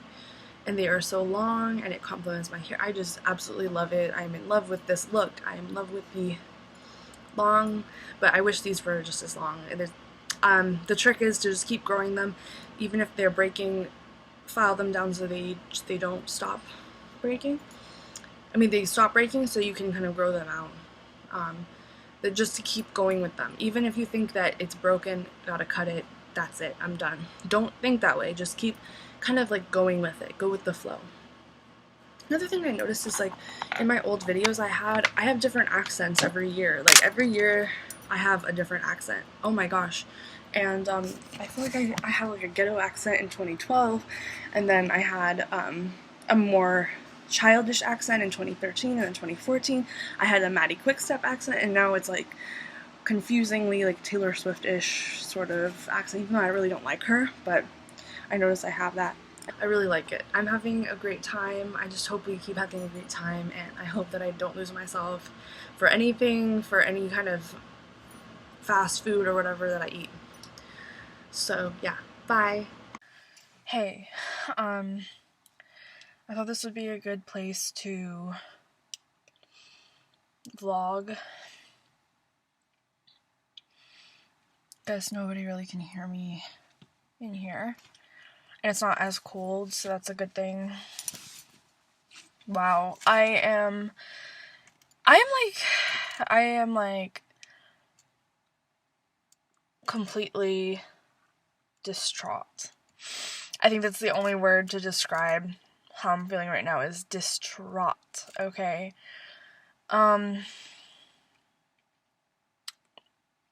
Well, just a few minutes ago was the first time I cried in like 12 days, if not longer. I haven't cried in a long time, but as soon as I gave Jules a piece of salmon and patted her on the back after, you know, like she got kind of, well, but it kind of saw something weird, like, almost like the girl can never have what she wants. Sort of. Like, the girl can never get it. Because, well,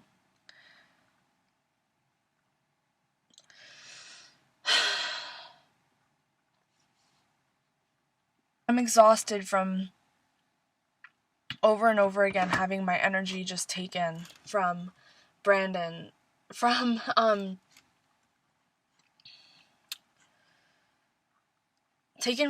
because I was literally just sitting in this car a little while ago, and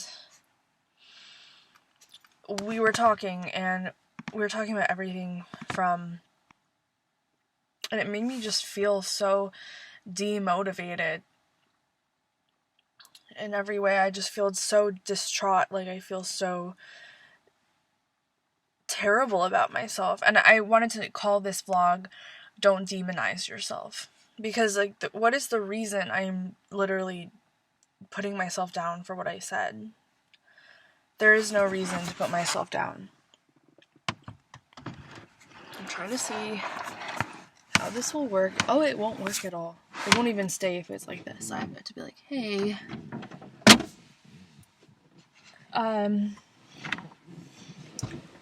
Ooh. Hopefully he won't mind. I can put feet on the seats. Okay.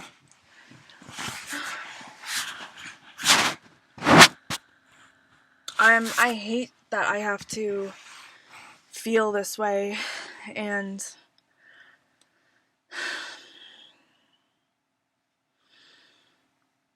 it's just, I feel so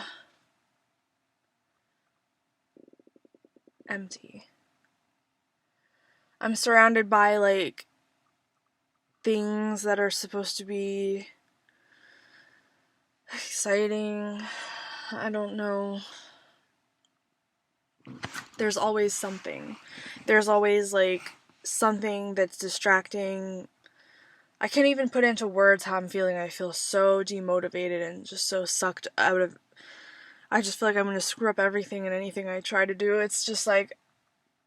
I feel like a terrible person for nothing.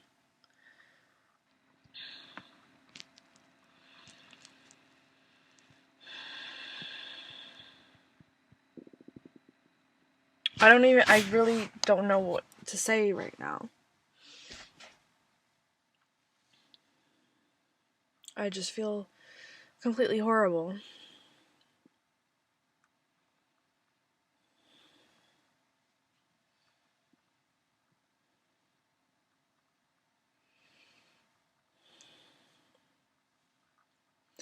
Okay.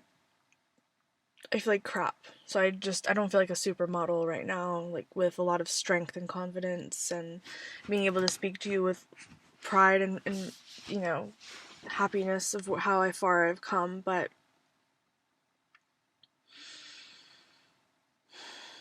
like there's no winning here with me. I mean, I barely feel at ease with myself. Like someone's gonna pop up at any moment. I'm talking to us, or someone's gonna come over while I've had good sessions at home. And actually, at my very last worst thread, I was eating my delicious salad I made. It was great. Sitting at the chair over there and thinking, what made me happy before? Like, how would I get by every day, you know, being disappointed that I can't get through to Brandon? And what got me through the next day? And I didn't really know the answer to that, which was sad, but Ramen Kyle just popped in my head, and just saying the words of his name. I don't know, I'm crying. How can someone bring so much happiness?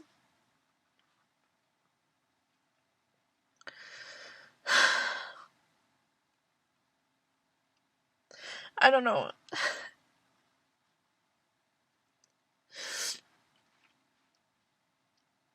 It felt like a breath of fresh air to watch his video and just see him smiling and laying in leaves in the forest. And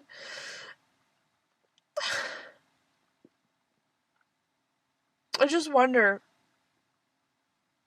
you know, first of all, I have so many thoughts flying through my head, but I wonder how I met Brandon. One guy in the entire world that actually cares for me because of who I am, I hope. I really doubt it. He just likes me when I'm social and normal like he is. But when I'm myself, when I'm real, like in front of you, he doesn't like me. I'm annoying. I want to be taken seriously just as much as the next person.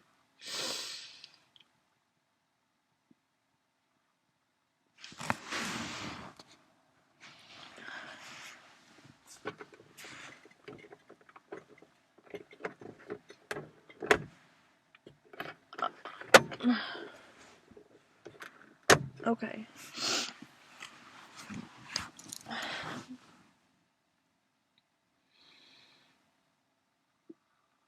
Okay, here's Ramen and Kyle. To the Endless Echo, my name's Ka, and I'll be your MC. Check it out.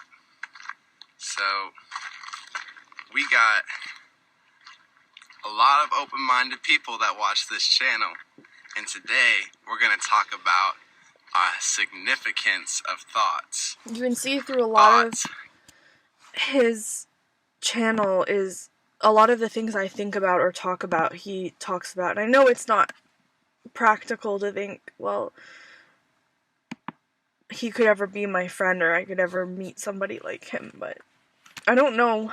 I mean, I talked about this before. I made a promise with myself. The one for me, clearly. And Brandon is the closest to love I've felt at this point in time in my life. And I thought, you know, I'm going to stop searching for love and I'm going to stop searching for people that suit me better or whatever. And I'm going to just embrace what I have. Try not to lose myself again. And if something better comes along that suits me better, I will take it. I told you that before, I'm pretty sure. I don't want to make this a long video either because I've had my fair share of just not thinking about what I should be doing and just going on. And I'm sick of all the materialistic things. Believe me, like, I am jumping around. Okay.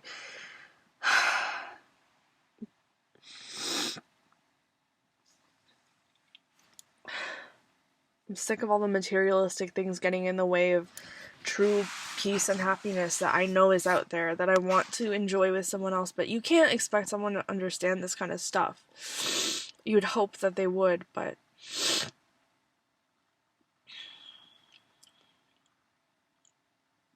a lot of the topics that Kyle talks about are something that I would talk about, and I'm not saying, oh, I just want Kyle, I just want him, he's the one, you know, he is infinite light inside him. I know this. Like, I've been around the block. I've talked to so many guys online this past couple months. Like, I know what I'm talking about. And whatever is inside him is inside me and is inside everyone that's awake and understands. And even the ones that aren't awake. We're inside them as well, but it takes a lot to realize, like, what it is, like, what am I really talking about, and what am I really feeling.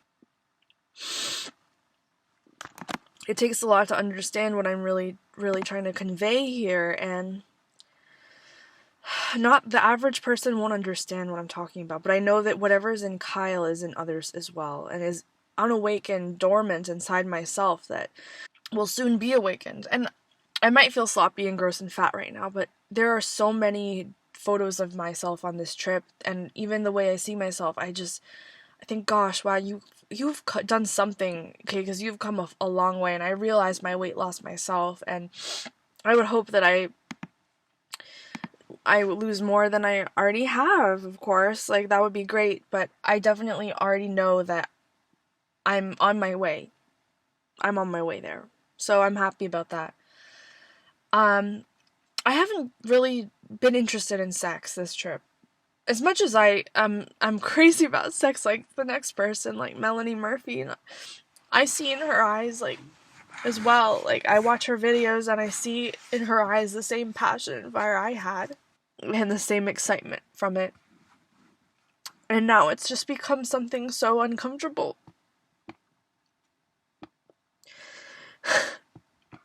I barely do anything sexual when I really love sex.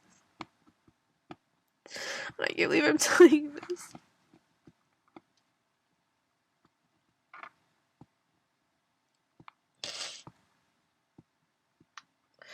But I don't like being used, and I don't like being used for the wrong purposes, I guess.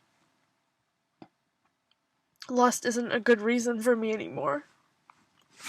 It's wholesomeness, you know, like, I look at Kyle, I look at Ramen, Kyle, and I don't know it. I'm not saying I'm in love with him. He's my new Nick Jonas crush, like, the new person that's inspiring me, and that should be Brandon, but I see Ramen, Kyle, and the peace that he has, and just that, like, overwhelming feeling that I just know that I won't be rejected and thrown away and hurt by someone like him. I could see that the connection would be real and the connection would be strong, and I'm not saying I want him. I'm not saying that I'm gonna develop a new kind of crush, a new kind of thing. I hate having those things because I know how shallow they are, in a way, like, shallow that whole thing was as well, but behind it there was this ever strong feeling of wanting to be understood as a human being, and just being, what's the word, like, curated, no, not curated, to be truly, madly, deeply feeling good, you know.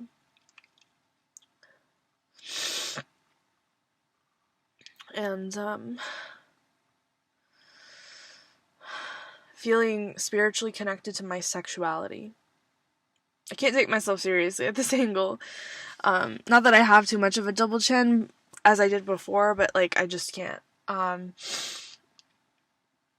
It's nice in here, though. There's no fleas, which is surprising.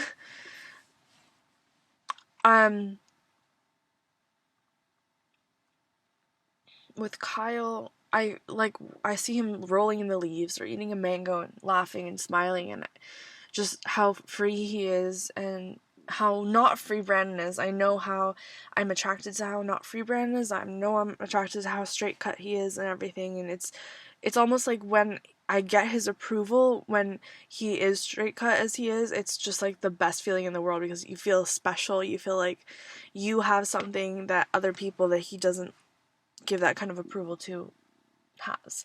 It's like you have this special ability to break him down, break his walls down, because he is so particular and straight cut and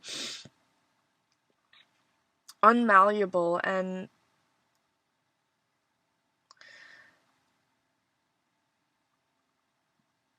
I'm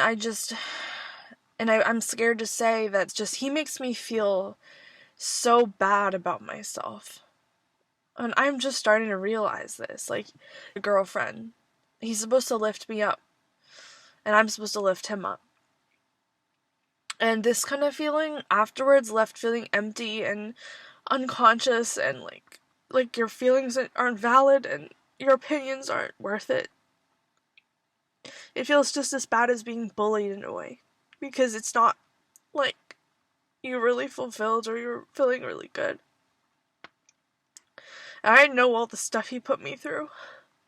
He put me through a lot as well. It's not only me. I did do a lot of it, but it's not only me.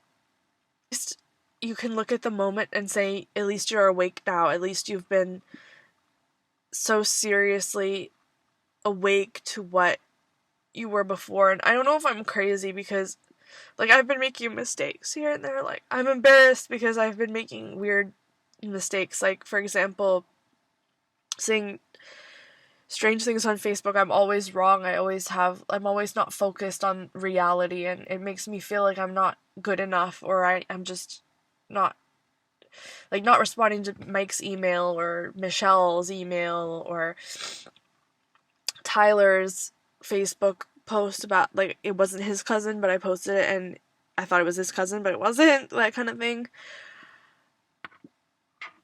Yeah.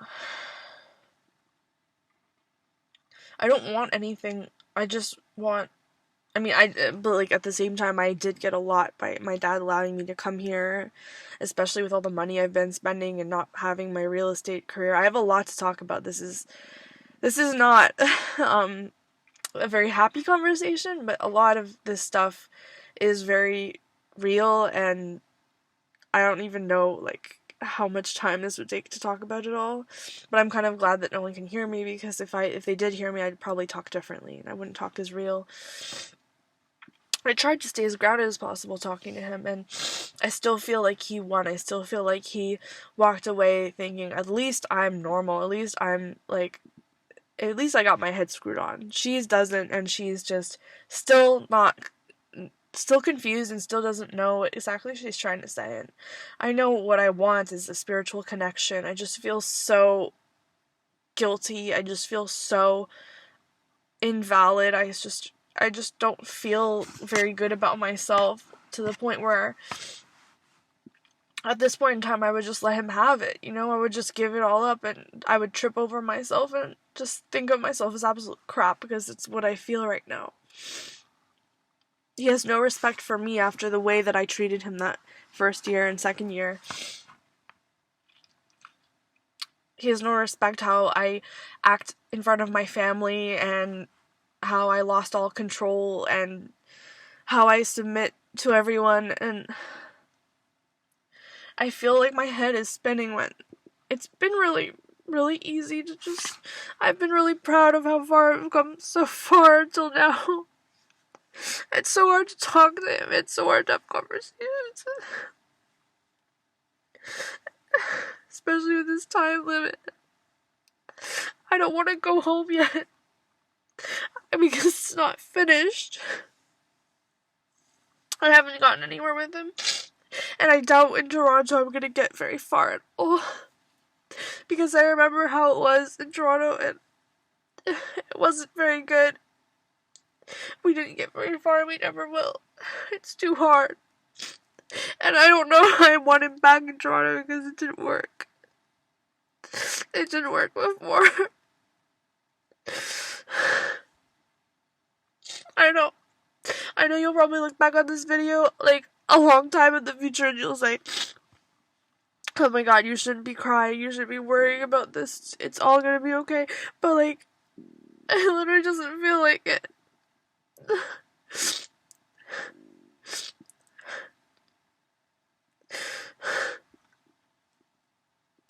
All I want is a spiritual, natural connection with him. And I know, like, I have seen documentary after documentary. I've seen on the realities of life, and like where history has, where women and men have come from over time, and the meanings of all feelings and fears and hate and bad emotions, and where it all comes from. I have seen it all. I even saw a documentary on the Irish Nuns of Magdalene or something like that, where, one lady's baby was taken from her and she couldn't breastfeed her, and then she got breast cancer, and it just is so prevalent how powerful breasts are. I'm just gonna break down. I can't take all this sorrow that I'm feeling.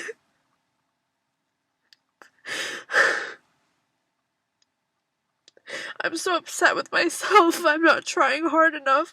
I know it.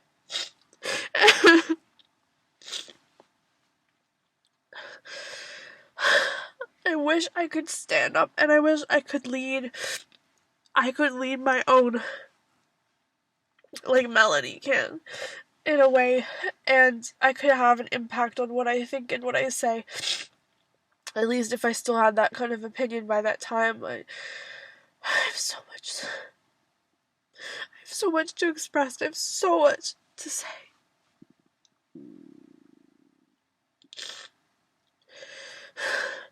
I have so much sorrow, and I don't think it's me taking him less seriously.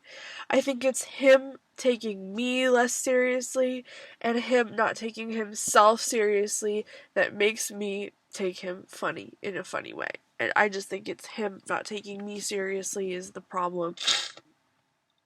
He doesn't take anything seriously at all. It's not me or other people taking you seriously or not. If you take yourself seriously, that's good enough. What I'm trying to say about that is that I notice certain things. Okay? I notice that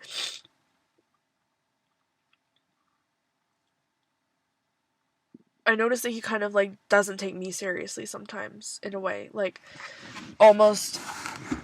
I have to move again.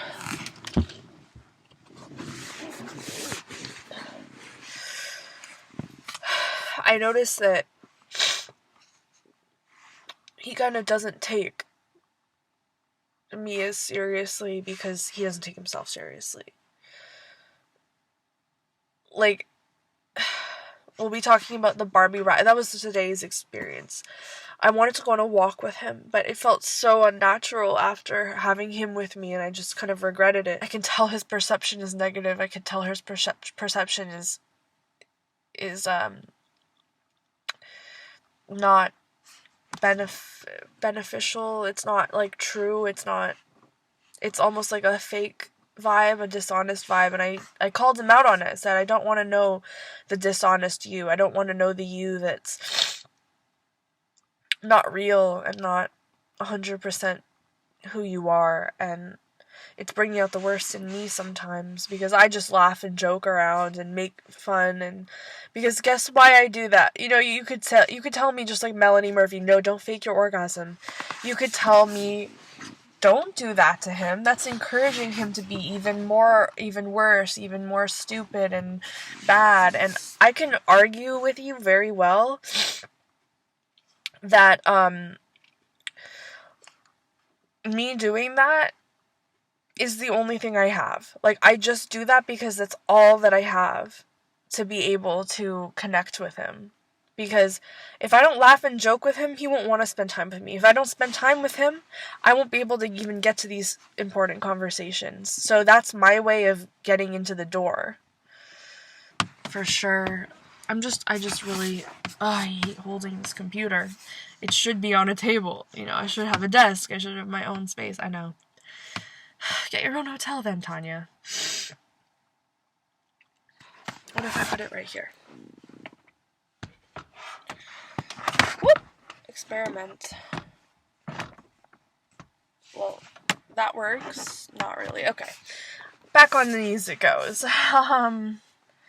My legs are falling asleep. I'm used to this, so I'm used to the terrible, conditions of living in a hard place. I don't know how to explain it. I'm so sad.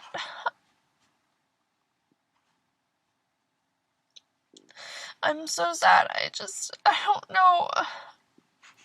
I shouldn't be this sad, but like, I don't get why I put up with these things, you know, at the same time. It's all I got. This is all I got, people. this is all I got. So,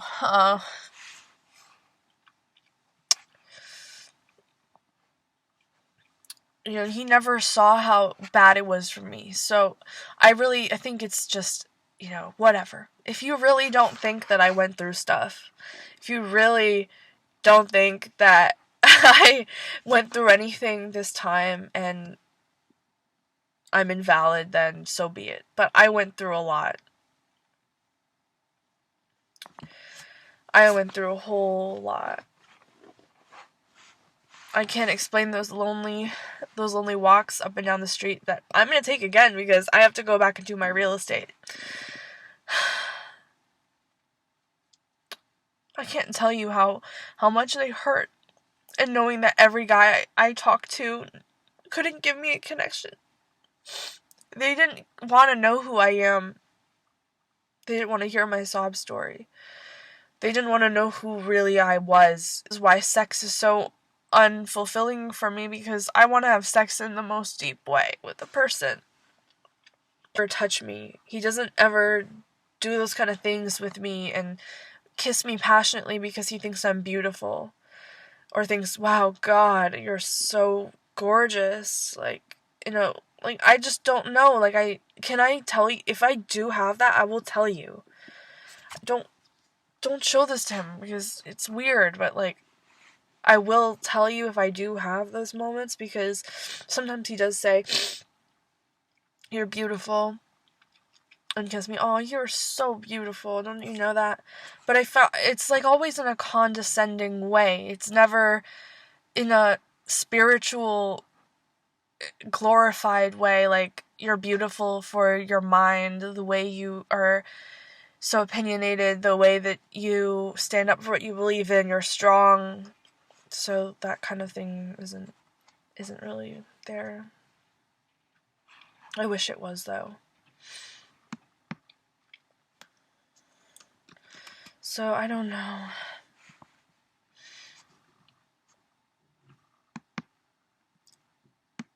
If it isn't, I hope it is.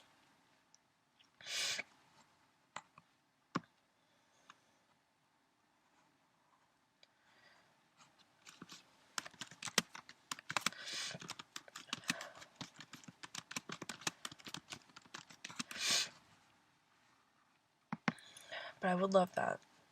That would be perfect.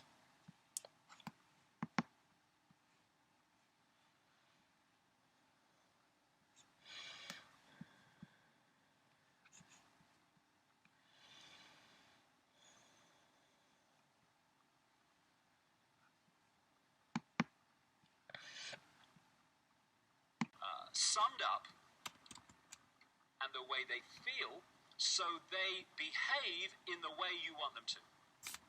Way they feel, but you don't have to. What you do is you manipulate the way they think and the way they feel, so they behave in the way you want them to. Mind and emotional manipulation. Summed up and symbolized by this. We are multidimensional infinity. We're not just a physical body. I had a lot of fun at the gym today, sweating it out, and then getting Taco Bell afterwards. It was delicious. And playing Chin Chin and stuff like that. Yeah.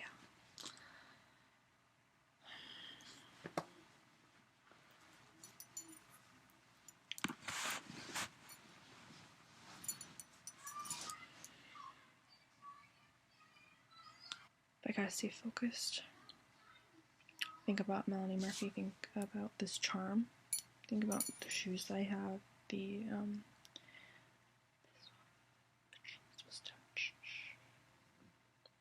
gross. Disgusting. Like, really gross. So I'm a little bit frustrated.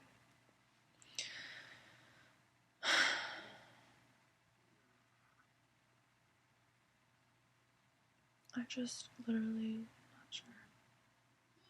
But it's impossible to be able to go forward from here. So, what do? I you're stuck on either side, you move out. That's what it is. Hey, I just wanted to make this quick vlog about the amazing day that happened today and the progress that I've made evolutionarily as a human being, a 25-year-old human being, these past 3 months of being 25. I just finished watching a 5-hour special of David Icke and Layla Martin's videos on Tantra. And just kind of summing up everything that's happened. And I know this videos aren't gonna like sum up everything that's happened, but there's a lot that happened, so I just don't think that one video would sum it all up. But went to Plant Fitness today. We had this like big, me and Brandon had this big kind of like argument earlier, and I know where it all comes from and how it all comes down to. This is something that I've been really aware of and researching more of, but the thing that kind of made me realize the progress that we've been making was last night, or the night before that, when we just, like, something just happened, you know. He woke up in the morning and I was literally talking to him about my goals for us as a couple and like what we're going to do and where we're going to get as a couple, and I was just straightforward and very real about what I wanted, and clear about what I wanted, and how I wanted to not only improve my own experience with him, but his experience as well, because we're, I think, suffering and hurting just as much as human beings on this planet. And I remember a time when I was just so lost and confused, and I didn't know, you know, like, I need to know all the words probably, but basically the guard dogs of the underworld were not letting me access past my left brain, the one that you're entrapped and imprisoned in. Oh my god, I need to take an exam on this. I think the right brain is the creative brain, and the left brain is the one that we're imprisoned to think in. And it was interesting because, like, I had all the time markers on YouTube for David Icke's video. There was a part he was talking about time and the natural cycles, and there was a part he was talking about oh gosh, he was talking about so many things. On that YouTube video there are the timestamps, but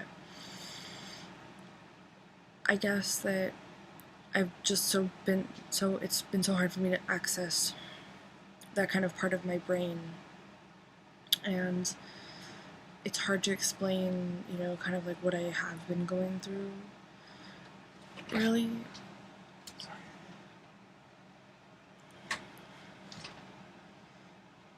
It's so cold out there. Really? You've been outside. It's freezing. I have not. It's freezing outside. Don't freeze.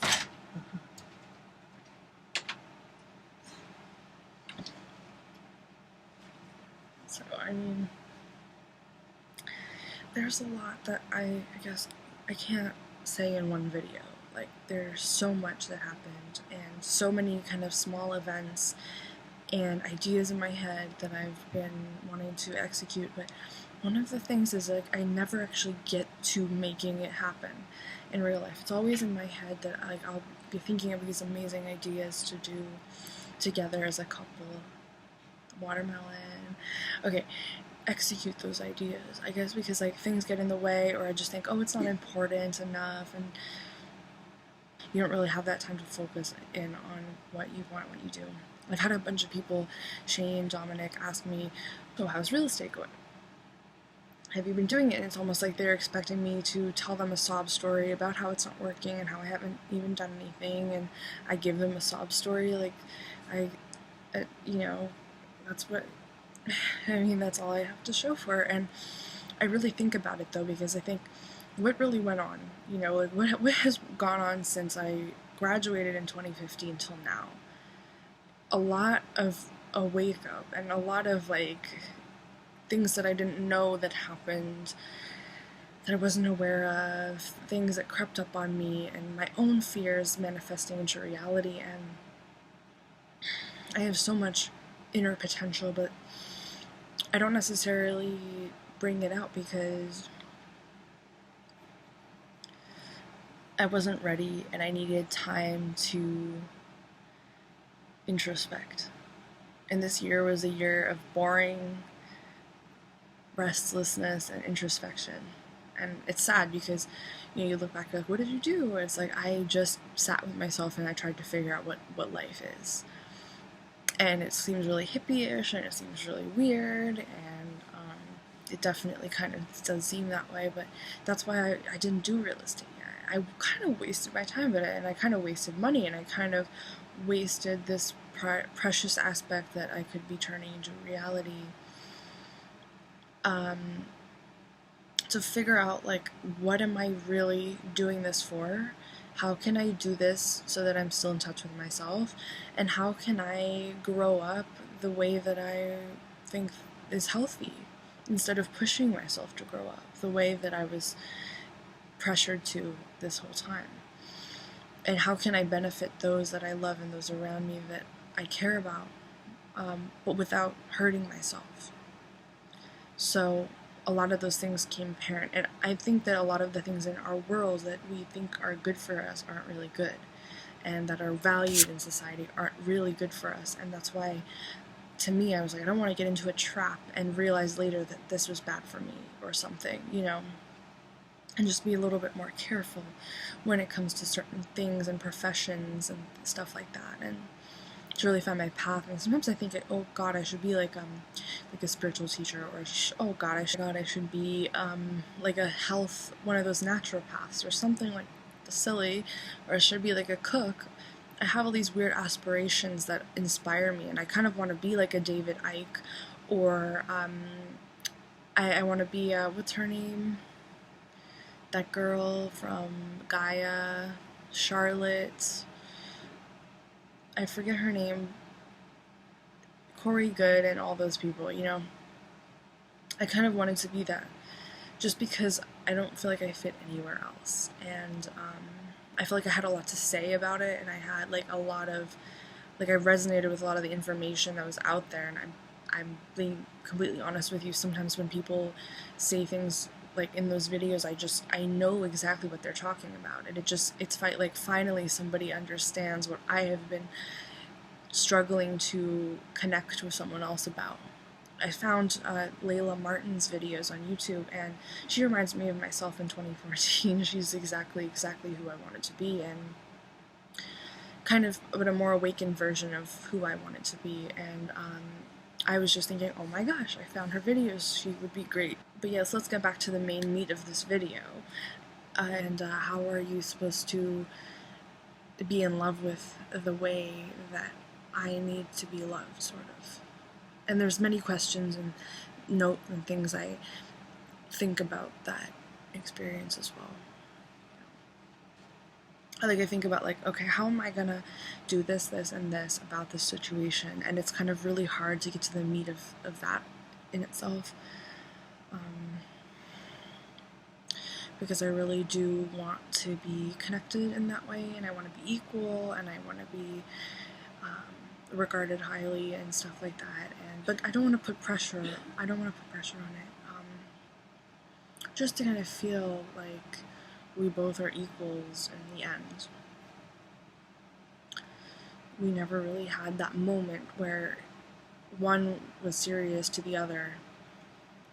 I'm proud of both of us for not fighting in the way that we used to. I'm proud of both of us for being able to move forward and thinking why we feel a certain way, because every human does feel a certain way. It's just about breaking it down and getting to the bottom of why, and then you're free, really. And I feel like if I go into life with this kind of mindset, instead of a mindset where I'm straight out of school and just struggling to keep my head above the water and unsure of what life is about, I surely would fall in eventually. But say I faced all those experiences now with this kind of mindset, understanding why things are happening and like how to kind of make them the best that they can be, I feel like I could be more successful. I feel like the idea that you create your own reality and the reflection of your life becomes the reflection of your exterior could be very empowering. You know, after a week of not eating what I usually eat, I just started to crave lemons and fruits and watermelons and random things that I kind of overlooked as well. And I just wanted lemons and salad and these. It's crazy how much you miss what's really good for you and stuff. And it's so delicious. Like, I feel like everything is connected. So like the feeling of painting and the feeling of beauty and the feeling of cooking and the feeling of connecting with someone and laughing, and it's all the same source, but we're denied that source so much through what David Icke was saying. And I was just so fascinated with his 5-hour marathon because all the stuff he's talking about is very real.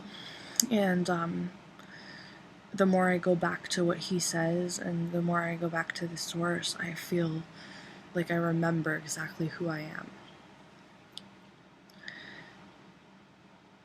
And I think I need that daily dose of just remembering where I come from and why I'm here.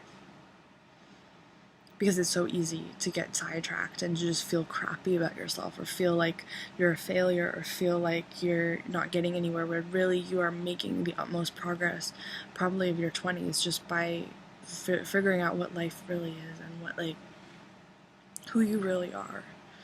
That's going to be the foundation of a future of success. I can't say any more, you know? Like, you just have to,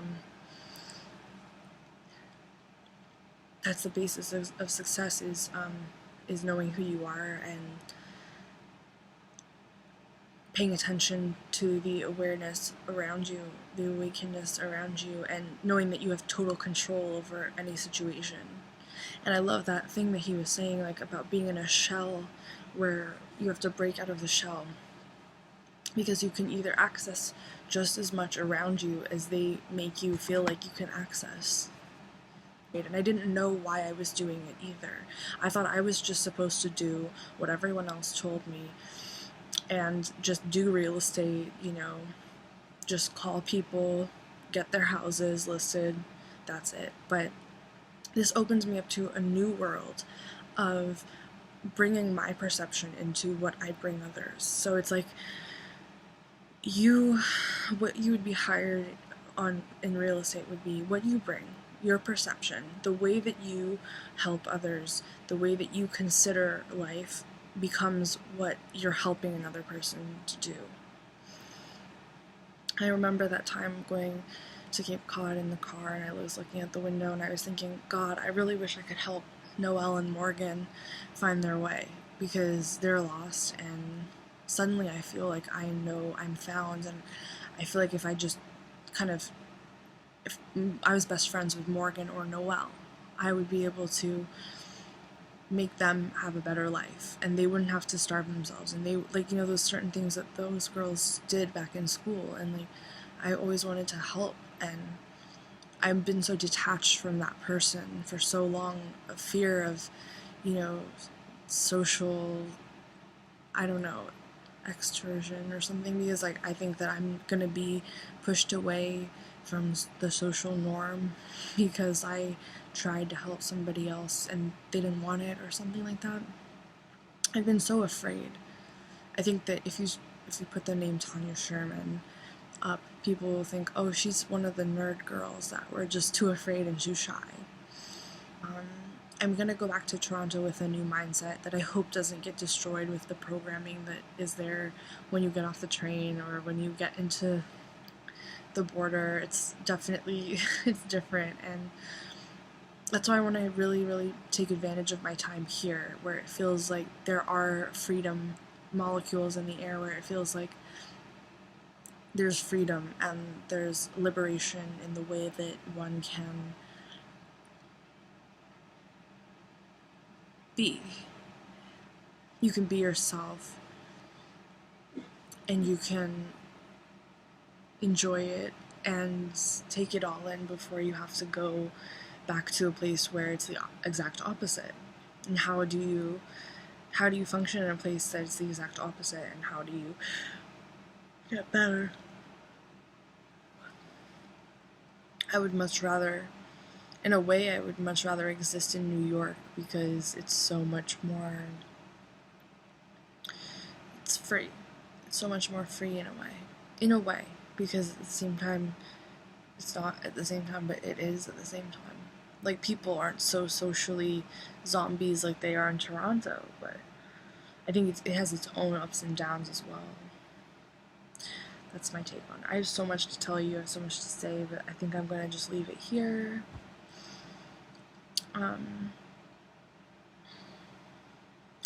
I think my goals are on track, even though, like, I don't think I've lost anything. I think I just maintained my weight, but I am really proud of whatever I have so far accomplished. I think I'm so close to being 155 or even just 150, and that whole, like, makeup look, and then, like, the neck and the shoulders and the face, which I've been just craving to see again in my own face, have been coming out, and I'm like, oh my god, okay, I'll take this, you know, because it's been so long that I've seen it, and I think I'm getting closer to that goal. My goal would be Layla Martin's kind of size, or a little bigger than that, but I was, like, really, really smart, and that's it. Peace.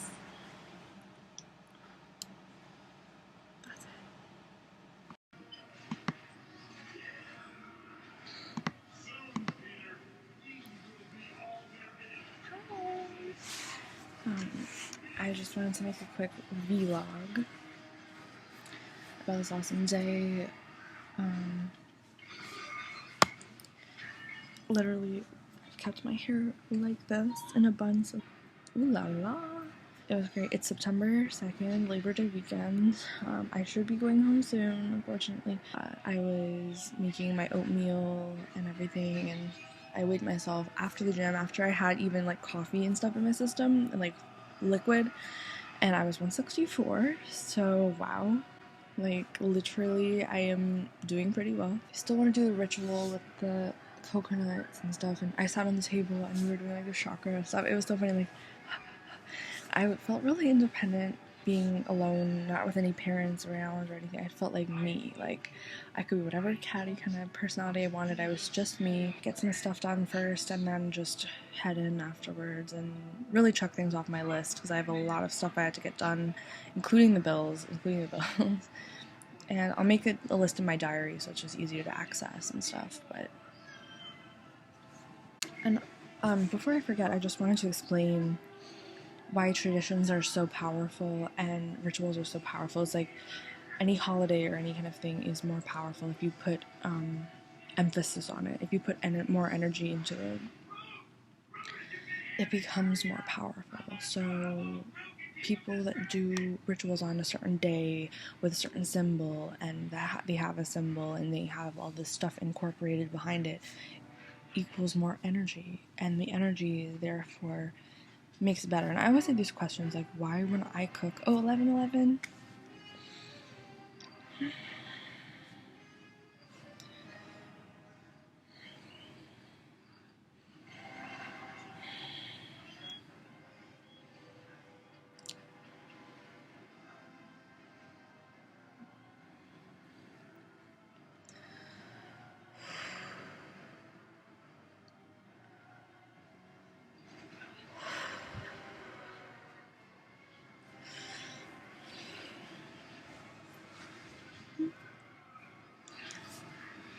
I'm wishing for health, money, wealth, excitement, traveling, mystery, adventure, sexual intimacy, money, thin, attractive looking, and lots of friends and people. Sometimes, like, when I cook and I'm in, like, a rush and I'm not really paying attention to what I'm doing, I, like, ruin food. But there's other times when my food comes out perfectly because I'm so focused and the energy is just going right into the food. And I've been more aware of what they're talking about in these videos, like any video you watch on those topics that I saved in my bookmarks tab. Any of those videos prove the point that energy is really important, and the way that you treat it and the way that you ritualize it makes it that much more powerful. So doing it in a certain way helps. That's my thing on energy and rituals. Today was a crazy day, and we also went to this past restaurant, and it was raining in Rhinebeck. It was really beautiful, and it was just crazy. I don't know if you heard the other video, but it was raining in Rhinebeck. We went to this past restaurant called Four Brothers, which was really fun. So now I'm going to try and crack down on my work and not be a lazy millennial. And I straightened my hair, and it was a rainy day, rainy Sunday. Tomorrow is Labor Day, the last day of the summer, so yeah. So just want to update. And Rhinebeck was fun, but I want to try so many of those different places, but I need to be successful to have money to be able to go there, so duh. Anyway, that's it. No, they're not. They're kind of like not in my price range, or I don't really like the location it's in at right now. And I'll be like, okay, well, I'll keep my eyes open and whatnot, and I'll, be on the lookout for more listings and whatnot. Maybe something that does more suitable, because maybe he can give me an example and explain to me what he's looking for, where he's looking for, like to be to, or what's the price range and whatnot, and keep my eyes open for that certain price range. Right. Just small things here and there. Keep your eye open for that price range. Yeah. Yeah. Like, if he said, okay, I like where the location is, I like the house, but so pretty much like, yeah, I wouldn't mind having a house like this.